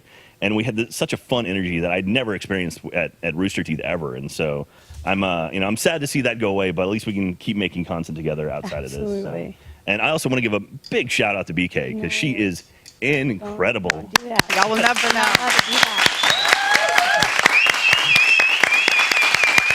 When she came in and joined Achievement Hunter, I was like, this girl is special. And so, yeah, that's why I approached her about annual pass and got her to join me there. And if you start crying, I start crying. Swear to This God. is the thing. It's the last one. I swear to God. I can't. This was the one you were supposed to cry on. But like that's why I knew like BK and I work together so well, and I knew we were going to be okay with Inside Gaming, and the Blizz coming in and just adding that extra special bit on top. It was so great, and I'm so happy that we went out this way. So love you guys. I think we did. I think we went out perfectly because we finished twice technically. Yeah. I think that's really good. I don't know. Does this mean we finished together? Yeah, we finished together, and we finished 3 times. We could finish again. Yeah. Now we could all again. Everyone's going to remember 9/11. That's when Inside will. Gaming ended. God, we're gonna need some fucking aftercare after this. It was April 9th and April 11th were our last streams. It was 9/11. Everyone's going to remember 9/11 and Inside Gaming. Oh, I'll never forget almost getting Jack in a do-rag. I know we almost got Jack in a do-rag. It And a was so braided close. wig. No. A braided wig. There's still time. But I really enjoyed how Jack got comfortable with his jokes around us because it made the content so much funny. The inward breathing was hilarious. The out of context, out of context, hilarious. I don't want to know. Can I say the soft R? Hilarious. Love that so much. Hey, did you blow bubbles as a kid? Well, he's back in town and he's calling you, whatever it was. Those were like the funniest jokes that you would always have like that one joke that would kill me, man. And I love it. And I will never forget those. I remember Shelby cut together the clip of that joke, of the inward breathing joke, and watching BK react to it, because like I said it and then you kind of laugh and the BK is like, huh, and then you see it sink in, and then she's she's literally on the floor crawling away by the end of I that. don't think he realized. I think he laughed because it was like, haha, punchline, I'm streaming. Yeah. And then I go, no, I don't think you realized what he said. I did it. And then Griff comes out of nowhere. Everybody starts laughing. Griff comes out of nowhere I being think like, it was what the better hell? trying to explain to John the context of who's in Paris. He goes, I don't It's the Rugrats, if you were understand. wondering. Yeah, the Rugrats. They're in Well, Paris. the feedback in the note was like, well, is there added context for this social clip? Like, I don't understand. I might not get it. And I'm curious if the audience will. And I said, and I just said a Spotify link of JC's. And I said, Paul so far. And we posted it, and it did really well. It did really well. But it's those moments where I'm like, I'm gonna always remember the laughs that we shared, because Jesus Christ, y'all are the funniest motherfuckers I know. I swear to God. That's the damn truth. It's so annoying walking into an office and seeing like all these talented people, and I'm like, It's like, God damn, how it. can I be funnier than the rest of y'all? Like, it's so hard. I got Oh one my out to you, I God. guess, somehow. I have to put in work to my jokes. Jesus Christ. I know you guys have, you've only been around, I think, a year or so. Inside Gaming just over a year. Yeah. I think But- a year and a Our half work together. technically for my entire career here. But in terms of like your experience with Inside Gaming, is there like a final thought or anything you want to leave the community from your time there, or even just at Rooster Teeth in general? Yeah. I have something to say, and I'd rather not go last since, again, not in Inside Gaming right now. Yeah, and we will be moving to Achievement Hunter right after. So. Perfect. So specifically for Inside Gaming, I'm talking to everyone here, everyone here, and everyone that's not here.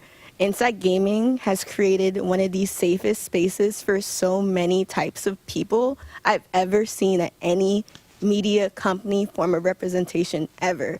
The amount of representation in race, in gender, in sexuality, in age, in height, just the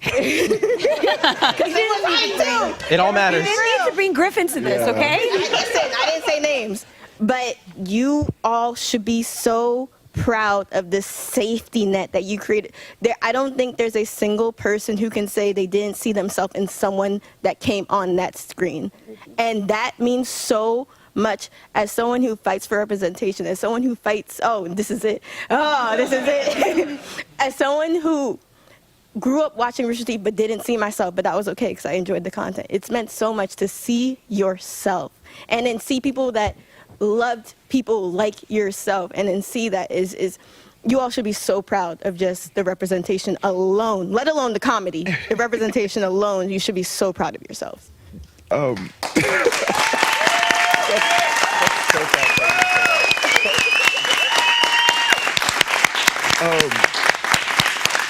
So glad I could be there to give straight white guys, a voice. Hey, old straight white guys. There you go. But it's finally your time. Finally, my time. That's the tea, though, because that's the main reason I wanted to do this is because I wanted to be able for the community to see themselves in the content, because there are Black members of the Rooster Teeth, there are queer members of Rooster Teeth. They exist out there, but they don't feel like they can see themselves in the content. But now they can't say they don't see themselves in the content, and that's what's so fucking amazing. So my final words to everyone: first and foremost, whore members, and then second, the only reason I did this wasn't because of the pay. It was for the health insurance, it was for the community, and it was to work with these amazing people. And I'm so glad that I continued doing this because I am a better person because of this entire experience. So thank you.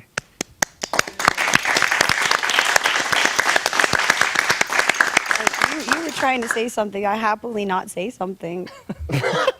Was I incorrect in seeing that? I mean, it was fine. The joke is over, so I can't say it now. No, I want to know. I don't even remember anymore. It's fine. I will go ahead and say my piece, though, because I feel like it should end on one of you two, because y'all were the faces.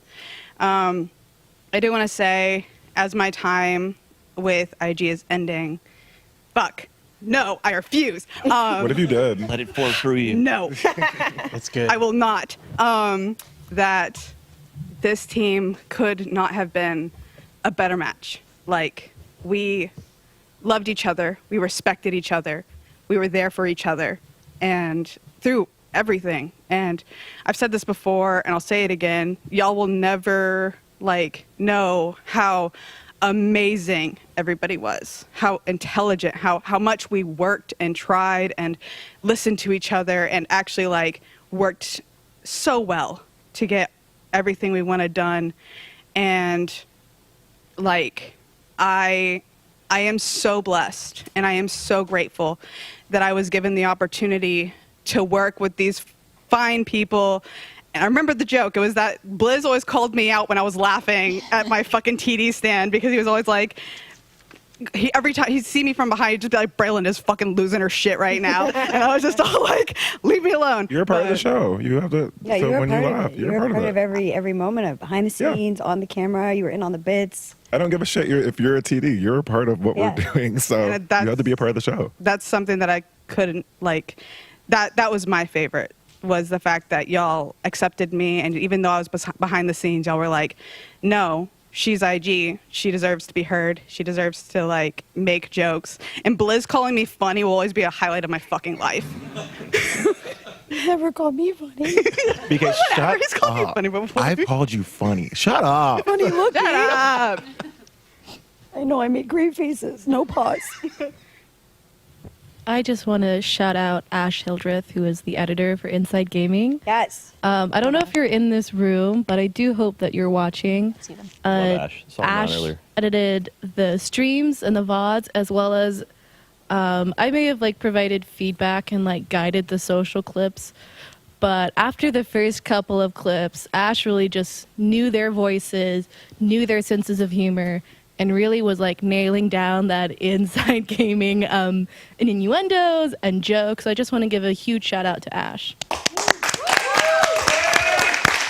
Wait, Jack, before you go. Also, huge shout out to Aaron as well, who would constantly remind us that we are people and not just machines that have to keep going. Yeah. And that is the nicest thing that I've just ever had in a producer, is just someone to tell me that hey, you do not have to keep going. Please take care of yourself. Yeah, Erin, to her credit, she was always say this is a job. We love this. This is great, but this is still a job. You have a life. Take care of yourself. Make sure you're okay. Yeah. And enjoy this while you're here, but by all means, take care of yourself. And she was very, very adamant about that. And I can't stress how good that is to hear. Hey, Jack. Hey, BK. Are you ready for your test? Oh no. Oh God. Can you please thank all of the mods without your sticky notes to use for reference? I'll wait. Don't look at the chat. Give me the chat. A couple of them are even looking at you right now, right over there. No. They're in the room. Poison Arrow, Colin, Rygar, B2 Blast, Galaxy Queen, and others. There are literally I so love- many of them right over there that you haven't even called out. Yeah, my heroes. I love our mods. Not even fancy notes. Can anyone grab those notes? Comments. Not NRD. NRD in the room. Yeah, NRD, Nubian Princess. Nobody. Rick's right over there. Right there. I'm gonna be honest though, this is more. This is more than he remembered last time. So progress. At least it wasn't just 3. He took the effort to make this happy. It was the only chance I'd get, Jack. Please end it. Okay. Shut I it give you a D. Sorry. I give you a D. I think that's You nice. give me a D? Yeah. I don't think he'd take That's set up, or- quarter of them. Would I take your D? Severance. I want my severance. I want Isolate that, clip it. That's my new Clip it, sub alert. clip it, You can follow me on clip Twitch TV. Dogs Have Blind Crystal. Donate to my Ko-fi. Every time you sub, you'll hear him say that. Oh God. Thank you guys so much to Inside Gaming for everything you guys Thank have done. you. Thank you for being here. Love you guys.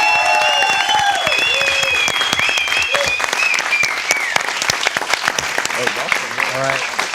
Yeah, y'all are staying because our next group is Dog Bark and Achievement Hunter. Woo! Can we get Trevor? Can we get Joe? Bark, bark, bark. Bark, bark, bark. Woof, woof. Bark, bark. No dogs. Bark, bark, bark. If Alfredo's here, be like, no dogs. No dogs. No dog. No dogs. Is there dog? No dogs. No dog. Dog. Sup, dog? Yeah, doing? yeah. Well, this is weird. No dogs. Oh my God, You it's have a been mic? so long since we've all been on the stage Have you together. tried to pick that up? BK, have you tried to pick that up? Why would you ask? Be worthy. Try to pick it up. Okay. Here, you may hold your microphone. It's heavy. Yeah. Use all your muscles, BK. Do it. You can do it. It's not that heavy. I remember that. Have you not picked that up I've before? never picked it up, no. Here's Larry. Is it heavy? Now smash something with it. Oh, it is? Yeah, it's heavy. It's heavy. It's pretty heavy. Just leave it there. No, it's not. Oh, Okay. Oh my God. Lonely Island destroyed a table. That with table With is that barely hammer. holding it It's about together. to destroy that table. For the frame. What? It's hey, It's still moving. Is it moving? it's fine. It's on the Is it- ground just so is we're it not blocking moving? anybody's framing. Joe's it's being Mike perfect. Wazowski. He said it there. Yeah. You wanted that. How bad does it look on the camera? Probably Yeah. not that bad. How long until the Achievement Hunter You- segment do we break a table? All right, so I just want to say we are obviously running very, very long. So if you have been on other segments before, let's try to prioritize the people who've not gotten a chance to say anything yet. Obviously, we want to get to everybody, but I just wanted to make that note since I there's wish a you lot were of people. looking right at me when she said that. No, you're. Also, did anyone else bring? I still have pictures. I believe it's only you. Okay, well, We could probably just talk memories, I think. Okay, cool. Unless there's Yeah. like one thing you want Let's to talk secrets. secrets. But we'll first, obviously, let's go around and the people we haven't seen yet on We got stream. 2. Let's introduce some Rest folks. house. Hi, Joe. You guys have been here, yeah? Yeah. Hi, Trevor. There Hi, I'm we Trevor. did it. Hi, I'm Joe. I was a part of Achievement Hunter and Dog Bark, and now I'm here. Yes, A lone wolf. Trevor. We like to test him to make sure that he's present of mind and, you know. So I'm Trevor. I Game Kids fame. And then thank you. And then I dabbled with Achievement Hunter for a long time. And then Dog Bark. And now here. Yeah. It's been here 9.5 years. Yeah. That's crazy. Wow. Yeah. Well, welcome, guys. Yeah. Thank you. I will say also for the Dog Bark boys, Michael and Fredo can be here, but they are,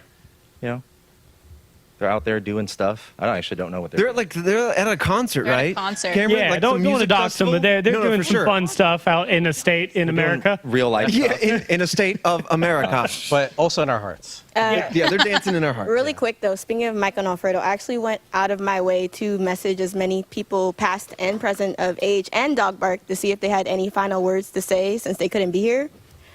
Michael Jones, thanks for letting me quit my real job and enabling me to make a living fucking around instead. Also, why is my physical pain such an enjoyment? Y'all, and I don't use that word lightly, are sick. Until we meet again, Michael Jones. Wow. Aw. Beautiful. Okay. I like how you read it like him. Yeah. Tried my Good. best. Yeah. Tried my best. Alfredo, I've been in the gaming industry for half a decade, and before I joined Rooster Teeth, words cannot describe how magical this place is. I've grown into the man I am today because of my time here. I am forever grateful for the talented people I got to know and call friends. To the community, thank you for putting up with my shenanigans. I love you all. Alfredo Diaz. Oh, sweet.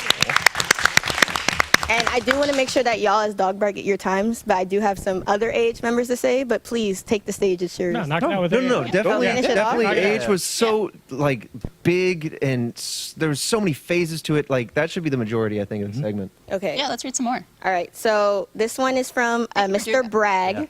Yeah. Mr. Bragg. Rooster Teeth was a huge part of my life. It changed so much for me in ways I can't really describe. Even though I've moved on to my own thing on Twitch, this whole time has felt so strange. I feel like a big part of who I was is going away. It's sad, but I know my time there has made me ready for everything that comes next. And that all started because RT took a chance on me. I'm very grateful for that and proud to have been a part of the great times, unique experiences we all shared. To sum up, to everyone I worked with and to everyone in the community, I love you guys and thank you all for everything. Let's keep moving forward together. Matt Bragg. All right. Yay, Matt. Yay. Gavin is here, so he did not send me anything. He forgot because we were talking. But Gavin says, love y'all. Ray said, sad to see this happen. I became a fan in high school. To you? I thought he was a ghost. Twitter. I don't He had to push the wall of cash away from his monitor. He knows who I am. I think he does. You're more famous than me. Anyway, I became a fan in high school in 2004 and had the lucky opportunity to work there. There were 3 of the best years of my life and gave me the skills to do what I do today, and for that I am forever grateful, Ray. And then Iffy was fun, live fast, eat ass. There you go. That's iffy. Oh, that's iffy. Yep. That checks out. Wow. Yeah. So nothing from Jeff though. That's cool. Whatever. Thank you, Jeff.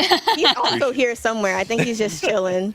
No, Achievement Hunter. Wow. What a thing, right? So that was what 15, 16 years of Achievement Hunter when it all sort of wrapped up, and to think it went from something where literally the pinnacle, the mountain that Jeff and I wanted to get to was when you go buy your video game at GameStop, you would buy your copy of Call of Duty and then buy a DVD that had all the tutorial guides on how to get the achievements. That was success. That was going to be it. It was going to be Brady Games magazines and Achievement Hunter DVDs. And then it took a wild spin. It changed considerably, and seeing how big it got and how much impact we've had over this gaming sphere, and doing so many incredible things and bringing in so many talented people to get involved with Achievement Hunter, and then growing on and doing your own things and splintering off and being successful in all kinds of different areas has been remarkable for me. And just thank you so much to everyone who ever supported anything we ever did, anyone who ever bought a piece of merchandise, anyone who ever sent in a fails of the week clip, anyone who ever sent in a community guide, anything like that, anyone who ever watched our content. It's incredible how many people have been touched by Achievement Hunter in such a good way, where I still even literally last night I was at a grocery store and a guy working there was like, oh my God, I was such a fan when I was growing up. And that is wild to me that we've had that impact across the board. And so thank you so much, everyone. And if you see me out there walking around, if I'm at a theme park or something, please say hi. Please don't be afraid to come up and say thank you, or just say I enjoyed a video you did, or just whatever, a fist bump photo. I don't care. But I love seeing the community that we've helped. This community that's really helped us grow and become what we are today. React and seeing you guys out in the wild, and I couldn't be a more fortunate person to get to do what I've got to do with my career. And that's because of you guys, and it's because of all of you guys up here. So thank you. Thank you. That's so sweet.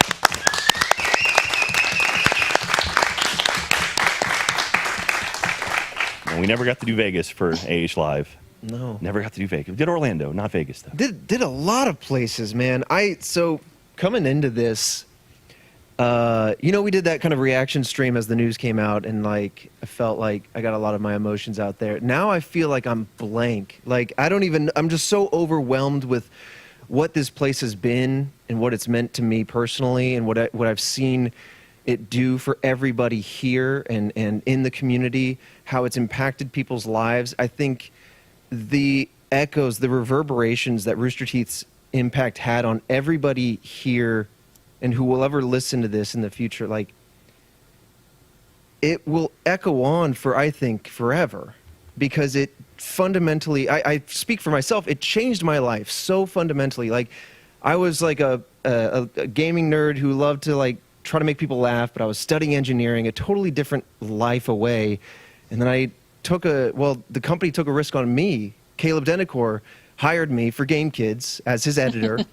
And talking with Jeff and working with Achievement Hunter, you guys definitely took a leap of faith on me to help invest in me and grow me. And I feel like I've blossomed into the person that I am here. And I met my fiance, who in exactly a year I'm going to marry. And I have, thank you. And across this room, across this building, across the internet, I've met so many people that I will be forever lifelong friends with. As Kai said in a previous segment, you're all stuck with me now. And it's like, I'm just a phone call, a text, a fax away.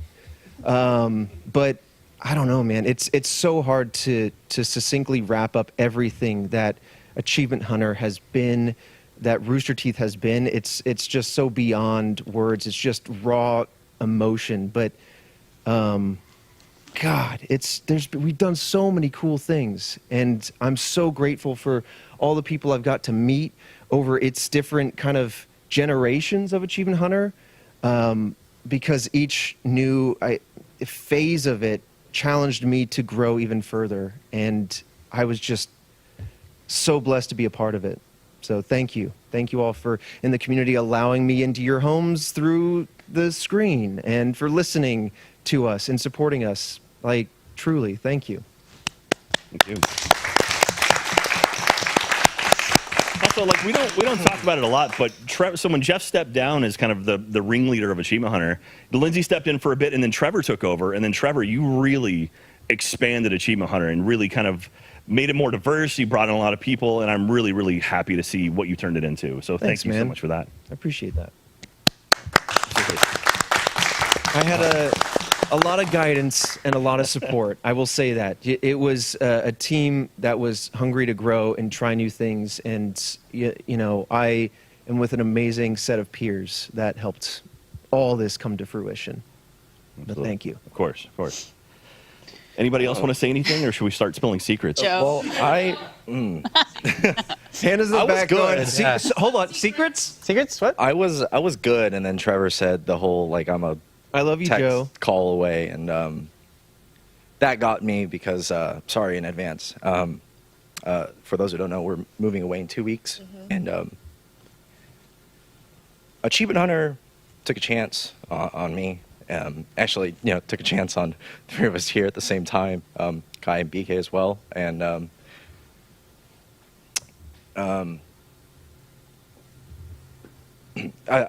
I know a lot of people have already kind of gone through the grieving in the mourning process, and I feel like I haven't really talked about it too much. A lot of people have just been so busy and caught up, and I've made the best friends and the best memories in these last couple of years that I never thought would ever come to me in my life. And the people here and the community, you guys are awesome. Everyone works so fucking hard, and they put their best forward like every day. And I'm gonna miss you guys, but man, I had a really good time just making the dumb shit that we did every single day. Got to go on tour, AH Live. That was awesome. Never thought I'd be on a stage wearing a fucking tube top and a miniskirt, but that happened. And truly, just thank you from the bottom of my heart to each and every single one of you guys here, anyone out there in the audience and behind the scenes. You guys are amazing, and I didn't really know what I wanted to say, but I'm trying my best not to break down. So, thank you. Love you, Joe. Love you guys. Thank you. Love you, man.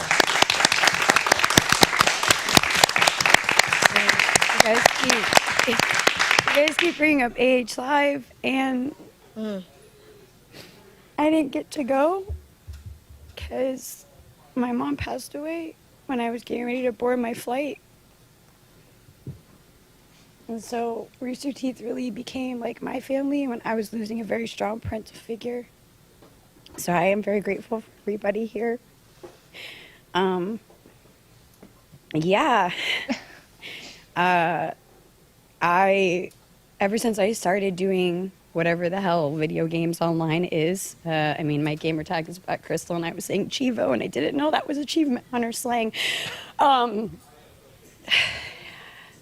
I always just wanted to prove that I could be as good as one of the boys, and I think I did that. Better. And I'm grateful for the opportunity to be able to be with such legends and be able to find out that I was fans of content that I didn't even know I was working with. And guess what, guys? Bernie exists. I saw him.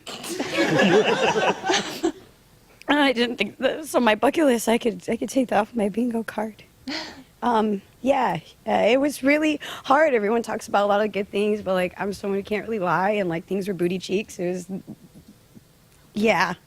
and I think we all worked really, really hard to find joy in that, and I think that's why everyone's gravitating towards happy. You know, I wish I could do that better, but I feel like when I look back and I just think about like how hard, you know, I worked, and I know that I was just surrounded by tons of people who were working the same against insane odds, and I just am so proud of everybody.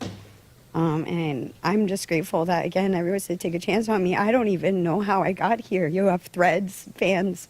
I think, like, I just was super lucky. And You're talented as fuck, BK. Thank you. Don't take that away from yourself. Thank you. I'm super lucky to have had a chance to work with y'all for what I've done, and I hope that we can all work like more in the future. And I know so many people are working on such cool things. And, you know, if you are missing Achievement Hunter content, maybe you could just follow Jeremy and see things happen next Wednesday or something.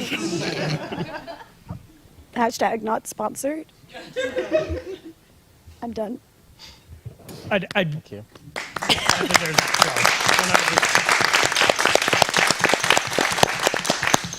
I'd be remiss. I know we talked a lot about age here, but someone else who can't be here that we haven't mentioned when it comes to dog bark is Jaron Martinez. When AH was going through all the changes that it was, Jaron really stepped up and kind of took the helm of the project that was going to house me and a lot of the other people here as well. And man, did that dude pour his heart and soul into making Dog Bark what it is. All of those funny bits. I can't remember all the late nights of Larry, myself, Trevor, Joe, Jaron, Michael, and Alfredo just sitting in that room ideating what Dog Bark was going to be, how we were going to carve that new path. And man, there's so many funny ideas that we had. I wish that could have come to fruition in the short time that we had. But I know he's out there somewhere, hopefully listening. But man, that dude works so hard, and he deserves so much credit for everything you see on Dog Bark, including obviously the help from the amazing team that he had. But he deserves so much, and he obviously can't be here today. And I want to make sure he got a shout out. Let's go. But yeah.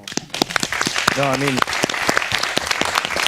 realistically though, Cameron, like you, Jaron, and Larry really, I mean, you guys kept Dog Bark, I don't know, like succinct. Like you guys working really fucking hard together and with us to bring our wild and crazy ideas to life, and then also just putting in the work and the time to actually care about us as people, and to just like making it work. That truly is like the soul of Dog Bark, like the heart of Dog Bark is like you guys really helped us keep it going and help it get up, get going from the ground up. So thank you. Well, thank to you guys. Yeah.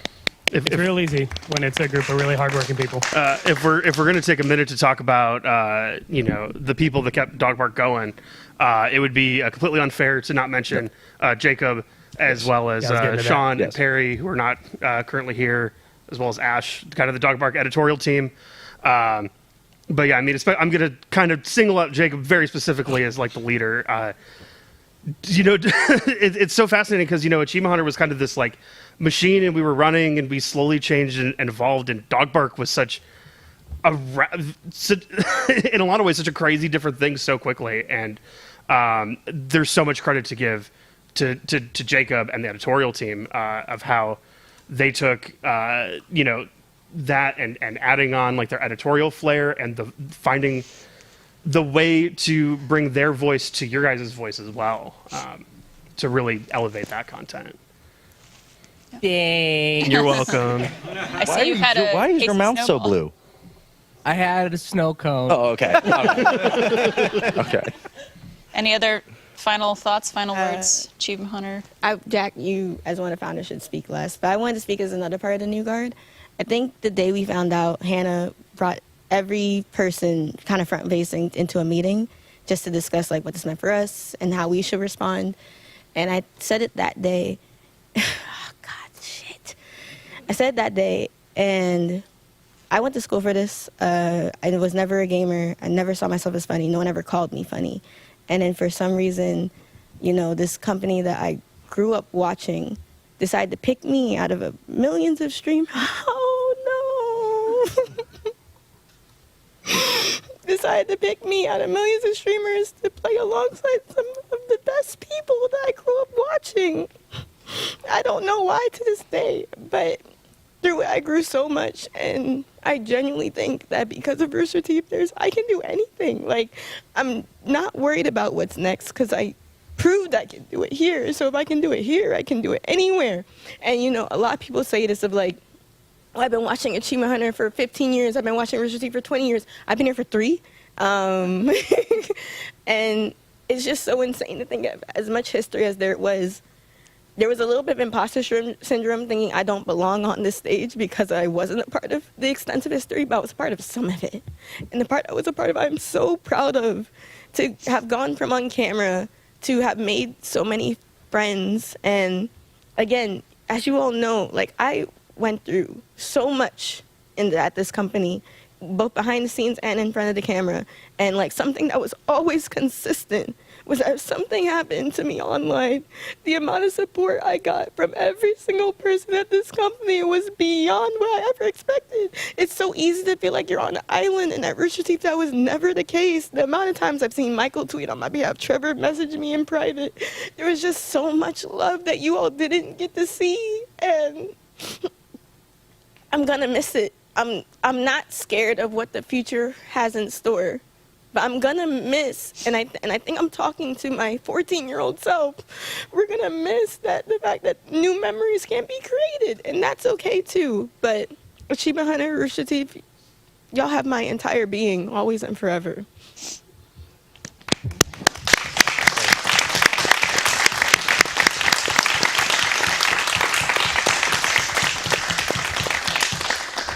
Wow, that was beautiful. That was really well said. Thank you, Kai. You're incredible, Kai. You're incredible. Yeah, I love each and every one of y'all. Thank you so much for making Achievement Hunter what it is, and I'm so happy to see you guys going on. Don't do it. Don't fucking do it. I fucking help. Don't do it. Check. And it's been remarkable watching it grow and change and just go from something that, you know, it was just Jeff and I making tutorial guides into spawning this, and I've met so many amazing people. It's been such an important part of my life, and thank you everyone for being a part of that. And it's gonna be around forever. So I mean, like we exist on the internet. Internet doesn't go away. Fuck. Fortunately. For better or worse. Did you ever think it would look like this, Jack? Oh God, no. I go back. We wanted to make DVDs of tutorial guides. That was our goal. That was the dream. But no, I couldn't imagine this. This is beautiful. This has spawned something so much better than anything I could have ever dreamed of. And thank you for being a part of it. I think that is just one of the tangible pieces of magic that this place was. That it just filled with dreams and possibility, and filled with the potential of anybody that had an idea and wanted to go do it, it could be done. And that might manifest into a whole other brand or show, or you might just see one and then it goes away. But like, I remember being on the forums, watching like old RT shorts, filling in manually, typing in achievements to the, like, it wasn't even at a point where you could plug in your gamer tag and it tracked it. You'd have to go and check, I did that achievement, I did that one, I did it. And I was manually tracking my own achievements on the website next to the forums I was in. And it's so amazing what we all did. both as creators and community like members, just I don't know what else to say other than just like, I think that is what I think Kai was saying so much better than me, is just, that's what I'm going to miss. Is the chemical mix of magic that we had here and potential, the relationships of like, I feel like I took for granted so many years of just like being able to just come in and see everybody that I was good friends with. And now I realize, like, you know, that won't be there. There's going to be a lot of extra effort to make sure I reach out and see you all, and vice versa. They're But putting Tower Pimps in chat. they're putting Tower Pimps in chat. P.O.P. Man, Shout out to the I don't archive know. of Pimps too. All that lore, y'all been around way too damn long.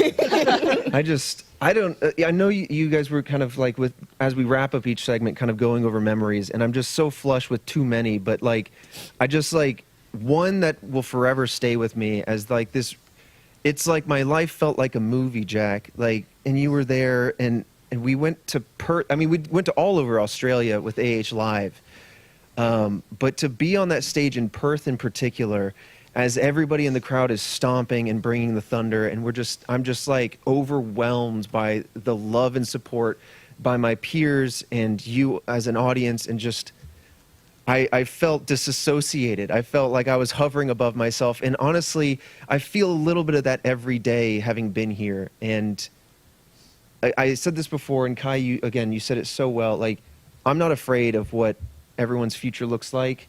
I just hate that we won't be able to do it together, but everyone is going to be able to make such amazing things in the future. Everyone's going to go on to make their own new golden years, their own next amazing memories, and I'm so incredibly stoked for everybody to see what they all do. Thank you.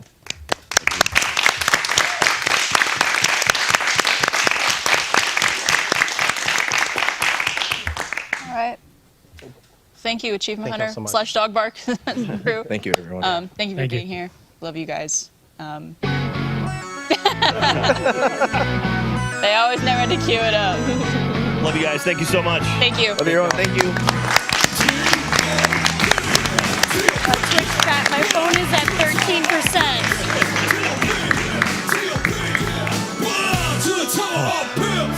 Here's a history lesson, you won't part of the books. Imagine 6 dudes running rest and dropping down shots. Took 1 too many in the power call.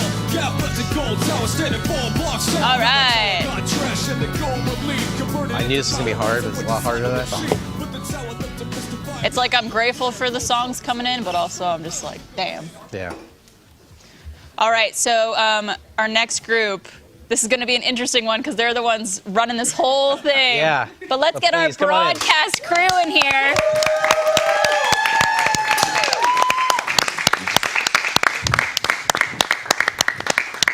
Come on in, everybody. Feel free to file in. Okay. This is amazing. Michael, are you going to be It's a long way switching to go. from here? Yes. Oh my gosh. This is amazing to see. I mean, yeah. So This is the first. this is the team that puts on everything we do like this. Yeah, how do we even start introduction? I know. I mean, we definitely need to go around and introduce everyone. Yeah. Honestly, I don't think we'll have time to get to everybody's stories and things like that. So let's at least make sure we introduce everybody and talk about what Get you to do. talk about yourself, yeah. My name is Hector Gonzalez, and I wear a bunch of hats. I'm a producer for this department, but I'm also the equipment manager. I'm also the lead of Gallos Unidos, and I also led Fit for RTX and a bunch of other things. I've done fight choreography for Red vs. Blue Restoration. I did mocap for that stuff, so that's what I do. I'll do a lot of stuff around here. A lot of cool stuff.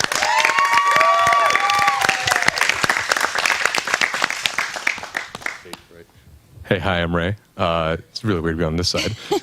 I'm a cam op, I'm a DP. I've been able to cover RTX as a cam op for, I think, since 2017, so I've been able to see all that stuff happen. Yeah, I'm just happy to see this. This is awesome. Hello. Oh, wow, I can hear myself. I'm Mike Pirtle. I've been here for 8 years. I am the audio engineer for the direct production / broadcast department. I'm still going to call it broadcast. And I'm also Walter. Walter. Hi, I'm Patrick Salazar. I was hired as a producer for the Rooster Teeth podcast by Brandon Parmahini and Gus, and then was asked to create this with this incredible team. So that's me.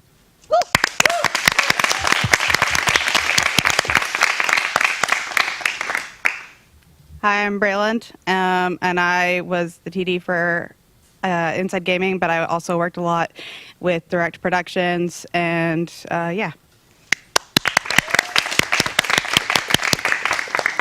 Started as a broadcast intern, right? Only the intern for too long. I'm Cody. I light.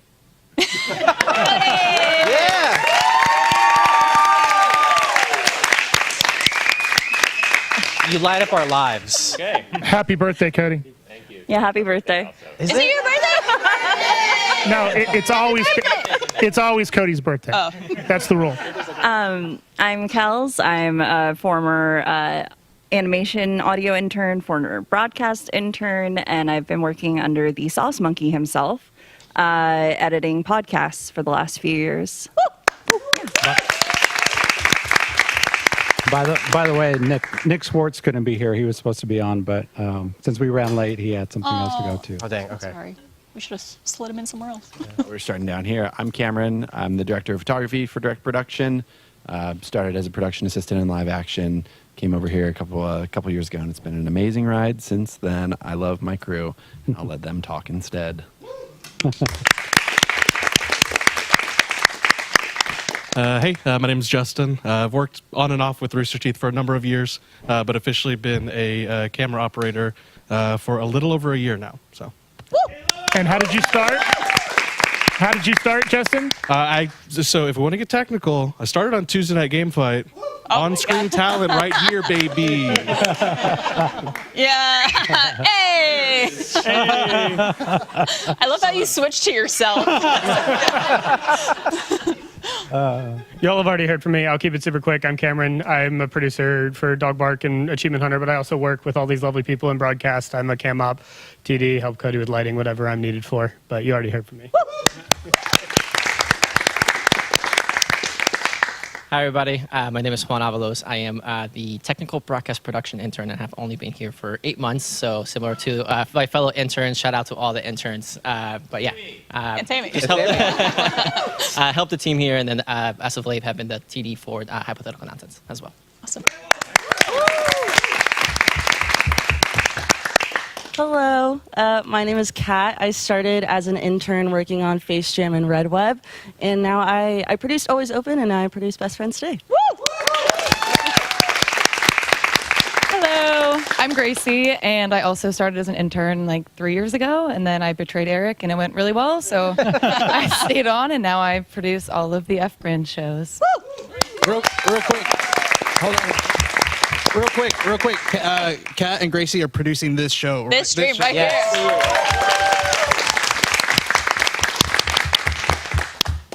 Hi, I'm Jillian. I started as a broadcast intern in 2019. Now I'm the line producer for Red Web, but this is my home, so yeah.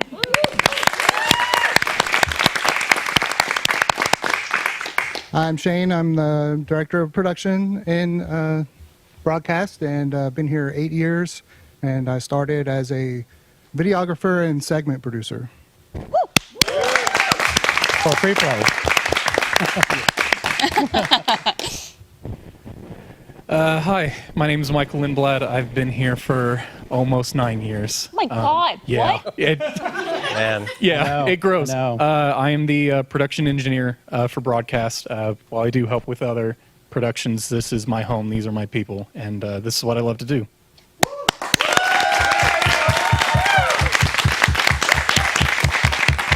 Hey, I'm Fisher. I play Dan Marino on Best Friends Today. I'm also technical director with broadcast. Woo! Fisher! Don't you also play Jesus?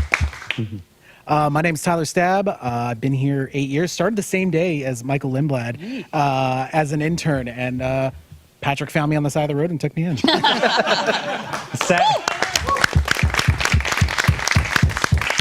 Stab actually lived with Don and me. Oh, sorry. Real quick. Actually lived with Don and me when he was an intern because his Airbnb fell through. Wow. So literally. Yeah, literally.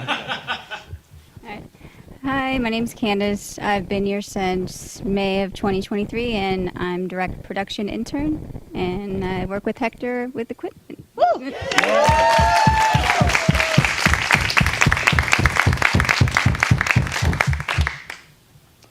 So, yeah, a lot. We've done a lot. Yesterday we were talking about, like, what are we going to talk about? And I think what we all really leaned into is that we're amazed at everything that we accomplished on this stage. We really are. And I remember before everyone showed up, and it was myself and Blaine, and who was my first intern. Blaine was my first intern, and Mariel and Adam Baird would help me out, and events were just horrid. The live events were just always so crazy. Blaine, poor guy. Oh my God. No, let's not feel bad for Blaine. No. We were at a live event, and I had Blaine run sound, which he had never done, and he didn't know what was going on because things were just popping off. And some guy in the audience said, "I'm an audio engineer. What can I help you do?" And saved our asses that night. And Oh my God. and then I got the ability to start an actual team, and I brought all these people in, and Shane took it over for me as I took over other things, and just the amazing things that we've been doing. But I want to know what y'all think is the best, craziest thing we've ever done in your mind. If you could choose. Yeah, if you could choose. I have a thing that's wild. Nothing will ever beat, to me, when we did Does It Do, and Gavin launched a paintbrush. I think we've talked about, we never like the context of it. He launched it from like back here and hit a wall like 45 feet up, and I've never seen so many jaws drop at the same speed. Oh, Jack's getting To this it. day, the craziest. Oh, get it, Jack. I mean, Yeah, there's- that's oh, right wait, above we my can't get to desk. that. That's right. That hit 2 feet away from me when it landed on the ground. It was crazy. I mean, it almost hit everybody in the room too. That show was full of Are we able to see? serious Not see. memories. Yeah. Can't see.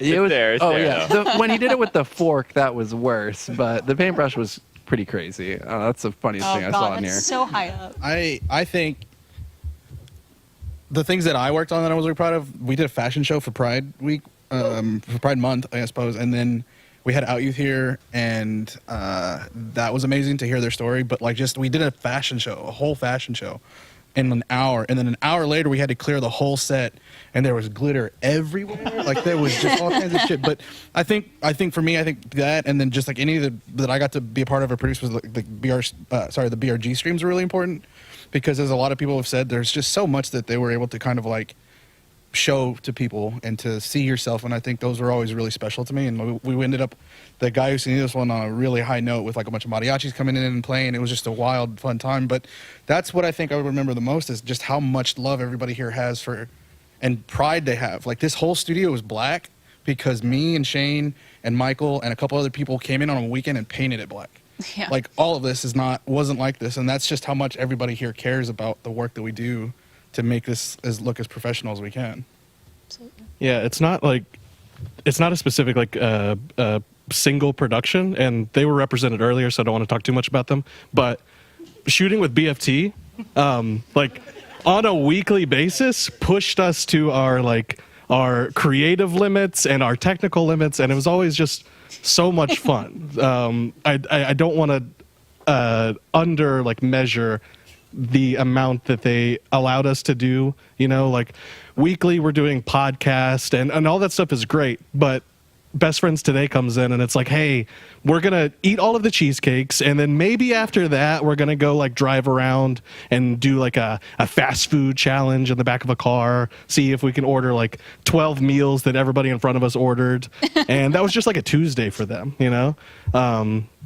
genuinely working with them and the rest of everyone here has been a pleasure. And I talked about it earlier, but starting on Tuesday Night Game Fight, like I wanted to be just like on-screen talent, and then we did it, and I was like, I made it. This is it. Season 2, let's go. And then we didn't. But then I emailed Patrick because I didn't want that connection to end, so I just kept bugging Patrick a lot, and I would just say, hey, I don't really know how to do much, but like if you ever need help, let me know. And then I got to help with Extra Life, which shout out to the Extra Life team. Wouldn't be able to do that without you guys as well. But I got to help out with that. And up until that point, I had never even touched a camera. I wanted to be an actor. I wanted to be on camera. And I did that pretty much every year after Tuesday Night Game Fight. And then that eventually led into like Shane like offering me like a job here. And like in doing that, I kind of realized like, hey, it didn't actually matter if I was on camera or behind camera. Like I just wanted to make really cool stuff with really cool people. And that's what I got to do. So thank you guys. On the topic of, I was thinking about you, Justin, and the crew that we have with us. A lot of folks are, especially our intern crew, have been here around a year or so. It's incredible to me how quickly you guys went from like, hey, I've never really operated a camera before, to like, I'm going to let Justin handle this one because he's already as good as I am at it. Like our interns are incredible at it. You guys just took to this stuff so quickly, and it's overwhelming. There's so much going on. But that's a commitment to what we're doing. That's a love for the game, I think, that drives you to learn that and adapt and become so good. So I just want to say I'm so proud of you guys. You guys have absolutely crushed it. It was the dream I got to have was getting to run around and do all the shows at once because I knew in here that you guys had it locked down and you crushed it. You're amazing. So thank you. I think one of the things that we definitely talked about yesterday that we loved was the live holiday special. Oh my God. which was like a hour and a half long, nonstop, Saturday Night multiple Live. sets. Yeah, Saturday Night Live type Style. of thing. Michael, do you remember that? Yeah. Oh, I remember that event. That was one of the first or second times I punched under you as director to TD. So I still had my nerves going into it, and being that I've never done something like Saturday Night Live, I was nervous the whole time. But that event turned out to be one of the coolest things we ever did. How we moved, every part moved together. The sets, the cameras, the crew, the producers, the director, everything about it felt right and felt good. And we nailed it. We had some mess ups. I think we were still testing something 10 minutes before going live. And then it just went right. Yeah. Yeah. It's not a live show unless something goes wrong, especially like a few minutes before. Yeah, cut to 5 hours ago when we were like, oh, we're late. Go. Can I just say, there's a lot of amazing people that work at this company, but I don't know that there's a team here that is as professional as y'all, but also as kind and as collaborative, and that really just always wants to make every show that y'all do the best it possibly can be. And there are so many things that we've done in this company that no matter who was on camera or whatever happened because of y'all, and I just really, really want to thank y'all for that. Absolutely. This was supposed to be a 2-hour live stream, and at no point, I think y'all knew it wasn't. Yeah. But at no point did we get slacks that were like, we got to wrap this up, like nothing, because y'all wanted to make this the best it can be, and it's just another example, and I really, really appreciate every single one of you. Thank you. Yeah, absolutely. Thank you. Broadcast.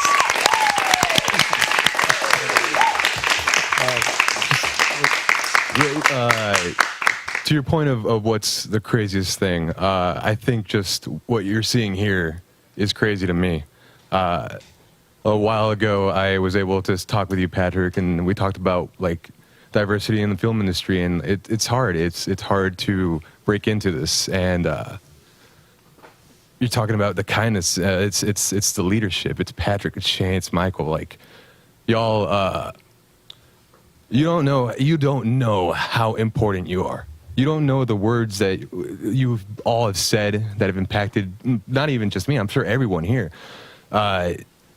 You've brought so many different voices, so many different people, so many different backgrounds, and you gave everybody a chance. And that is way far and beyond what can happen in this industry. I I'm like so thankful. Thank you, Patrick. Thank you, Shane. Thank you, Michael. Thank you, Cody. Thank you, everybody. Y'all are amazing. I have such a wonderful time doing this with y'all. This is awesome. Thank you. That's right. I want to say one more thing on that, though. Patrick, ever since my first day, you've told me, you've told every single person it seems to echo, this is a place also to grow and to learn. And admittedly, I think that's all of RT. It seems like a lot of stories here, a lot of stories before us. We came in maybe not knowing what we were doing. Yes, we are supposed to be high professionals now. We're industry leaders in some regard, but we're also learning what we're doing. And you never pushed away from that. You said, if you want to learn something, let's learn it. You want to try something new, let's try it. And between you and RT giving us the opportunity to go from simple podcasts to shows like Last Laugh to Tuesday Night Game Fight, a lot of us have never done anything like that before. I hadn't either. And you and RT gave a lot of us that first try. And you didn't push back. You didn't say, hey, you're not good enough. You said, let's do this thing. So I never forgot that first day you told me, if you need to learn from here, it's in a learning environment. And I've kept that to this day. And it seems like a lot of others are following that same step. So thank you. Thank you to you. Thank you to RT for allowing us to do that. Thank you to the community for allowing us to try new things. Some of them we didn't get right, but a lot of them we did. And a lot of them were really, really fun. Even Murder Room. I want to shout that out real quick. Especially Murder Room. That was my favorite new show, new style to go into. And I did not want to let go of that. That was such a fun. Our first production in this stage, I think. In stage 4. Yep. Oh, it was. New season, yeah. So New season. Thank you for everything. No, thank you. Thank you all.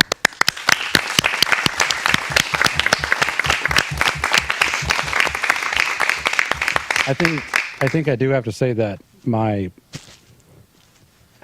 thing I'm most proud of, and I know others feel this way, is that like just to see how so many of you have grown from when I walked in. Like Barbara, I remember when I first met you, I was like, wow, she's got it all together. And then I was like, Oh, no, she doesn't. Never mind. No, but it was like so many people look up to you, but I got to know you, and it was like, oh my God, she's a real person. And like, there's so many times that, I saw you not being able to use your voice, and you tried, and it didn't land. And, but I knew you had something to say, and to see you grow and become, direct your first piece and become this boss that you are, and like I've seen it all over the company. And that's what's so amazing, is that like we've all grown together, and we started from a place of not knowing a lot and trying to figure this stuff out. And I remember Carrie, like in stage 5, like working with the animation team in that small dark corner, and you coming to me and saying like, can you not be so loud? We're trying to work. I think that's, and the incredible thing about this experience is that like we all had that chance to really kind of grow into something that we never really expected, and try new things. Like the amount of different types of shows that we've done under this roof, like it is crazy.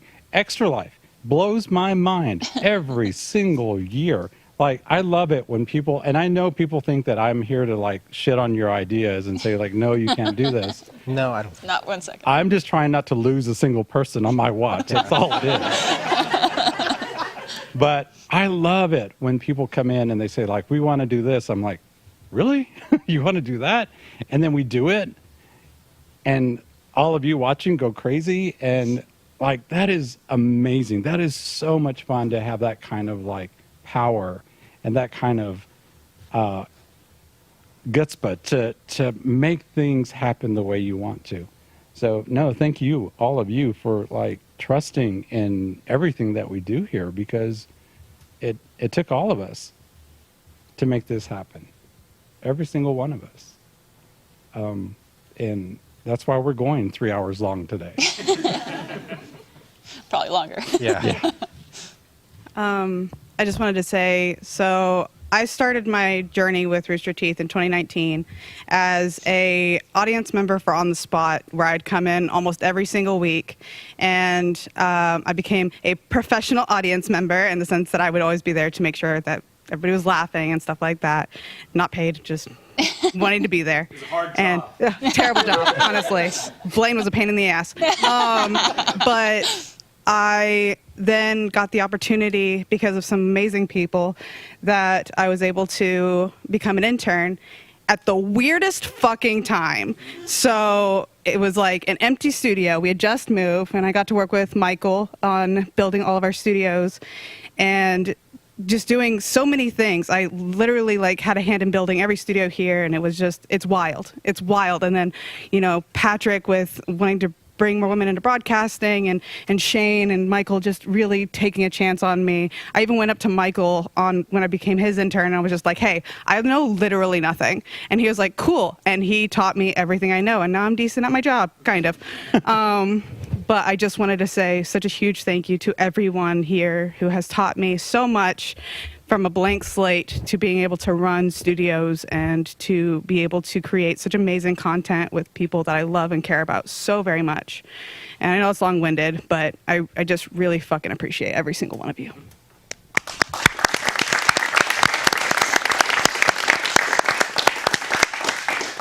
I'd like to shout out one particular thing, and it's horrific because it was a global pandemic that nearly brought the world to its knees. But when we found out about it, it was about 2 weeks before the entire city was shut down.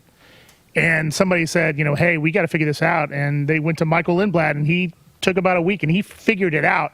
And we all went home, and then we kept the company going for 2 years from our bedrooms. I literally would get out of my bed into my desk and start doing technical directing a show that was there, and we were doing 60 hours a week of live programming that time. And that's because of everybody pulling together. And I was sure I was going to be fired, because when we first shut down, it was like, I have nothing to do. I don't have good internet. I don't have a decent computer at home. But everybody said, you know, hey, just hang in there. We did our Zoom meetings. We got there, and then eventually we were all doing technical direction from home and doing all these new shows that we were coming together with, and kept everything going for a while. And that was just amazing to see that. And not only that, but there were people from around the country coming to us and saying, how are you doing that?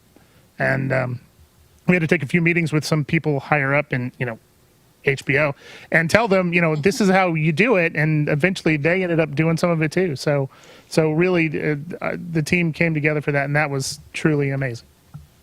Just real quick to tackle on that, like, I wasn't part of that. I wasn't a part of broadcast at that point. I was still in facilities, but I got to help broadcast during all of that because of the equipment.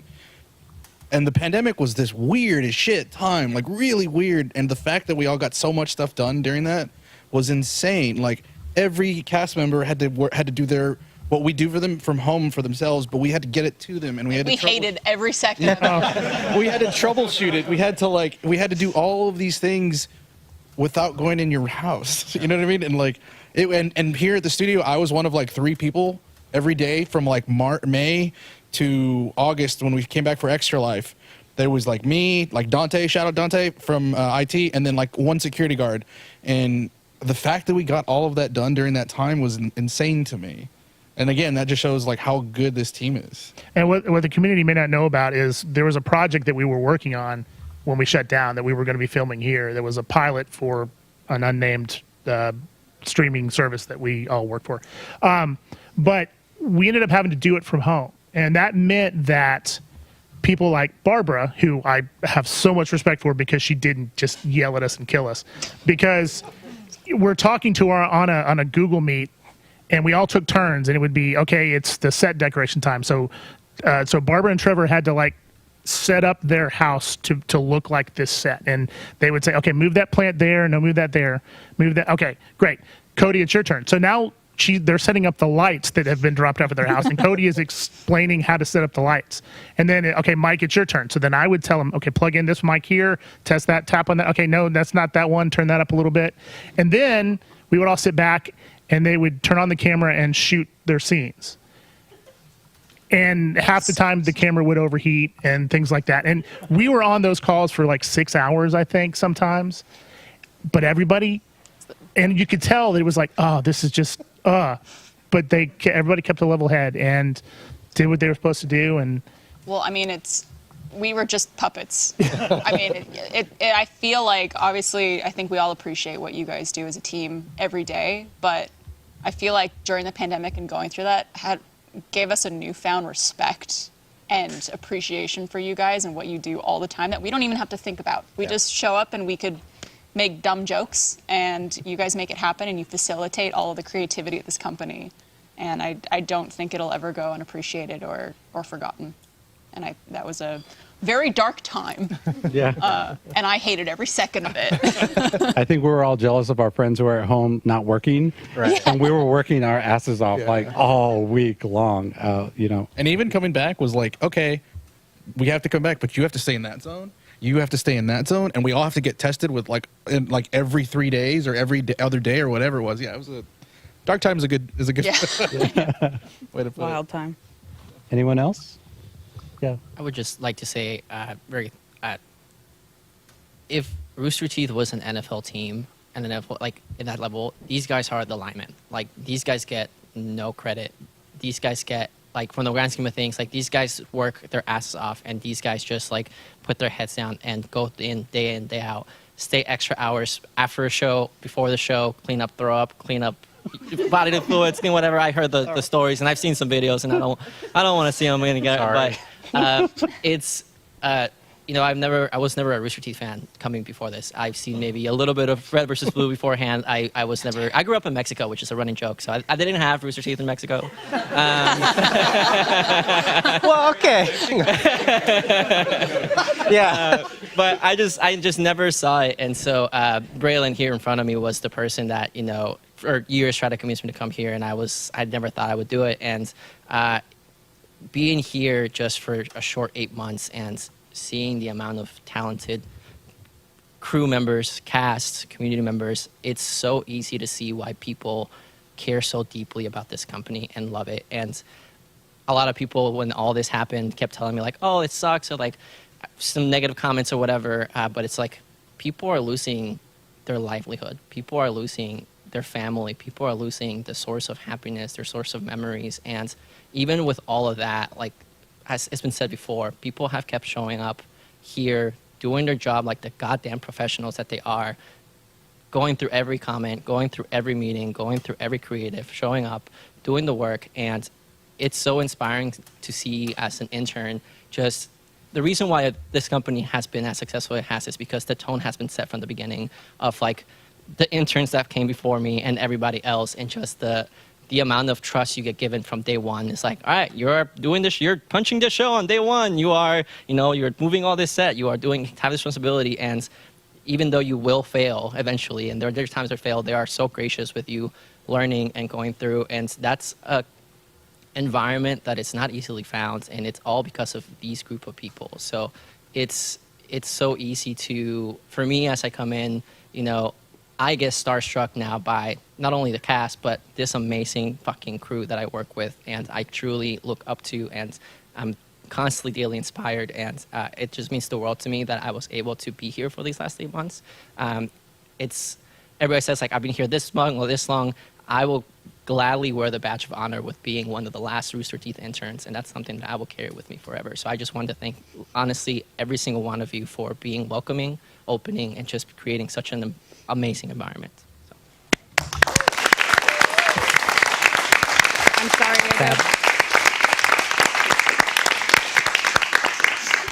I just want to point out real quick that Juan came in today and had handwritten cards for like everyone. I can't read it. And Flan, and I just want to let everyone know I made the mistake of reading it ahead of time.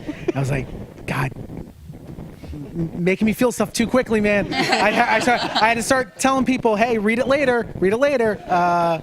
But going back to kind of the crazy times, not to go back to the pandemic again, but on top of everything that we were doing, pulling together 2 RTX at homes, RTX being not even just like an entire different team that we would assist on, but a massive amount of freelancers and contractors that come with going into the Austin Convention Center. We're automatically putting that online, which, and we had seen it done in a few other places because it was still very early in the pandemic, but what we were pulling together was insane. And Patrick, it was you, me, and Ben that were like really like producing it together, but it was also multiple stream techs, multi-streams, different productions, some stuff in studio, remote.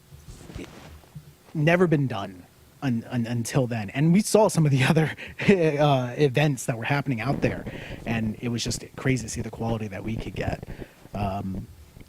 So that being that, but the one last thing I want to say was looking at this whole group here, it's so interesting to see the literal generations of production. When Patrick started doing something where Patrick would post, that's a wrap on this production, and we would list out who had worked on it just so everyone can see this is this production. And when we finally wrapped RTP, I went back literal a dozen plus years, I think 16 years roughly, and looked at how many directors, how many producers, and it was just like, whoa, this is a 16-year-long show. It went from Brandon to you to Mariel to back to you, I think, to Michael, to Eric, to me, to Cody, and it was just like, that's insane. And so I look at this group again and see the generations of like being able to bring like Gracie in to kind of fill in my producer spot when I moved up, and when you moved up, Shane came in. So it's just so interesting to see just this team that has come together and has uplifted the ones that come after them. So it's just this big uplifting multi-generational production team. So it was just so fascinating to see that right here. Yeah.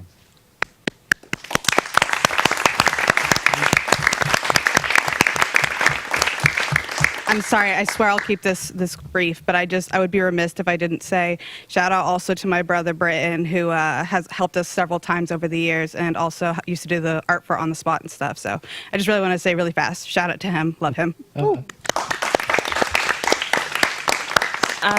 I just wanted to throw my own thanks out into the into the general everything, and also say I, like Braylon, started out as a serial On the Spot audience member, but I was very quiet about it, and I hope nobody remembers that. But I just wanted to thank all of the various audio teams, because I know I was the first audio intern in animation. Chris Kokinos took a chance on that. And then I was convinced by intern Mama Brooke, who left a long time ago, but to have the broadcast internship, and you guys took a chance on me. I was, I think, the first audio focused person. I was scared of cameras, but we got over that. But I just wanted to thank you all for taking a chance on me. I wanted to thank Nick for taking a chance on me when he had a kid. And needed somebody to cover. And more than that, I wanted to thank all of the various people working on all the podcasts for taking a chance on me as their editor. Blaine and Chris on Good Morning from Hell, even John, Real Canon and everything. I really just wanted to thank everybody for giving me the opportunities. Thank you, Cal.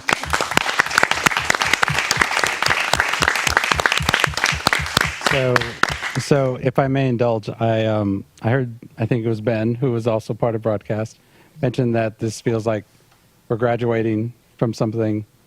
And so I wrote something to kind of sum up everything I've been feeling and everything I think we've all been feeling. And if you want to consider this the commencement speech, then so be it. So after 10 years of broadcast and 21 years altogether, we are here. We're here for the final camera shot, the last on-air sign, the final fade to black. It's hard to imagine what life will be like for us very soon. For the past 2 decades, we have lived and worked in our own reality show. A show about a group of class clowns, misfits, introverts, extroverts who think they're introverts, gamers, artists, storytellers, rule makers, rule breakers, and a handful of old timers, like us too. This show that lasted 21 years had a very simple concept. Watch this group of people figure out how to make the world laugh. You watched, and in the process, you saw us grow, learn, stumble, and find success. It was an enormous production that included all of us. Every single person in this company had a part to play. You see, this was our lives that played out on this stage. And like any good storyline, there were twists and turns, like new friendships, new love, very personal gut punches, and heartbreaking loss. Every generation was a season. Every season was a wild ride for our viewers, but especially for all of us who lived it. This was supposed to be a comedy about a fish out of water that was chasing success. Well, we found that success, then somehow ended up living in our own version of Survivor. Despite that, we, all of us in this room, in this building, and you watching, are here. Why is that? I believe this reality show of ours, this story, was never really about success. For me, the story of Rooster Teeth is about something greater. It was about opportunity. The founder saw an opportunity in a game they loved and ran with it. That created opportunity for others. Others who wanted to do something they loved and work with people who weren't assholes. That was important.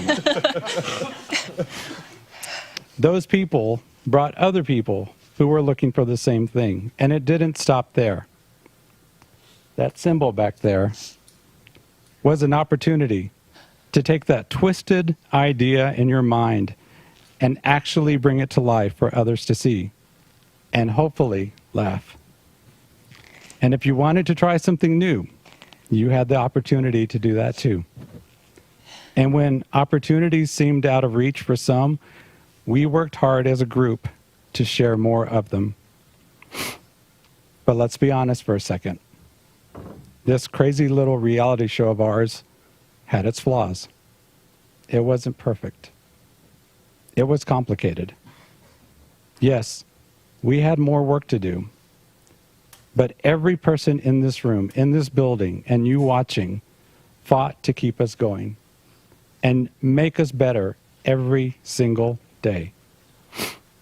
Yeah, it was sometimes tough to stick around. And it can be easy to relish in the drama of a story, especially one as long as ours. But I hope we mostly remember what was amazing about our lives here and carry forward what we learned. Rooster Teeth afforded so many of us the opportunity to become something we never imagined for ourselves.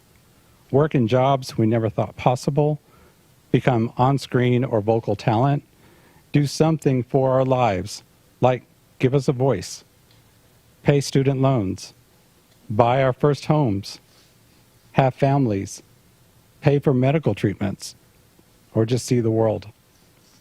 Best of all, it gave us moments like these that we'll treasure forever, and the chance to make lifelong friends.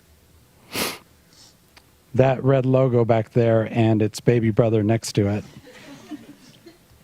came to be a symbol of opportunity for everyone who saw it. It meant not only did you have a chance to be a part of this insane circus, but you also had the chance to forget about your life for a moment and just laugh. Plus, you could possibly meet, work, and maybe even fall in love with other people who wanted to laugh just like you. No matter what you look like, who you love, what game you play, or the country you live in. Rooster Teeth gave us the incredible gift of opportunity, and we'll miss that. But it won't end here. It's time for us to create our own opportunities. And as scary as that may sound right now, and maybe even lonely, just remember that a group of friends did the same thing 21 years ago. And I believe that's why we were here. God damn.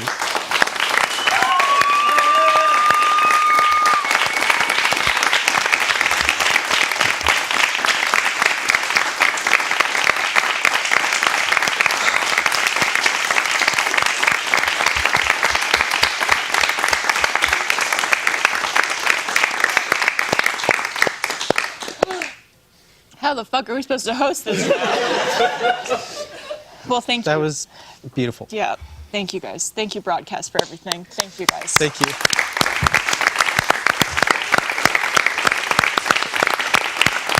Thank you all so much. Oh, man. Stream's not over. No. Oh. I thought maybe I would make it. Oh.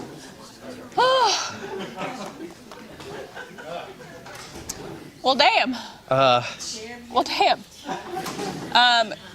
So we're not quite done. We're close, but we're not done yet.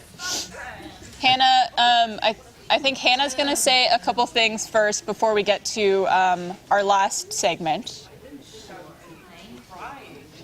When you have to do this. Yeah.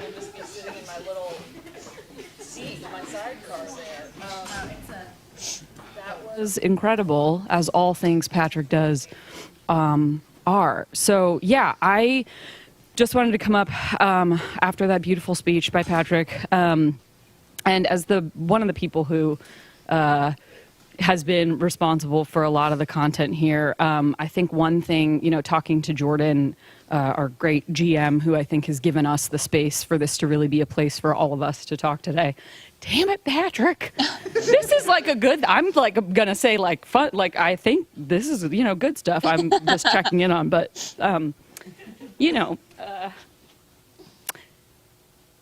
Jordan has said like 21 years is not a failure. It is proof of success, right? Like a lot of people don't make it that far. And everything Patrick just said is so true, that there's going to be so many great things that come from this. And I want to just thank everybody here who, a lot of people have said, like a lot of companies, this wouldn't have happened. People wouldn't have put this on. They wouldn't have stuck around as long as they did. And they wouldn't be fighting so hard to keep making the things that they love. And so thank you to all of our teams here who've been so patient as we as leaders have tried to figure out how to do all this, because we are so proud of all of you and we're so grateful for all of you. And so we've been trying to figure out how to do a lot of this stuff ourselves. Our teams have been so patient with us. The community has been so patient with us. And I feel like, we're getting to a point finally. I asked Jordan repeatedly before I came on. We're finally getting to a point where I know the community has been waiting for more news about some of their favorite shows and things like that. And we're starting to get bits and pieces here.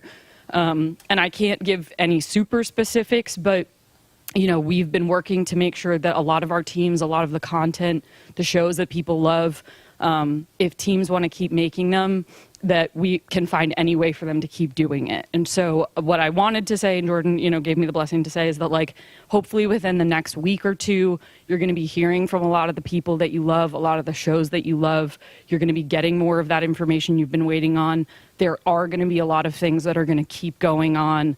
I don't want to steal that thunder from those people and those teams when they get to make those announcements. So just please be patient as they figure stuff out and keep supporting them, because Jordan has said it too. It's a really hard time to be people doing creative things, and supporting the creators you love is so important. It gives them the opportunity to do the things that they love. And so please continue to follow all of these immensely talented, hardworking, wonderful people. please support them in everything they're going to do when these doors close, because they worked so hard and they keep working so hard, and we're so grateful for all of them. And I'm just so grateful for the two of you. This is an immense service you've done for us, for this company. You never left, you never gave up. The two of you have been such immense beacons of strength and joy and creativity. You've stood by us, you've stood by this company when it's been immensely hard. And I'm so grateful for both of you. And I know people have been giving you guys credit, as they should. But I know we've got exciting more things to do here. We're not right at the end, but I just had to say how much I appreciate the two of you in particular. Thank you so much. So thank you for everything you've done. This was supposed to be a happy thing. Patrick opened the floodgates. I was doing really well. I was back here the whole time. It was supposed to be a happy thing, basically to say we do think there's going to be a lot of good stuff that comes from this. And you're going to hear from the teams you love and the people you love, and everything won't look exactly the same, but it's still going to be really, really cool. I'm trying not to swear because I have a kid now, so. Thank you, everybody, for what you've done, and thank you. I think there's something really fun and exciting we're going to have right now, so thank you, guys. Anna, we love you. Love you.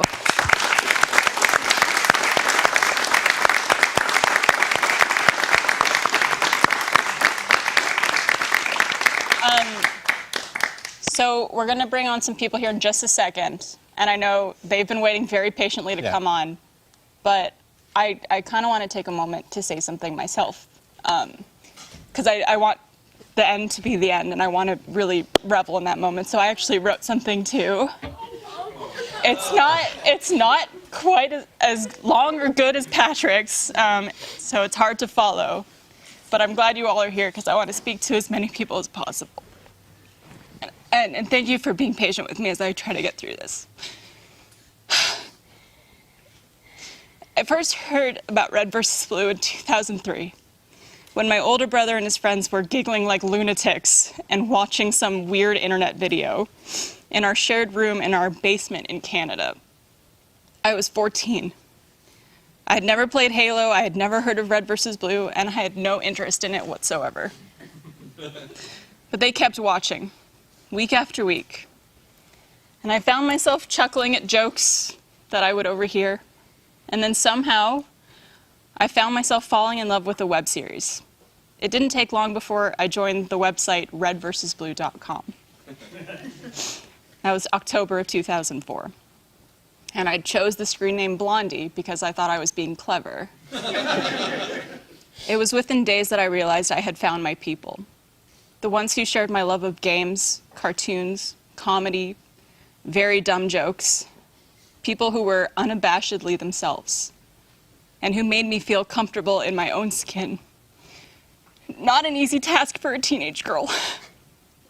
And people who became the greatest friends I will ever know. It was those friendships and connections that grew my passion for this community and this company, and what led me to be here today. All I wanted was to help facilitate a space where other people like me could find their people, to find belonging. I hope more than anything that you found that with us. There are not enough words to express how lucky I have felt getting to work with the most talented, driven, supportive, funny, and creative people every day for the last 12 years. Nor are there enough words to express my gratitude for the community of fans who have stood by our side through our successes and our failures. I speak for everyone when I say, we are so grateful to have been part of your lives as you have changed ours forever. To my colleagues, my best friends, it has been the honor of a lifetime to work and dream alongside you. You have brought more joy, more laughter, and more meaning to my life than I ever thought possible. I know this is not the end of our friendships together, but rather the beginning of supporting each other on our new journeys. And you better believe I will be cheering you on endlessly from the sidelines in whatever you do next. And to Rooster Teeth, you are one of the greatest loves of my life, a very close second behind Trevor. And I'm so incredibly proud to have been part of it. I will never forget it for as long as I live. Thank you guys for everything, and thank you for helping me find myself.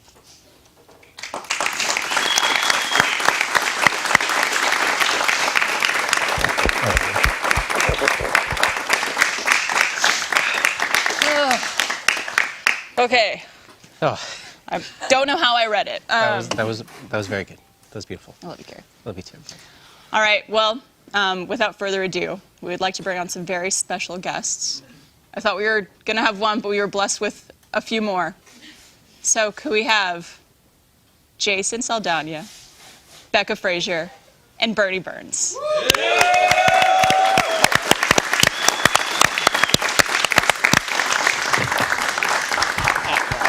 It's good to see you. Yeah, dude, it's been forever. Hi, yeah, it's been a while. I'd just like to say before we start, I want to know who the fuck programmed me after that fucking speech.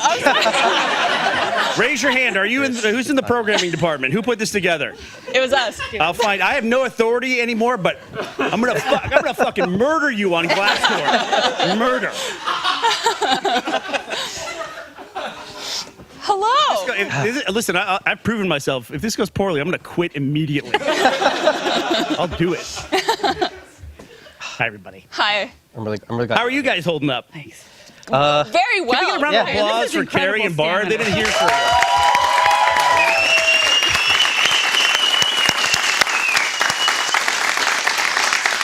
Y'all need to pee or anything? I've been able to sneak away. It's been We've good. peed a couple times. Yeah. Yeah. Get up in the couch. Yeah. That one's free. I'm actually wearing a diaper. An adult diaper. Yeah. Just kidding. I genuinely feel like we started the stream like yesterday. It feels like feel it's that been way. like yeah. It's been, wait, we started at 2. It's 7:45 now. Yeah. Jesus Christ. Yeah. Pretty amazing. That's like a third of Extra Life. Yeah. Yeah. Is it? I can't do math right now. I thought you fuckers didn't work after 5 anymore. Is that a special occasion for me now that I'm back in the building? Well, welcome back. Yeah. Thanks. It's good to be here. I flew back in from Scotland. I did not want to miss this. It's been an absolute joy to sit back there. Joy probably isn't the best word, just to watch so many people that I've seen over the years, seen some of you walk into the doors for the first time and see this incredible group of people that are so supportive of each other and what you've grown into. I couldn't be any prouder of you guys. And I'm sitting back there honestly regretting every single day of the last 4 years that I haven't been here and been alongside all of you. I love you all very, very, very much. I just want you to know that right out of the gate. Love you guys. And I was sitting there thinking about you two in particular, because I don't know what you all think of for the first time that I met you guys, but I can recall very clearly the first time that I met each of you. Barb, I knew about you from the site. I don't know how many people know this, but I was convinced that Barbara was a fake account, that someone was posing. And I almost banned you a couple different times. Yeah. Too good to be true. But the story of how I met Barb, and I think, Becca, I think you were with me. Yes. We went up to RVBTO, which was a fan event, which was pretty much the inspiration for RTX or prove that we could do it. It was a fan event they had in Toronto every year. And I went up there for the first one, and we just had a cookout. There are some photos people have shown where we used to do that all the time. We used to have cookouts. We did that a lot at 636. And we went out and got jalapenos. It was a recipe that I learned from Jeff. And we got these jalapenos, and it was a fan event. People were meeting up, and everyone was nervous and awkward, as people who live online tend to be when they get in person. And they were all chatting and things like that, and I sat down and started cutting jalapenos, and I remember this as clear as day. I was cutting these jalapenos, and there was a bunch of them there because there was about 80 people at the event.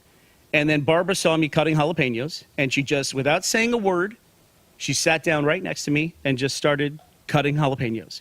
And I remember thinking, here's a person who pays attention and just wants to help. And I think about everything you've done over the years, the platform that you've had, and how you have been so gracious in sharing that with other people and sharing the opportunities that you've had so much. And not everyone does that, Barb, not everyone. And you're the kind of person who, when you see something and there's an opportunity to help, you've always done it. Yeah. Always done it. You say that I pay attention, but moments after that, I touched my own eyes. Yeah. I think the quote Thinking you of said, others. you and Britt, when your tears were streaming down your face, they carried the jalapeno with it. And you said, "My tears are burning my face." Yep. And then Carrie, I saw you. I don't remember which PAX it was, but you were 16. Yes. And Yeah. you came up and you wanted me to. You had a program at your school where you needed a mentor, and you thought, I'll just go to Seattle, even though you lived in San Antonio. You decided to travel all the way to Seattle to meet me, asked me to do it. I said, absolutely not. I have no time for that, but I really like you. Seem like a nice kid, but I have no way I could do it. Hard no.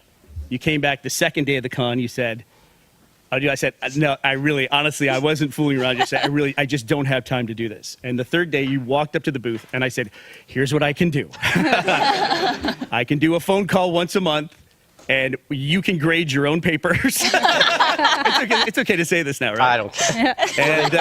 And I was your mentor in high school for a year, and then you came up and interned, changing out hard drives, right?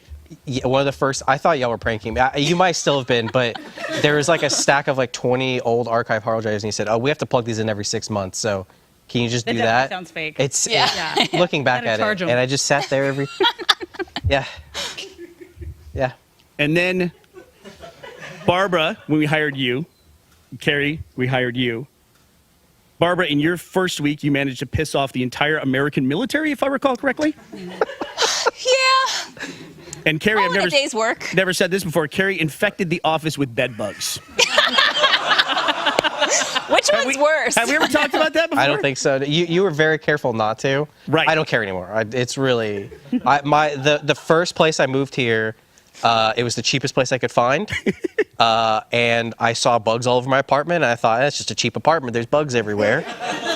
And then I found out that they were bed bugs, and lo and behold, the bag I took to the office every day and sat on our couch, they found one in there. Yeah. And this was like 2 months after I got hired, maybe. Yeah. And I was like, well, Congress. Yeah. I was like, oh, I'm done. And I think you were really upset about it. And I remember we had a discussion about it. You said, I'm just really worried that if I gave bed bugs to the office that I'm going to be fired. And I said, oh, you're absolutely fired. But then recovered. We did call you bed bug for 2 years? Yeah.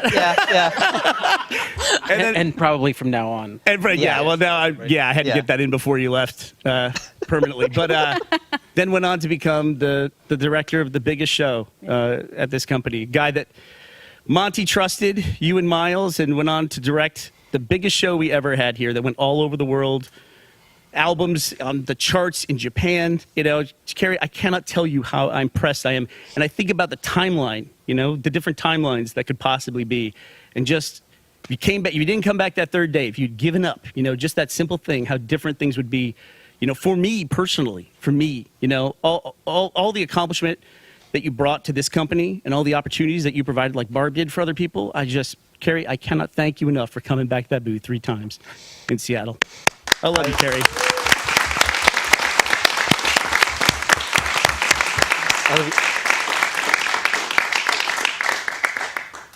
I love you too, man. And I know I'm not alone here in saying that you're the reason I did this. Before podcasts were a thing, I just put the commentaries on for RVB and just listened to them over and over again because I wanted to do this. I wanted to be here and to have the ability to not only get to do what I wanted to do, but to get to do it with y'all. I think I'm one of the luckiest people in the world, and we owe so much to you all, and I just thank you so much. And yeah, sorry. And I'm sorry about that time I kissed you on the mouth, Carrie. Which one? Which mouth? They were doing a live stream for Ruby. I don't forget what it was exactly. It was a small team. How many people were on the team back then? 20. So I thought it'd be funny if I came in and interrupted the live stream and gave Carrie a fake kiss. Yeah. Where I came in really fast and covered his mouth and kissed the back of my hand. Missed my own hand somehow. Yep. Kissed Carrie square on the mouth. And that's how I knew they could never fire me. I was in. It was magical. It was magical. And then Monty went, Bumblebee. I don't know if anyone here could adequately express like what you guys all did for us. I mean, not a single person would be in this room if it wasn't for you. And starting this company and taking a chance on us and building up this amazing just community and world for us to be a part of. I still have the letter, Bernie, that you sent me when you were offering me my employment in 2011. I have it framed on my fridge at home. You guys were all so inspiring, and just like you showed us what is possible, what could happen when you have a vision and passion towards something. And it's just, you changed all of our lives forever. And I'm really happy that all of you guys are here today. And Bernie, I'm so happy that you were able to come in for this, and it just means a lot to us. A couple people said something similar, but this company, I think, is what it is, and has created so many amazing shows and products and whatever, is because everybody here is willing to give people a chance, and that started here. Yeah. That started with y'all hiring a weirdo from a con that didn't know how to do this stuff and teaching him how to do it and letting him learn and fail and depending on who you are, succeed, if you believe in that I did. But I've heard stories like that from almost every group that's come up, and I think that at its core is what has made this company so special, is that this isn't about gatekeeping, it's about making the best thing and giving people opportunities, and I will forever be grateful for that. I really will. Yeah. Well, thanks. I mean, Red versus Blue is my show, and the website was redversusblue.com when we started. But Rooster Teeth, what Rooster Teeth was, a company, was started because I wanted it to be a thing that other people could come into to make shows and make their dreams come true, like Red versus Blue was for me. And Rooster Teeth wasn't necessary. It could have just been called Red versus Blue. But started Rooster Teeth so that those other people could come in and have opportunities. That's why Rooster Teeth exists. It exists for that. And I was considering myself to be a very creative person, but I could not have envisioned this group of people and all the people who work here today. I couldn't dream of it. I didn't have the capability of dreaming of all of you people and everything that you've been able to do. Like, I would never thought we'd have an anime that goes all over the world. And who would run that, Or, countless talk shows or Dungeons and Dragons shows, that people just die and want to see. I couldn't dream of those things. And you guys are like the fulfillment of the dream that I could not express to myself. And I'm just so grateful for you guys, and so grateful for everyone who's ever come in these doors and contributed to it and made opportunities for everyone. So if I've given, and the early guys have given anything to you, you guys have given it back tenfold. And thank you so much for that. On behalf of the guys who couldn't be here today, thank you so much for that.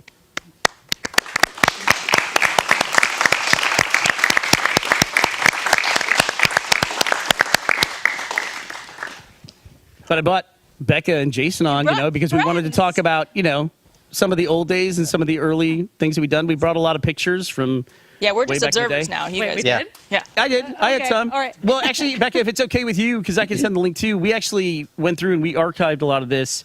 It's not a spoiler or anything, but we contributed a lot of photos from our days for the final season of Red versus Blue, and I know you contributed a lot of those too. So I took some of those photos and included this in here as well. Hopefully, we have some of them, but. Jason and I were actually, there's Becca. Wow. That was our By the sound way, closet. She's not aged a fucking day. No. What is going on? I'm a witch. No big deal. Barb, you want to keep going down the couches with those compliments? You want to head this way? Thanks. Appreciate that. Fine wine. That was, Chris, back in Buda. I just like that one. That was back in Buda. I mean, God, that was what, 2007? That would have been season 3 through 5. That would have been 5. Second, season 5, because history, obviously. Yeah, so obviously. That would have been 2007. So that was our sound booth. That was literally an apartment closet in the back corner. So that's the depth. It was basically, if you stood in the closet, you could touch either side with your shoulders, and that's how we recorded it, all of it. And we didn't know what we were doing because obviously you should be facing the sound. Well, I'm pretty sure there was a wall right there with more soundproofing directly in my face. We recorded all of our vocals for like 5 years on a shotgun mic. Yeah. Jeez. Jake would probably want to choke me for that. Is that it? Oh, this is it. Oh, my let me see if God. I remember AKG 1000. Is that what it is? Is that the model number? Wow, that is insane, Scratched Mike. off. I like how you just on that hand really immediately. Yeah, AKG Amazing. C1000. Well, the battery in it's still good. Yeah, this is the mic we recorded the first 5 or 6 seasons on this mic right here. That's wild. Oh, yeah. It's not ideal. Any other criticisms over there, Jake?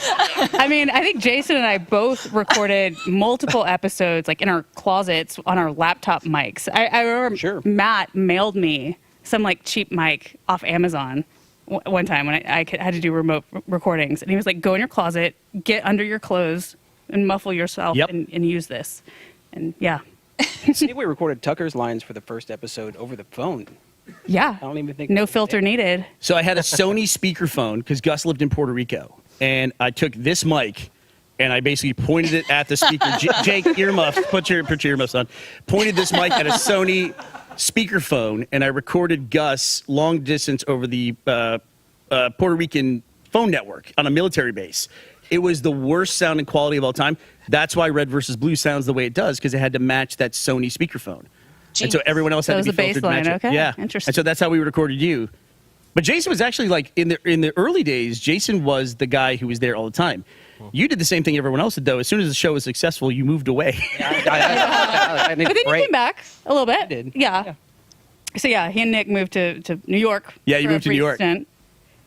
Yeah. Yeah, and that didn't last very long. But, you know, I just miss it's a rite Bernie of passage. too much. Yeah.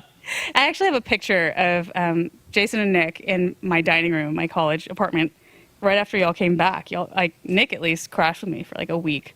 I don't know where I lived. I probably slept. I think you were just, I think you were mostly, floating around. I think you slept at my house at least a couple nights because you were in your boxers. I hope that's from you sleeping there. I don't know. I don't know either. And That's I just actually kinda what I was wore going back then. through a bunch of old files that I just like dumped from my hard drive when I got a new computer at one point in history and just backed up to the cloud.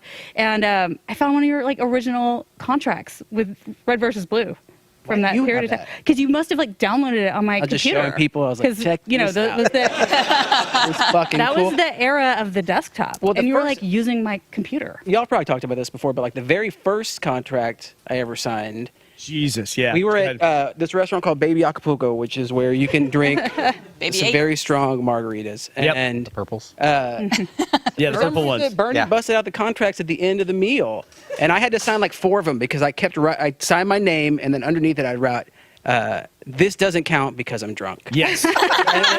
Very funny joke. Hand me another one.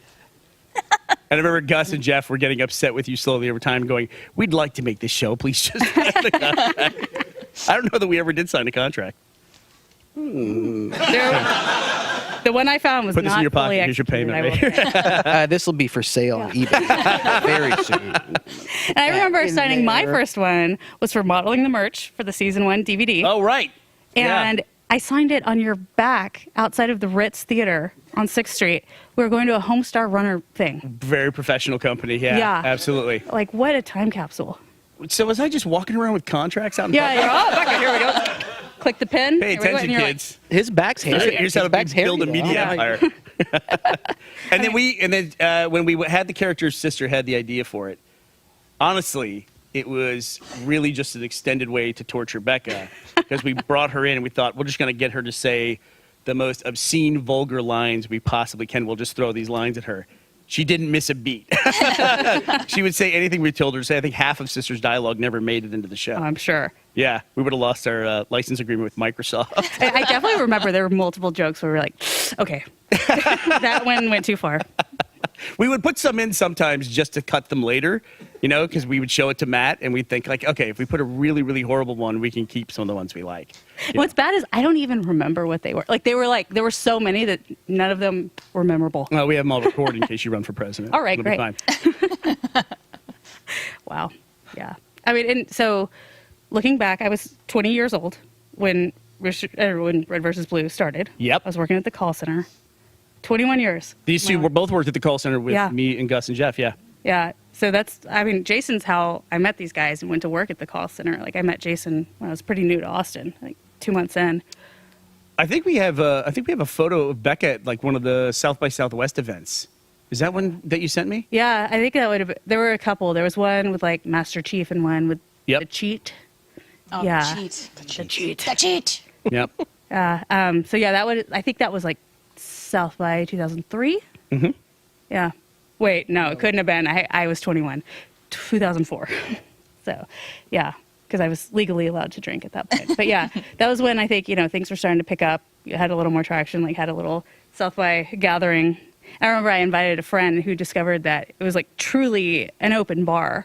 And he started ordering the most top shelf liquor in the joint. I was like, you asshole. You're ruining the spirit of the event. But yeah, sorry for that, Bill, whatever that was. That's why we're here today. Yeah. Yeah. Closing the Clear the air. now. Yeah, and James everything. Clarendon, it was you. Yeah. Yeah. That's your name. But you guys were there the whole time, like through every office. Like, what was your favorite office that we were ever in? Oh my God. I know it wasn't the spare bedroom in Buda. No. That was a nightmare. I It like was a the sweaty downtown Buda nightmare. one though, where I Yeah. sat in the little laundry nook. Yeah, Jason showed up at the Buda downtown office, the apartment, and he brought a desk with him and put a desk in. You went and bought one at IKEA, and there was nowhere to set it up, so you set it up where the laundry machines were supposed to go. So the entire time Jason worked in that office, he was facing like the cold and hot tap the entire time, right there, tucked in the hallway. At that point in time, Oh my God, I remember were, that. Yeah. we were really only working on Red versus Blue, and that was it. And so, I was doing the voice for Tucker, and then would help out doing all the, animation. But there wasn't a lot to do like the rest of the day. And so you guys were like, you could just keep coming over like when we're about to make the episode, but you don't have to come sit here all week. And I was like, no, I'm going to come sit here all week. So I did. Look for guitars on eBay. Yeah. Yeah. I found guitars on eBay. I'm too. sure you did. How about you, Becca? Which was your favorite office? I think I really enjoyed the Congress one, mainly because I worked 2 blocks away. And so anytime y'all needed me, you would call me over. And it was just, it was cool downtown. And we would play poker there and hang out. And I don't know, those were good memories. I know what your guys' answer is going to be to this. Do you? I would think so. I would think 636 for both you guys. Congress is always going to have a special place in my heart because it's where I started. Yeah. But 636 is like, I felt like a part of the company when we moved there. I got to be a part of like setting it up and everything. So yeah, I think 636. And that's exactly why Congress is special to me. Yeah. Being 2 blocks away, during construction, y'all would have me go over and sit and wait for people to show up. And I even remember waiting for like the Blue Genie people to come and do the mural. Yeah. Oh, really? Yeah. Yeah. Who did this? I did this, or who did? Did Jeff make you go sit there? I don't know. I can't remember. I mean, there were a few. I know, like. And now you work in design and construction. Yeah, exactly. It all began right there, that moment. Yeah. No, it was just convenient, and like they're like, y'all do anything? No. Hey, in the booth, if we have the Monty all-nighter photo, it should be labeled that way. That was in the Congress office. My best memories in the Congress office were. That's the one I loved. I love the Congress office. We were still like not even just a small group. I mean, it was just, just that tight original crew. And there's our new hire, Monty Ohm, and he and I. You can see the windows outside. It's pitch black night outside. We were probably there at 3 a.m, and we were just each working on our own thing. And I would look up at Monty every now and then, and we would just wave to each other, or just give each other some kind of affirmation. And it was just crazy. And when you talk about being 2 blocks away, Monty and I, we were working so hard on season 8 and trying so hard to do something unlike anything else we'd ever done before. Carrie, I don't know if you remember this, but we got a hotel room, Monty and I, for like 2 weeks across the thing, and we would just trade in shifts. Monty and I would go have to do. It didn't occur to me to have the housekeeping service come and clean the room or anything. We would just go trade off where I would sleep and then he would sleep. And Monty would never sleep more than, I don't think, like 3 hours at a time because he was such an incredible machine. But yeah, that's what I think. That right there is like, I remember so many late night hours with Monty Ohm just sitting in that like really special place. It was just, I don't know. I love the Congress office so much. Just absolutely loved it. Yeah. And I found that office on Craigslist while I was sitting there in my little laundry nook, not working. Do you remember the day we went to look at it was the day that like 40 birds died in downtown Austin or something, even more than that? What did y'all do? Like that's a pretty minor amount of bird deaths in one day. So we went to go look at the office, and while we were driving down there, they evacuated all of downtown Austin because I said 40, but they found like 40 dead birds and then located, I think, another like 200 or something. And somehow we like got in before the cops closed Congress off on our end. And so when we showed up in downtown Austin, we parked right in front of the office. There's no one on the streets because it was the apocalypse, apparently. And we thought, wow, this is super convenient. Let's get this place because we had no idea. And then Matt even stepped on a dead bird, like as he was walking towards the office. And we thought, that's weird. And then we found out later, yeah, the birds dropped dead in Austin. And then on the other side of the world in Australia, a bunch of birds dropped dead at the same time as well. Like on the exact. Weird omen. Weird omen, that yeah. is weird. Yeah, for that office. But right across the street was another thing, a great memory I have, which every time I come back to the U.S., and back to Austin, I have a hit list of places that I want to eat. And one of the places I always have to go is to the Roaring Fork, which was right next there, where we'd always go eat there. And Monty in particular, he liked cedar planked salmon. It was a plank of cedar. Best dish there. And they would have salmon on it. And I would feed him like 5 or 6 of those a day sometimes because he would just tear through that stuff. Is it safe to eat that much cedar? You could use it for a toothpick afterwards. But yeah, just such great memories, over the years. And then 636, where I think a lot of people discovered Rooster Teeth. Where I think like that was the transition from when it went from being red versus blue to being Rooster Teeth. Yeah. Congress is where we started Achievement Hunter. Started the podcast, started shorts, and all of those things went on to become the broadcast department, the Let's Play network, the live action department. Those things all started as little shows in that Congress office. But I really feel like 636, with the little closet of achievement hunters and the lads came on board and everything. That's where Red versus Blue became Rooster Teeth, and when you guys came on board, and it really changed everything at that place. Yeah, it's really crazy how many like eras have happened at this company. Just in the 21 years. And yeah, I never want to say one's better or worse, but that was a very special one for me. Yeah. So there were a couple years there where I kind of lay low and, wasn't really in the mix very much. And it was basically between the Congress office and 636. And I popped back into 636 in 2011 or so. And it was like, whoa, what has this become? There are all these employees and this is crazy. And that was right at the time that Michael and I had been together for about a year. And so for the first year of our relationship, he didn't know that I had this whole family and this whole side of my life. And he was like, what is this? I was telling Chris earlier, it was when we did the Angry Birds short. And that was the first thing I think I did back with the audience, was live action suddenly. And it was just so cool. There's so many new opportunities and so many creative people around, and just new toys and equipment. And it was awesome. It was just very... I don't know. The future seemed wide open. 636 seemed massive. Yeah. To the Congress office. And I didn't work at the Congress office, but I'd been there when I visited Rooster Teeth, I think twice. And one of those visits is when you took that photo of me and Gavin on Congress. Yeah. We still haven't recreated that photo. I know we want to at some point. It's possible. It's possible it's in that folder. I'm not sure if that one's in there. It might be in my folder. The old office is... a hotel now. It's right? not even there. Like they kept the first floor, I think, and built a hotel on top. Yeah, no, somehow. that space is just now in midair at this point. Yeah, it's wild. Yeah. Yeah, but 636 was definitely, I think, where a lot of nostalgia lies for a lot of us.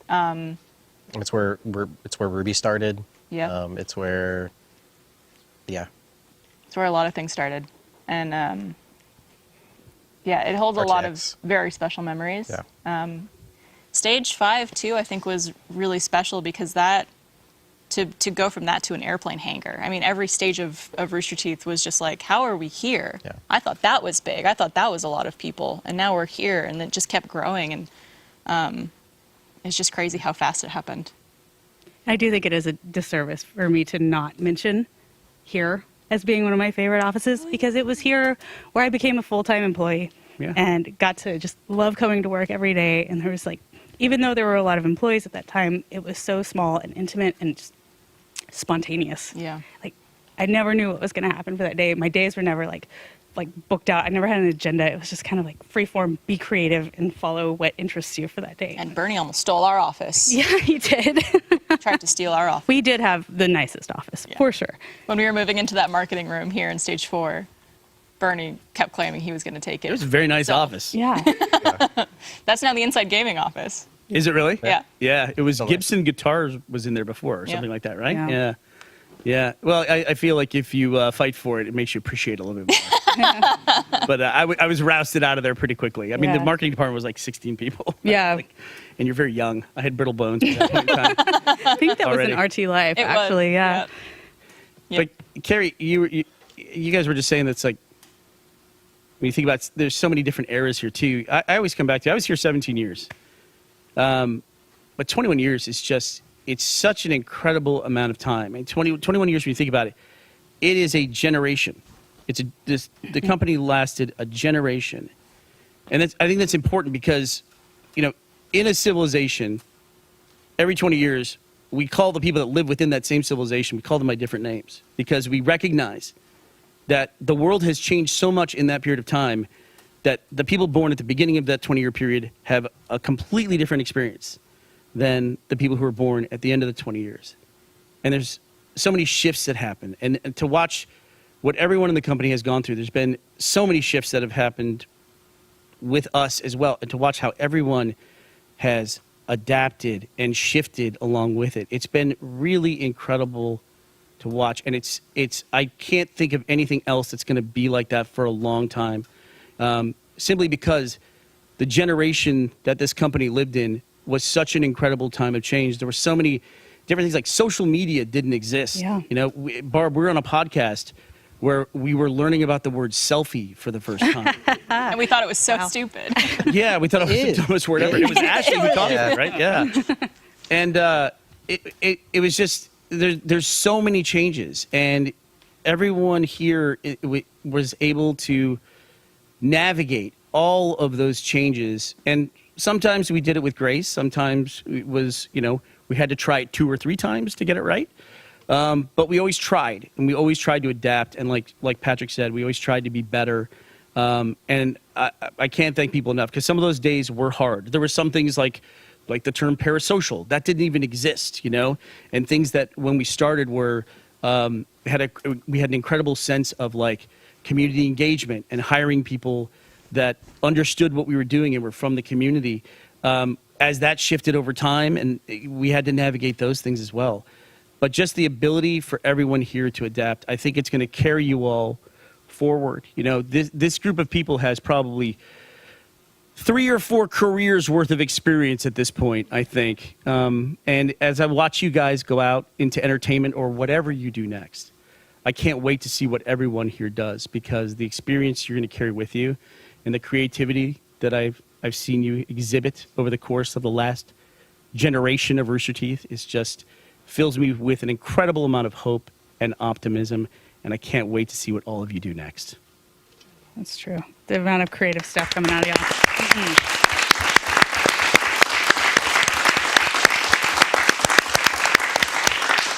And I recognize that it's probably a really scary time for a lot of people, but these are the next year or few years of your life are gonna be incredibly fruitful times in your life, and they're gonna redefine what you expect from yourself and redefine what your life is. These times of transition are when the best changes happen. You will look back on this time, which is incredibly hard, and I think you will look back and be really proud of what you're doing right now and all the strength you have and all the adaptation and carrying that forward. I love you guys. I really do. I love you guys very much. I'm proud to have worked with you. I'm proud, like I said, to have watched some of you come in the door for the first time and see the people that you've grown into when I come back and visit you. I can't express that enough. And that goes for not only people in this room, but all the people who have ever walked through the doors at Rooster Teeth. I think about you all on a daily basis. I had a feeling that when I walked out the door myself, that I could finally put it behind me. I can tell you from experience, that doesn't really happen. For better or for worse, that doesn't happen. You'll think about this place a lot. I know I have. Thought about all of you, thought about all our experiences together, and you'll carry it for a really long time. And I hope you'll carry the good things longer than the bad things. Yeah. I don't know a better way to wrap it up. Yeah. we do have a video that is a wonderful video. And after we play the video, I would love to get everybody on set for a final goodbye. This video is edited by Nathan Bracker, who is incredible.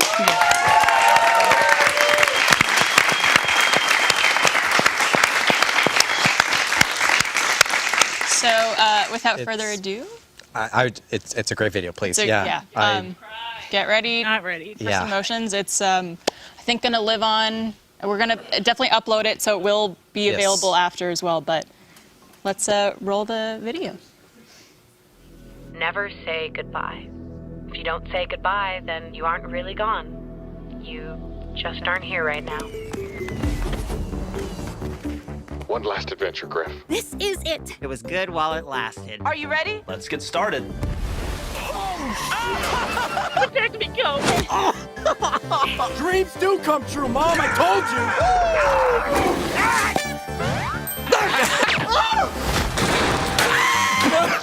you. No! Oh! That was a knife. That's not cool. Oh, yeah.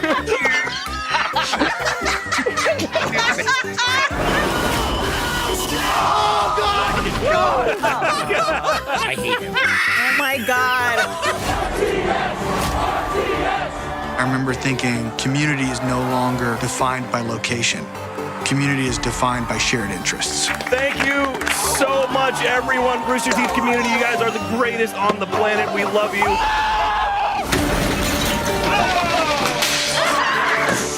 Were you guys in on this?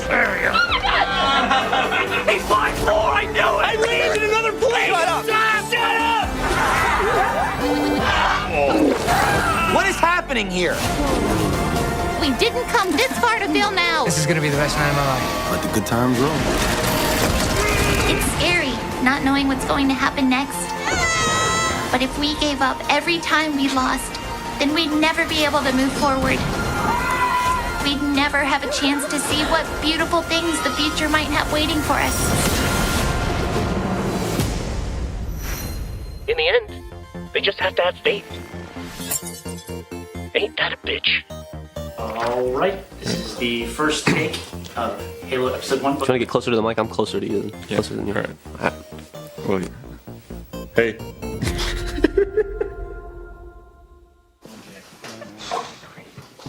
Thank you guys. Thank you guys for 21 years. Thank you. I don't know what else we could say. Just thank you for watching. And we love you.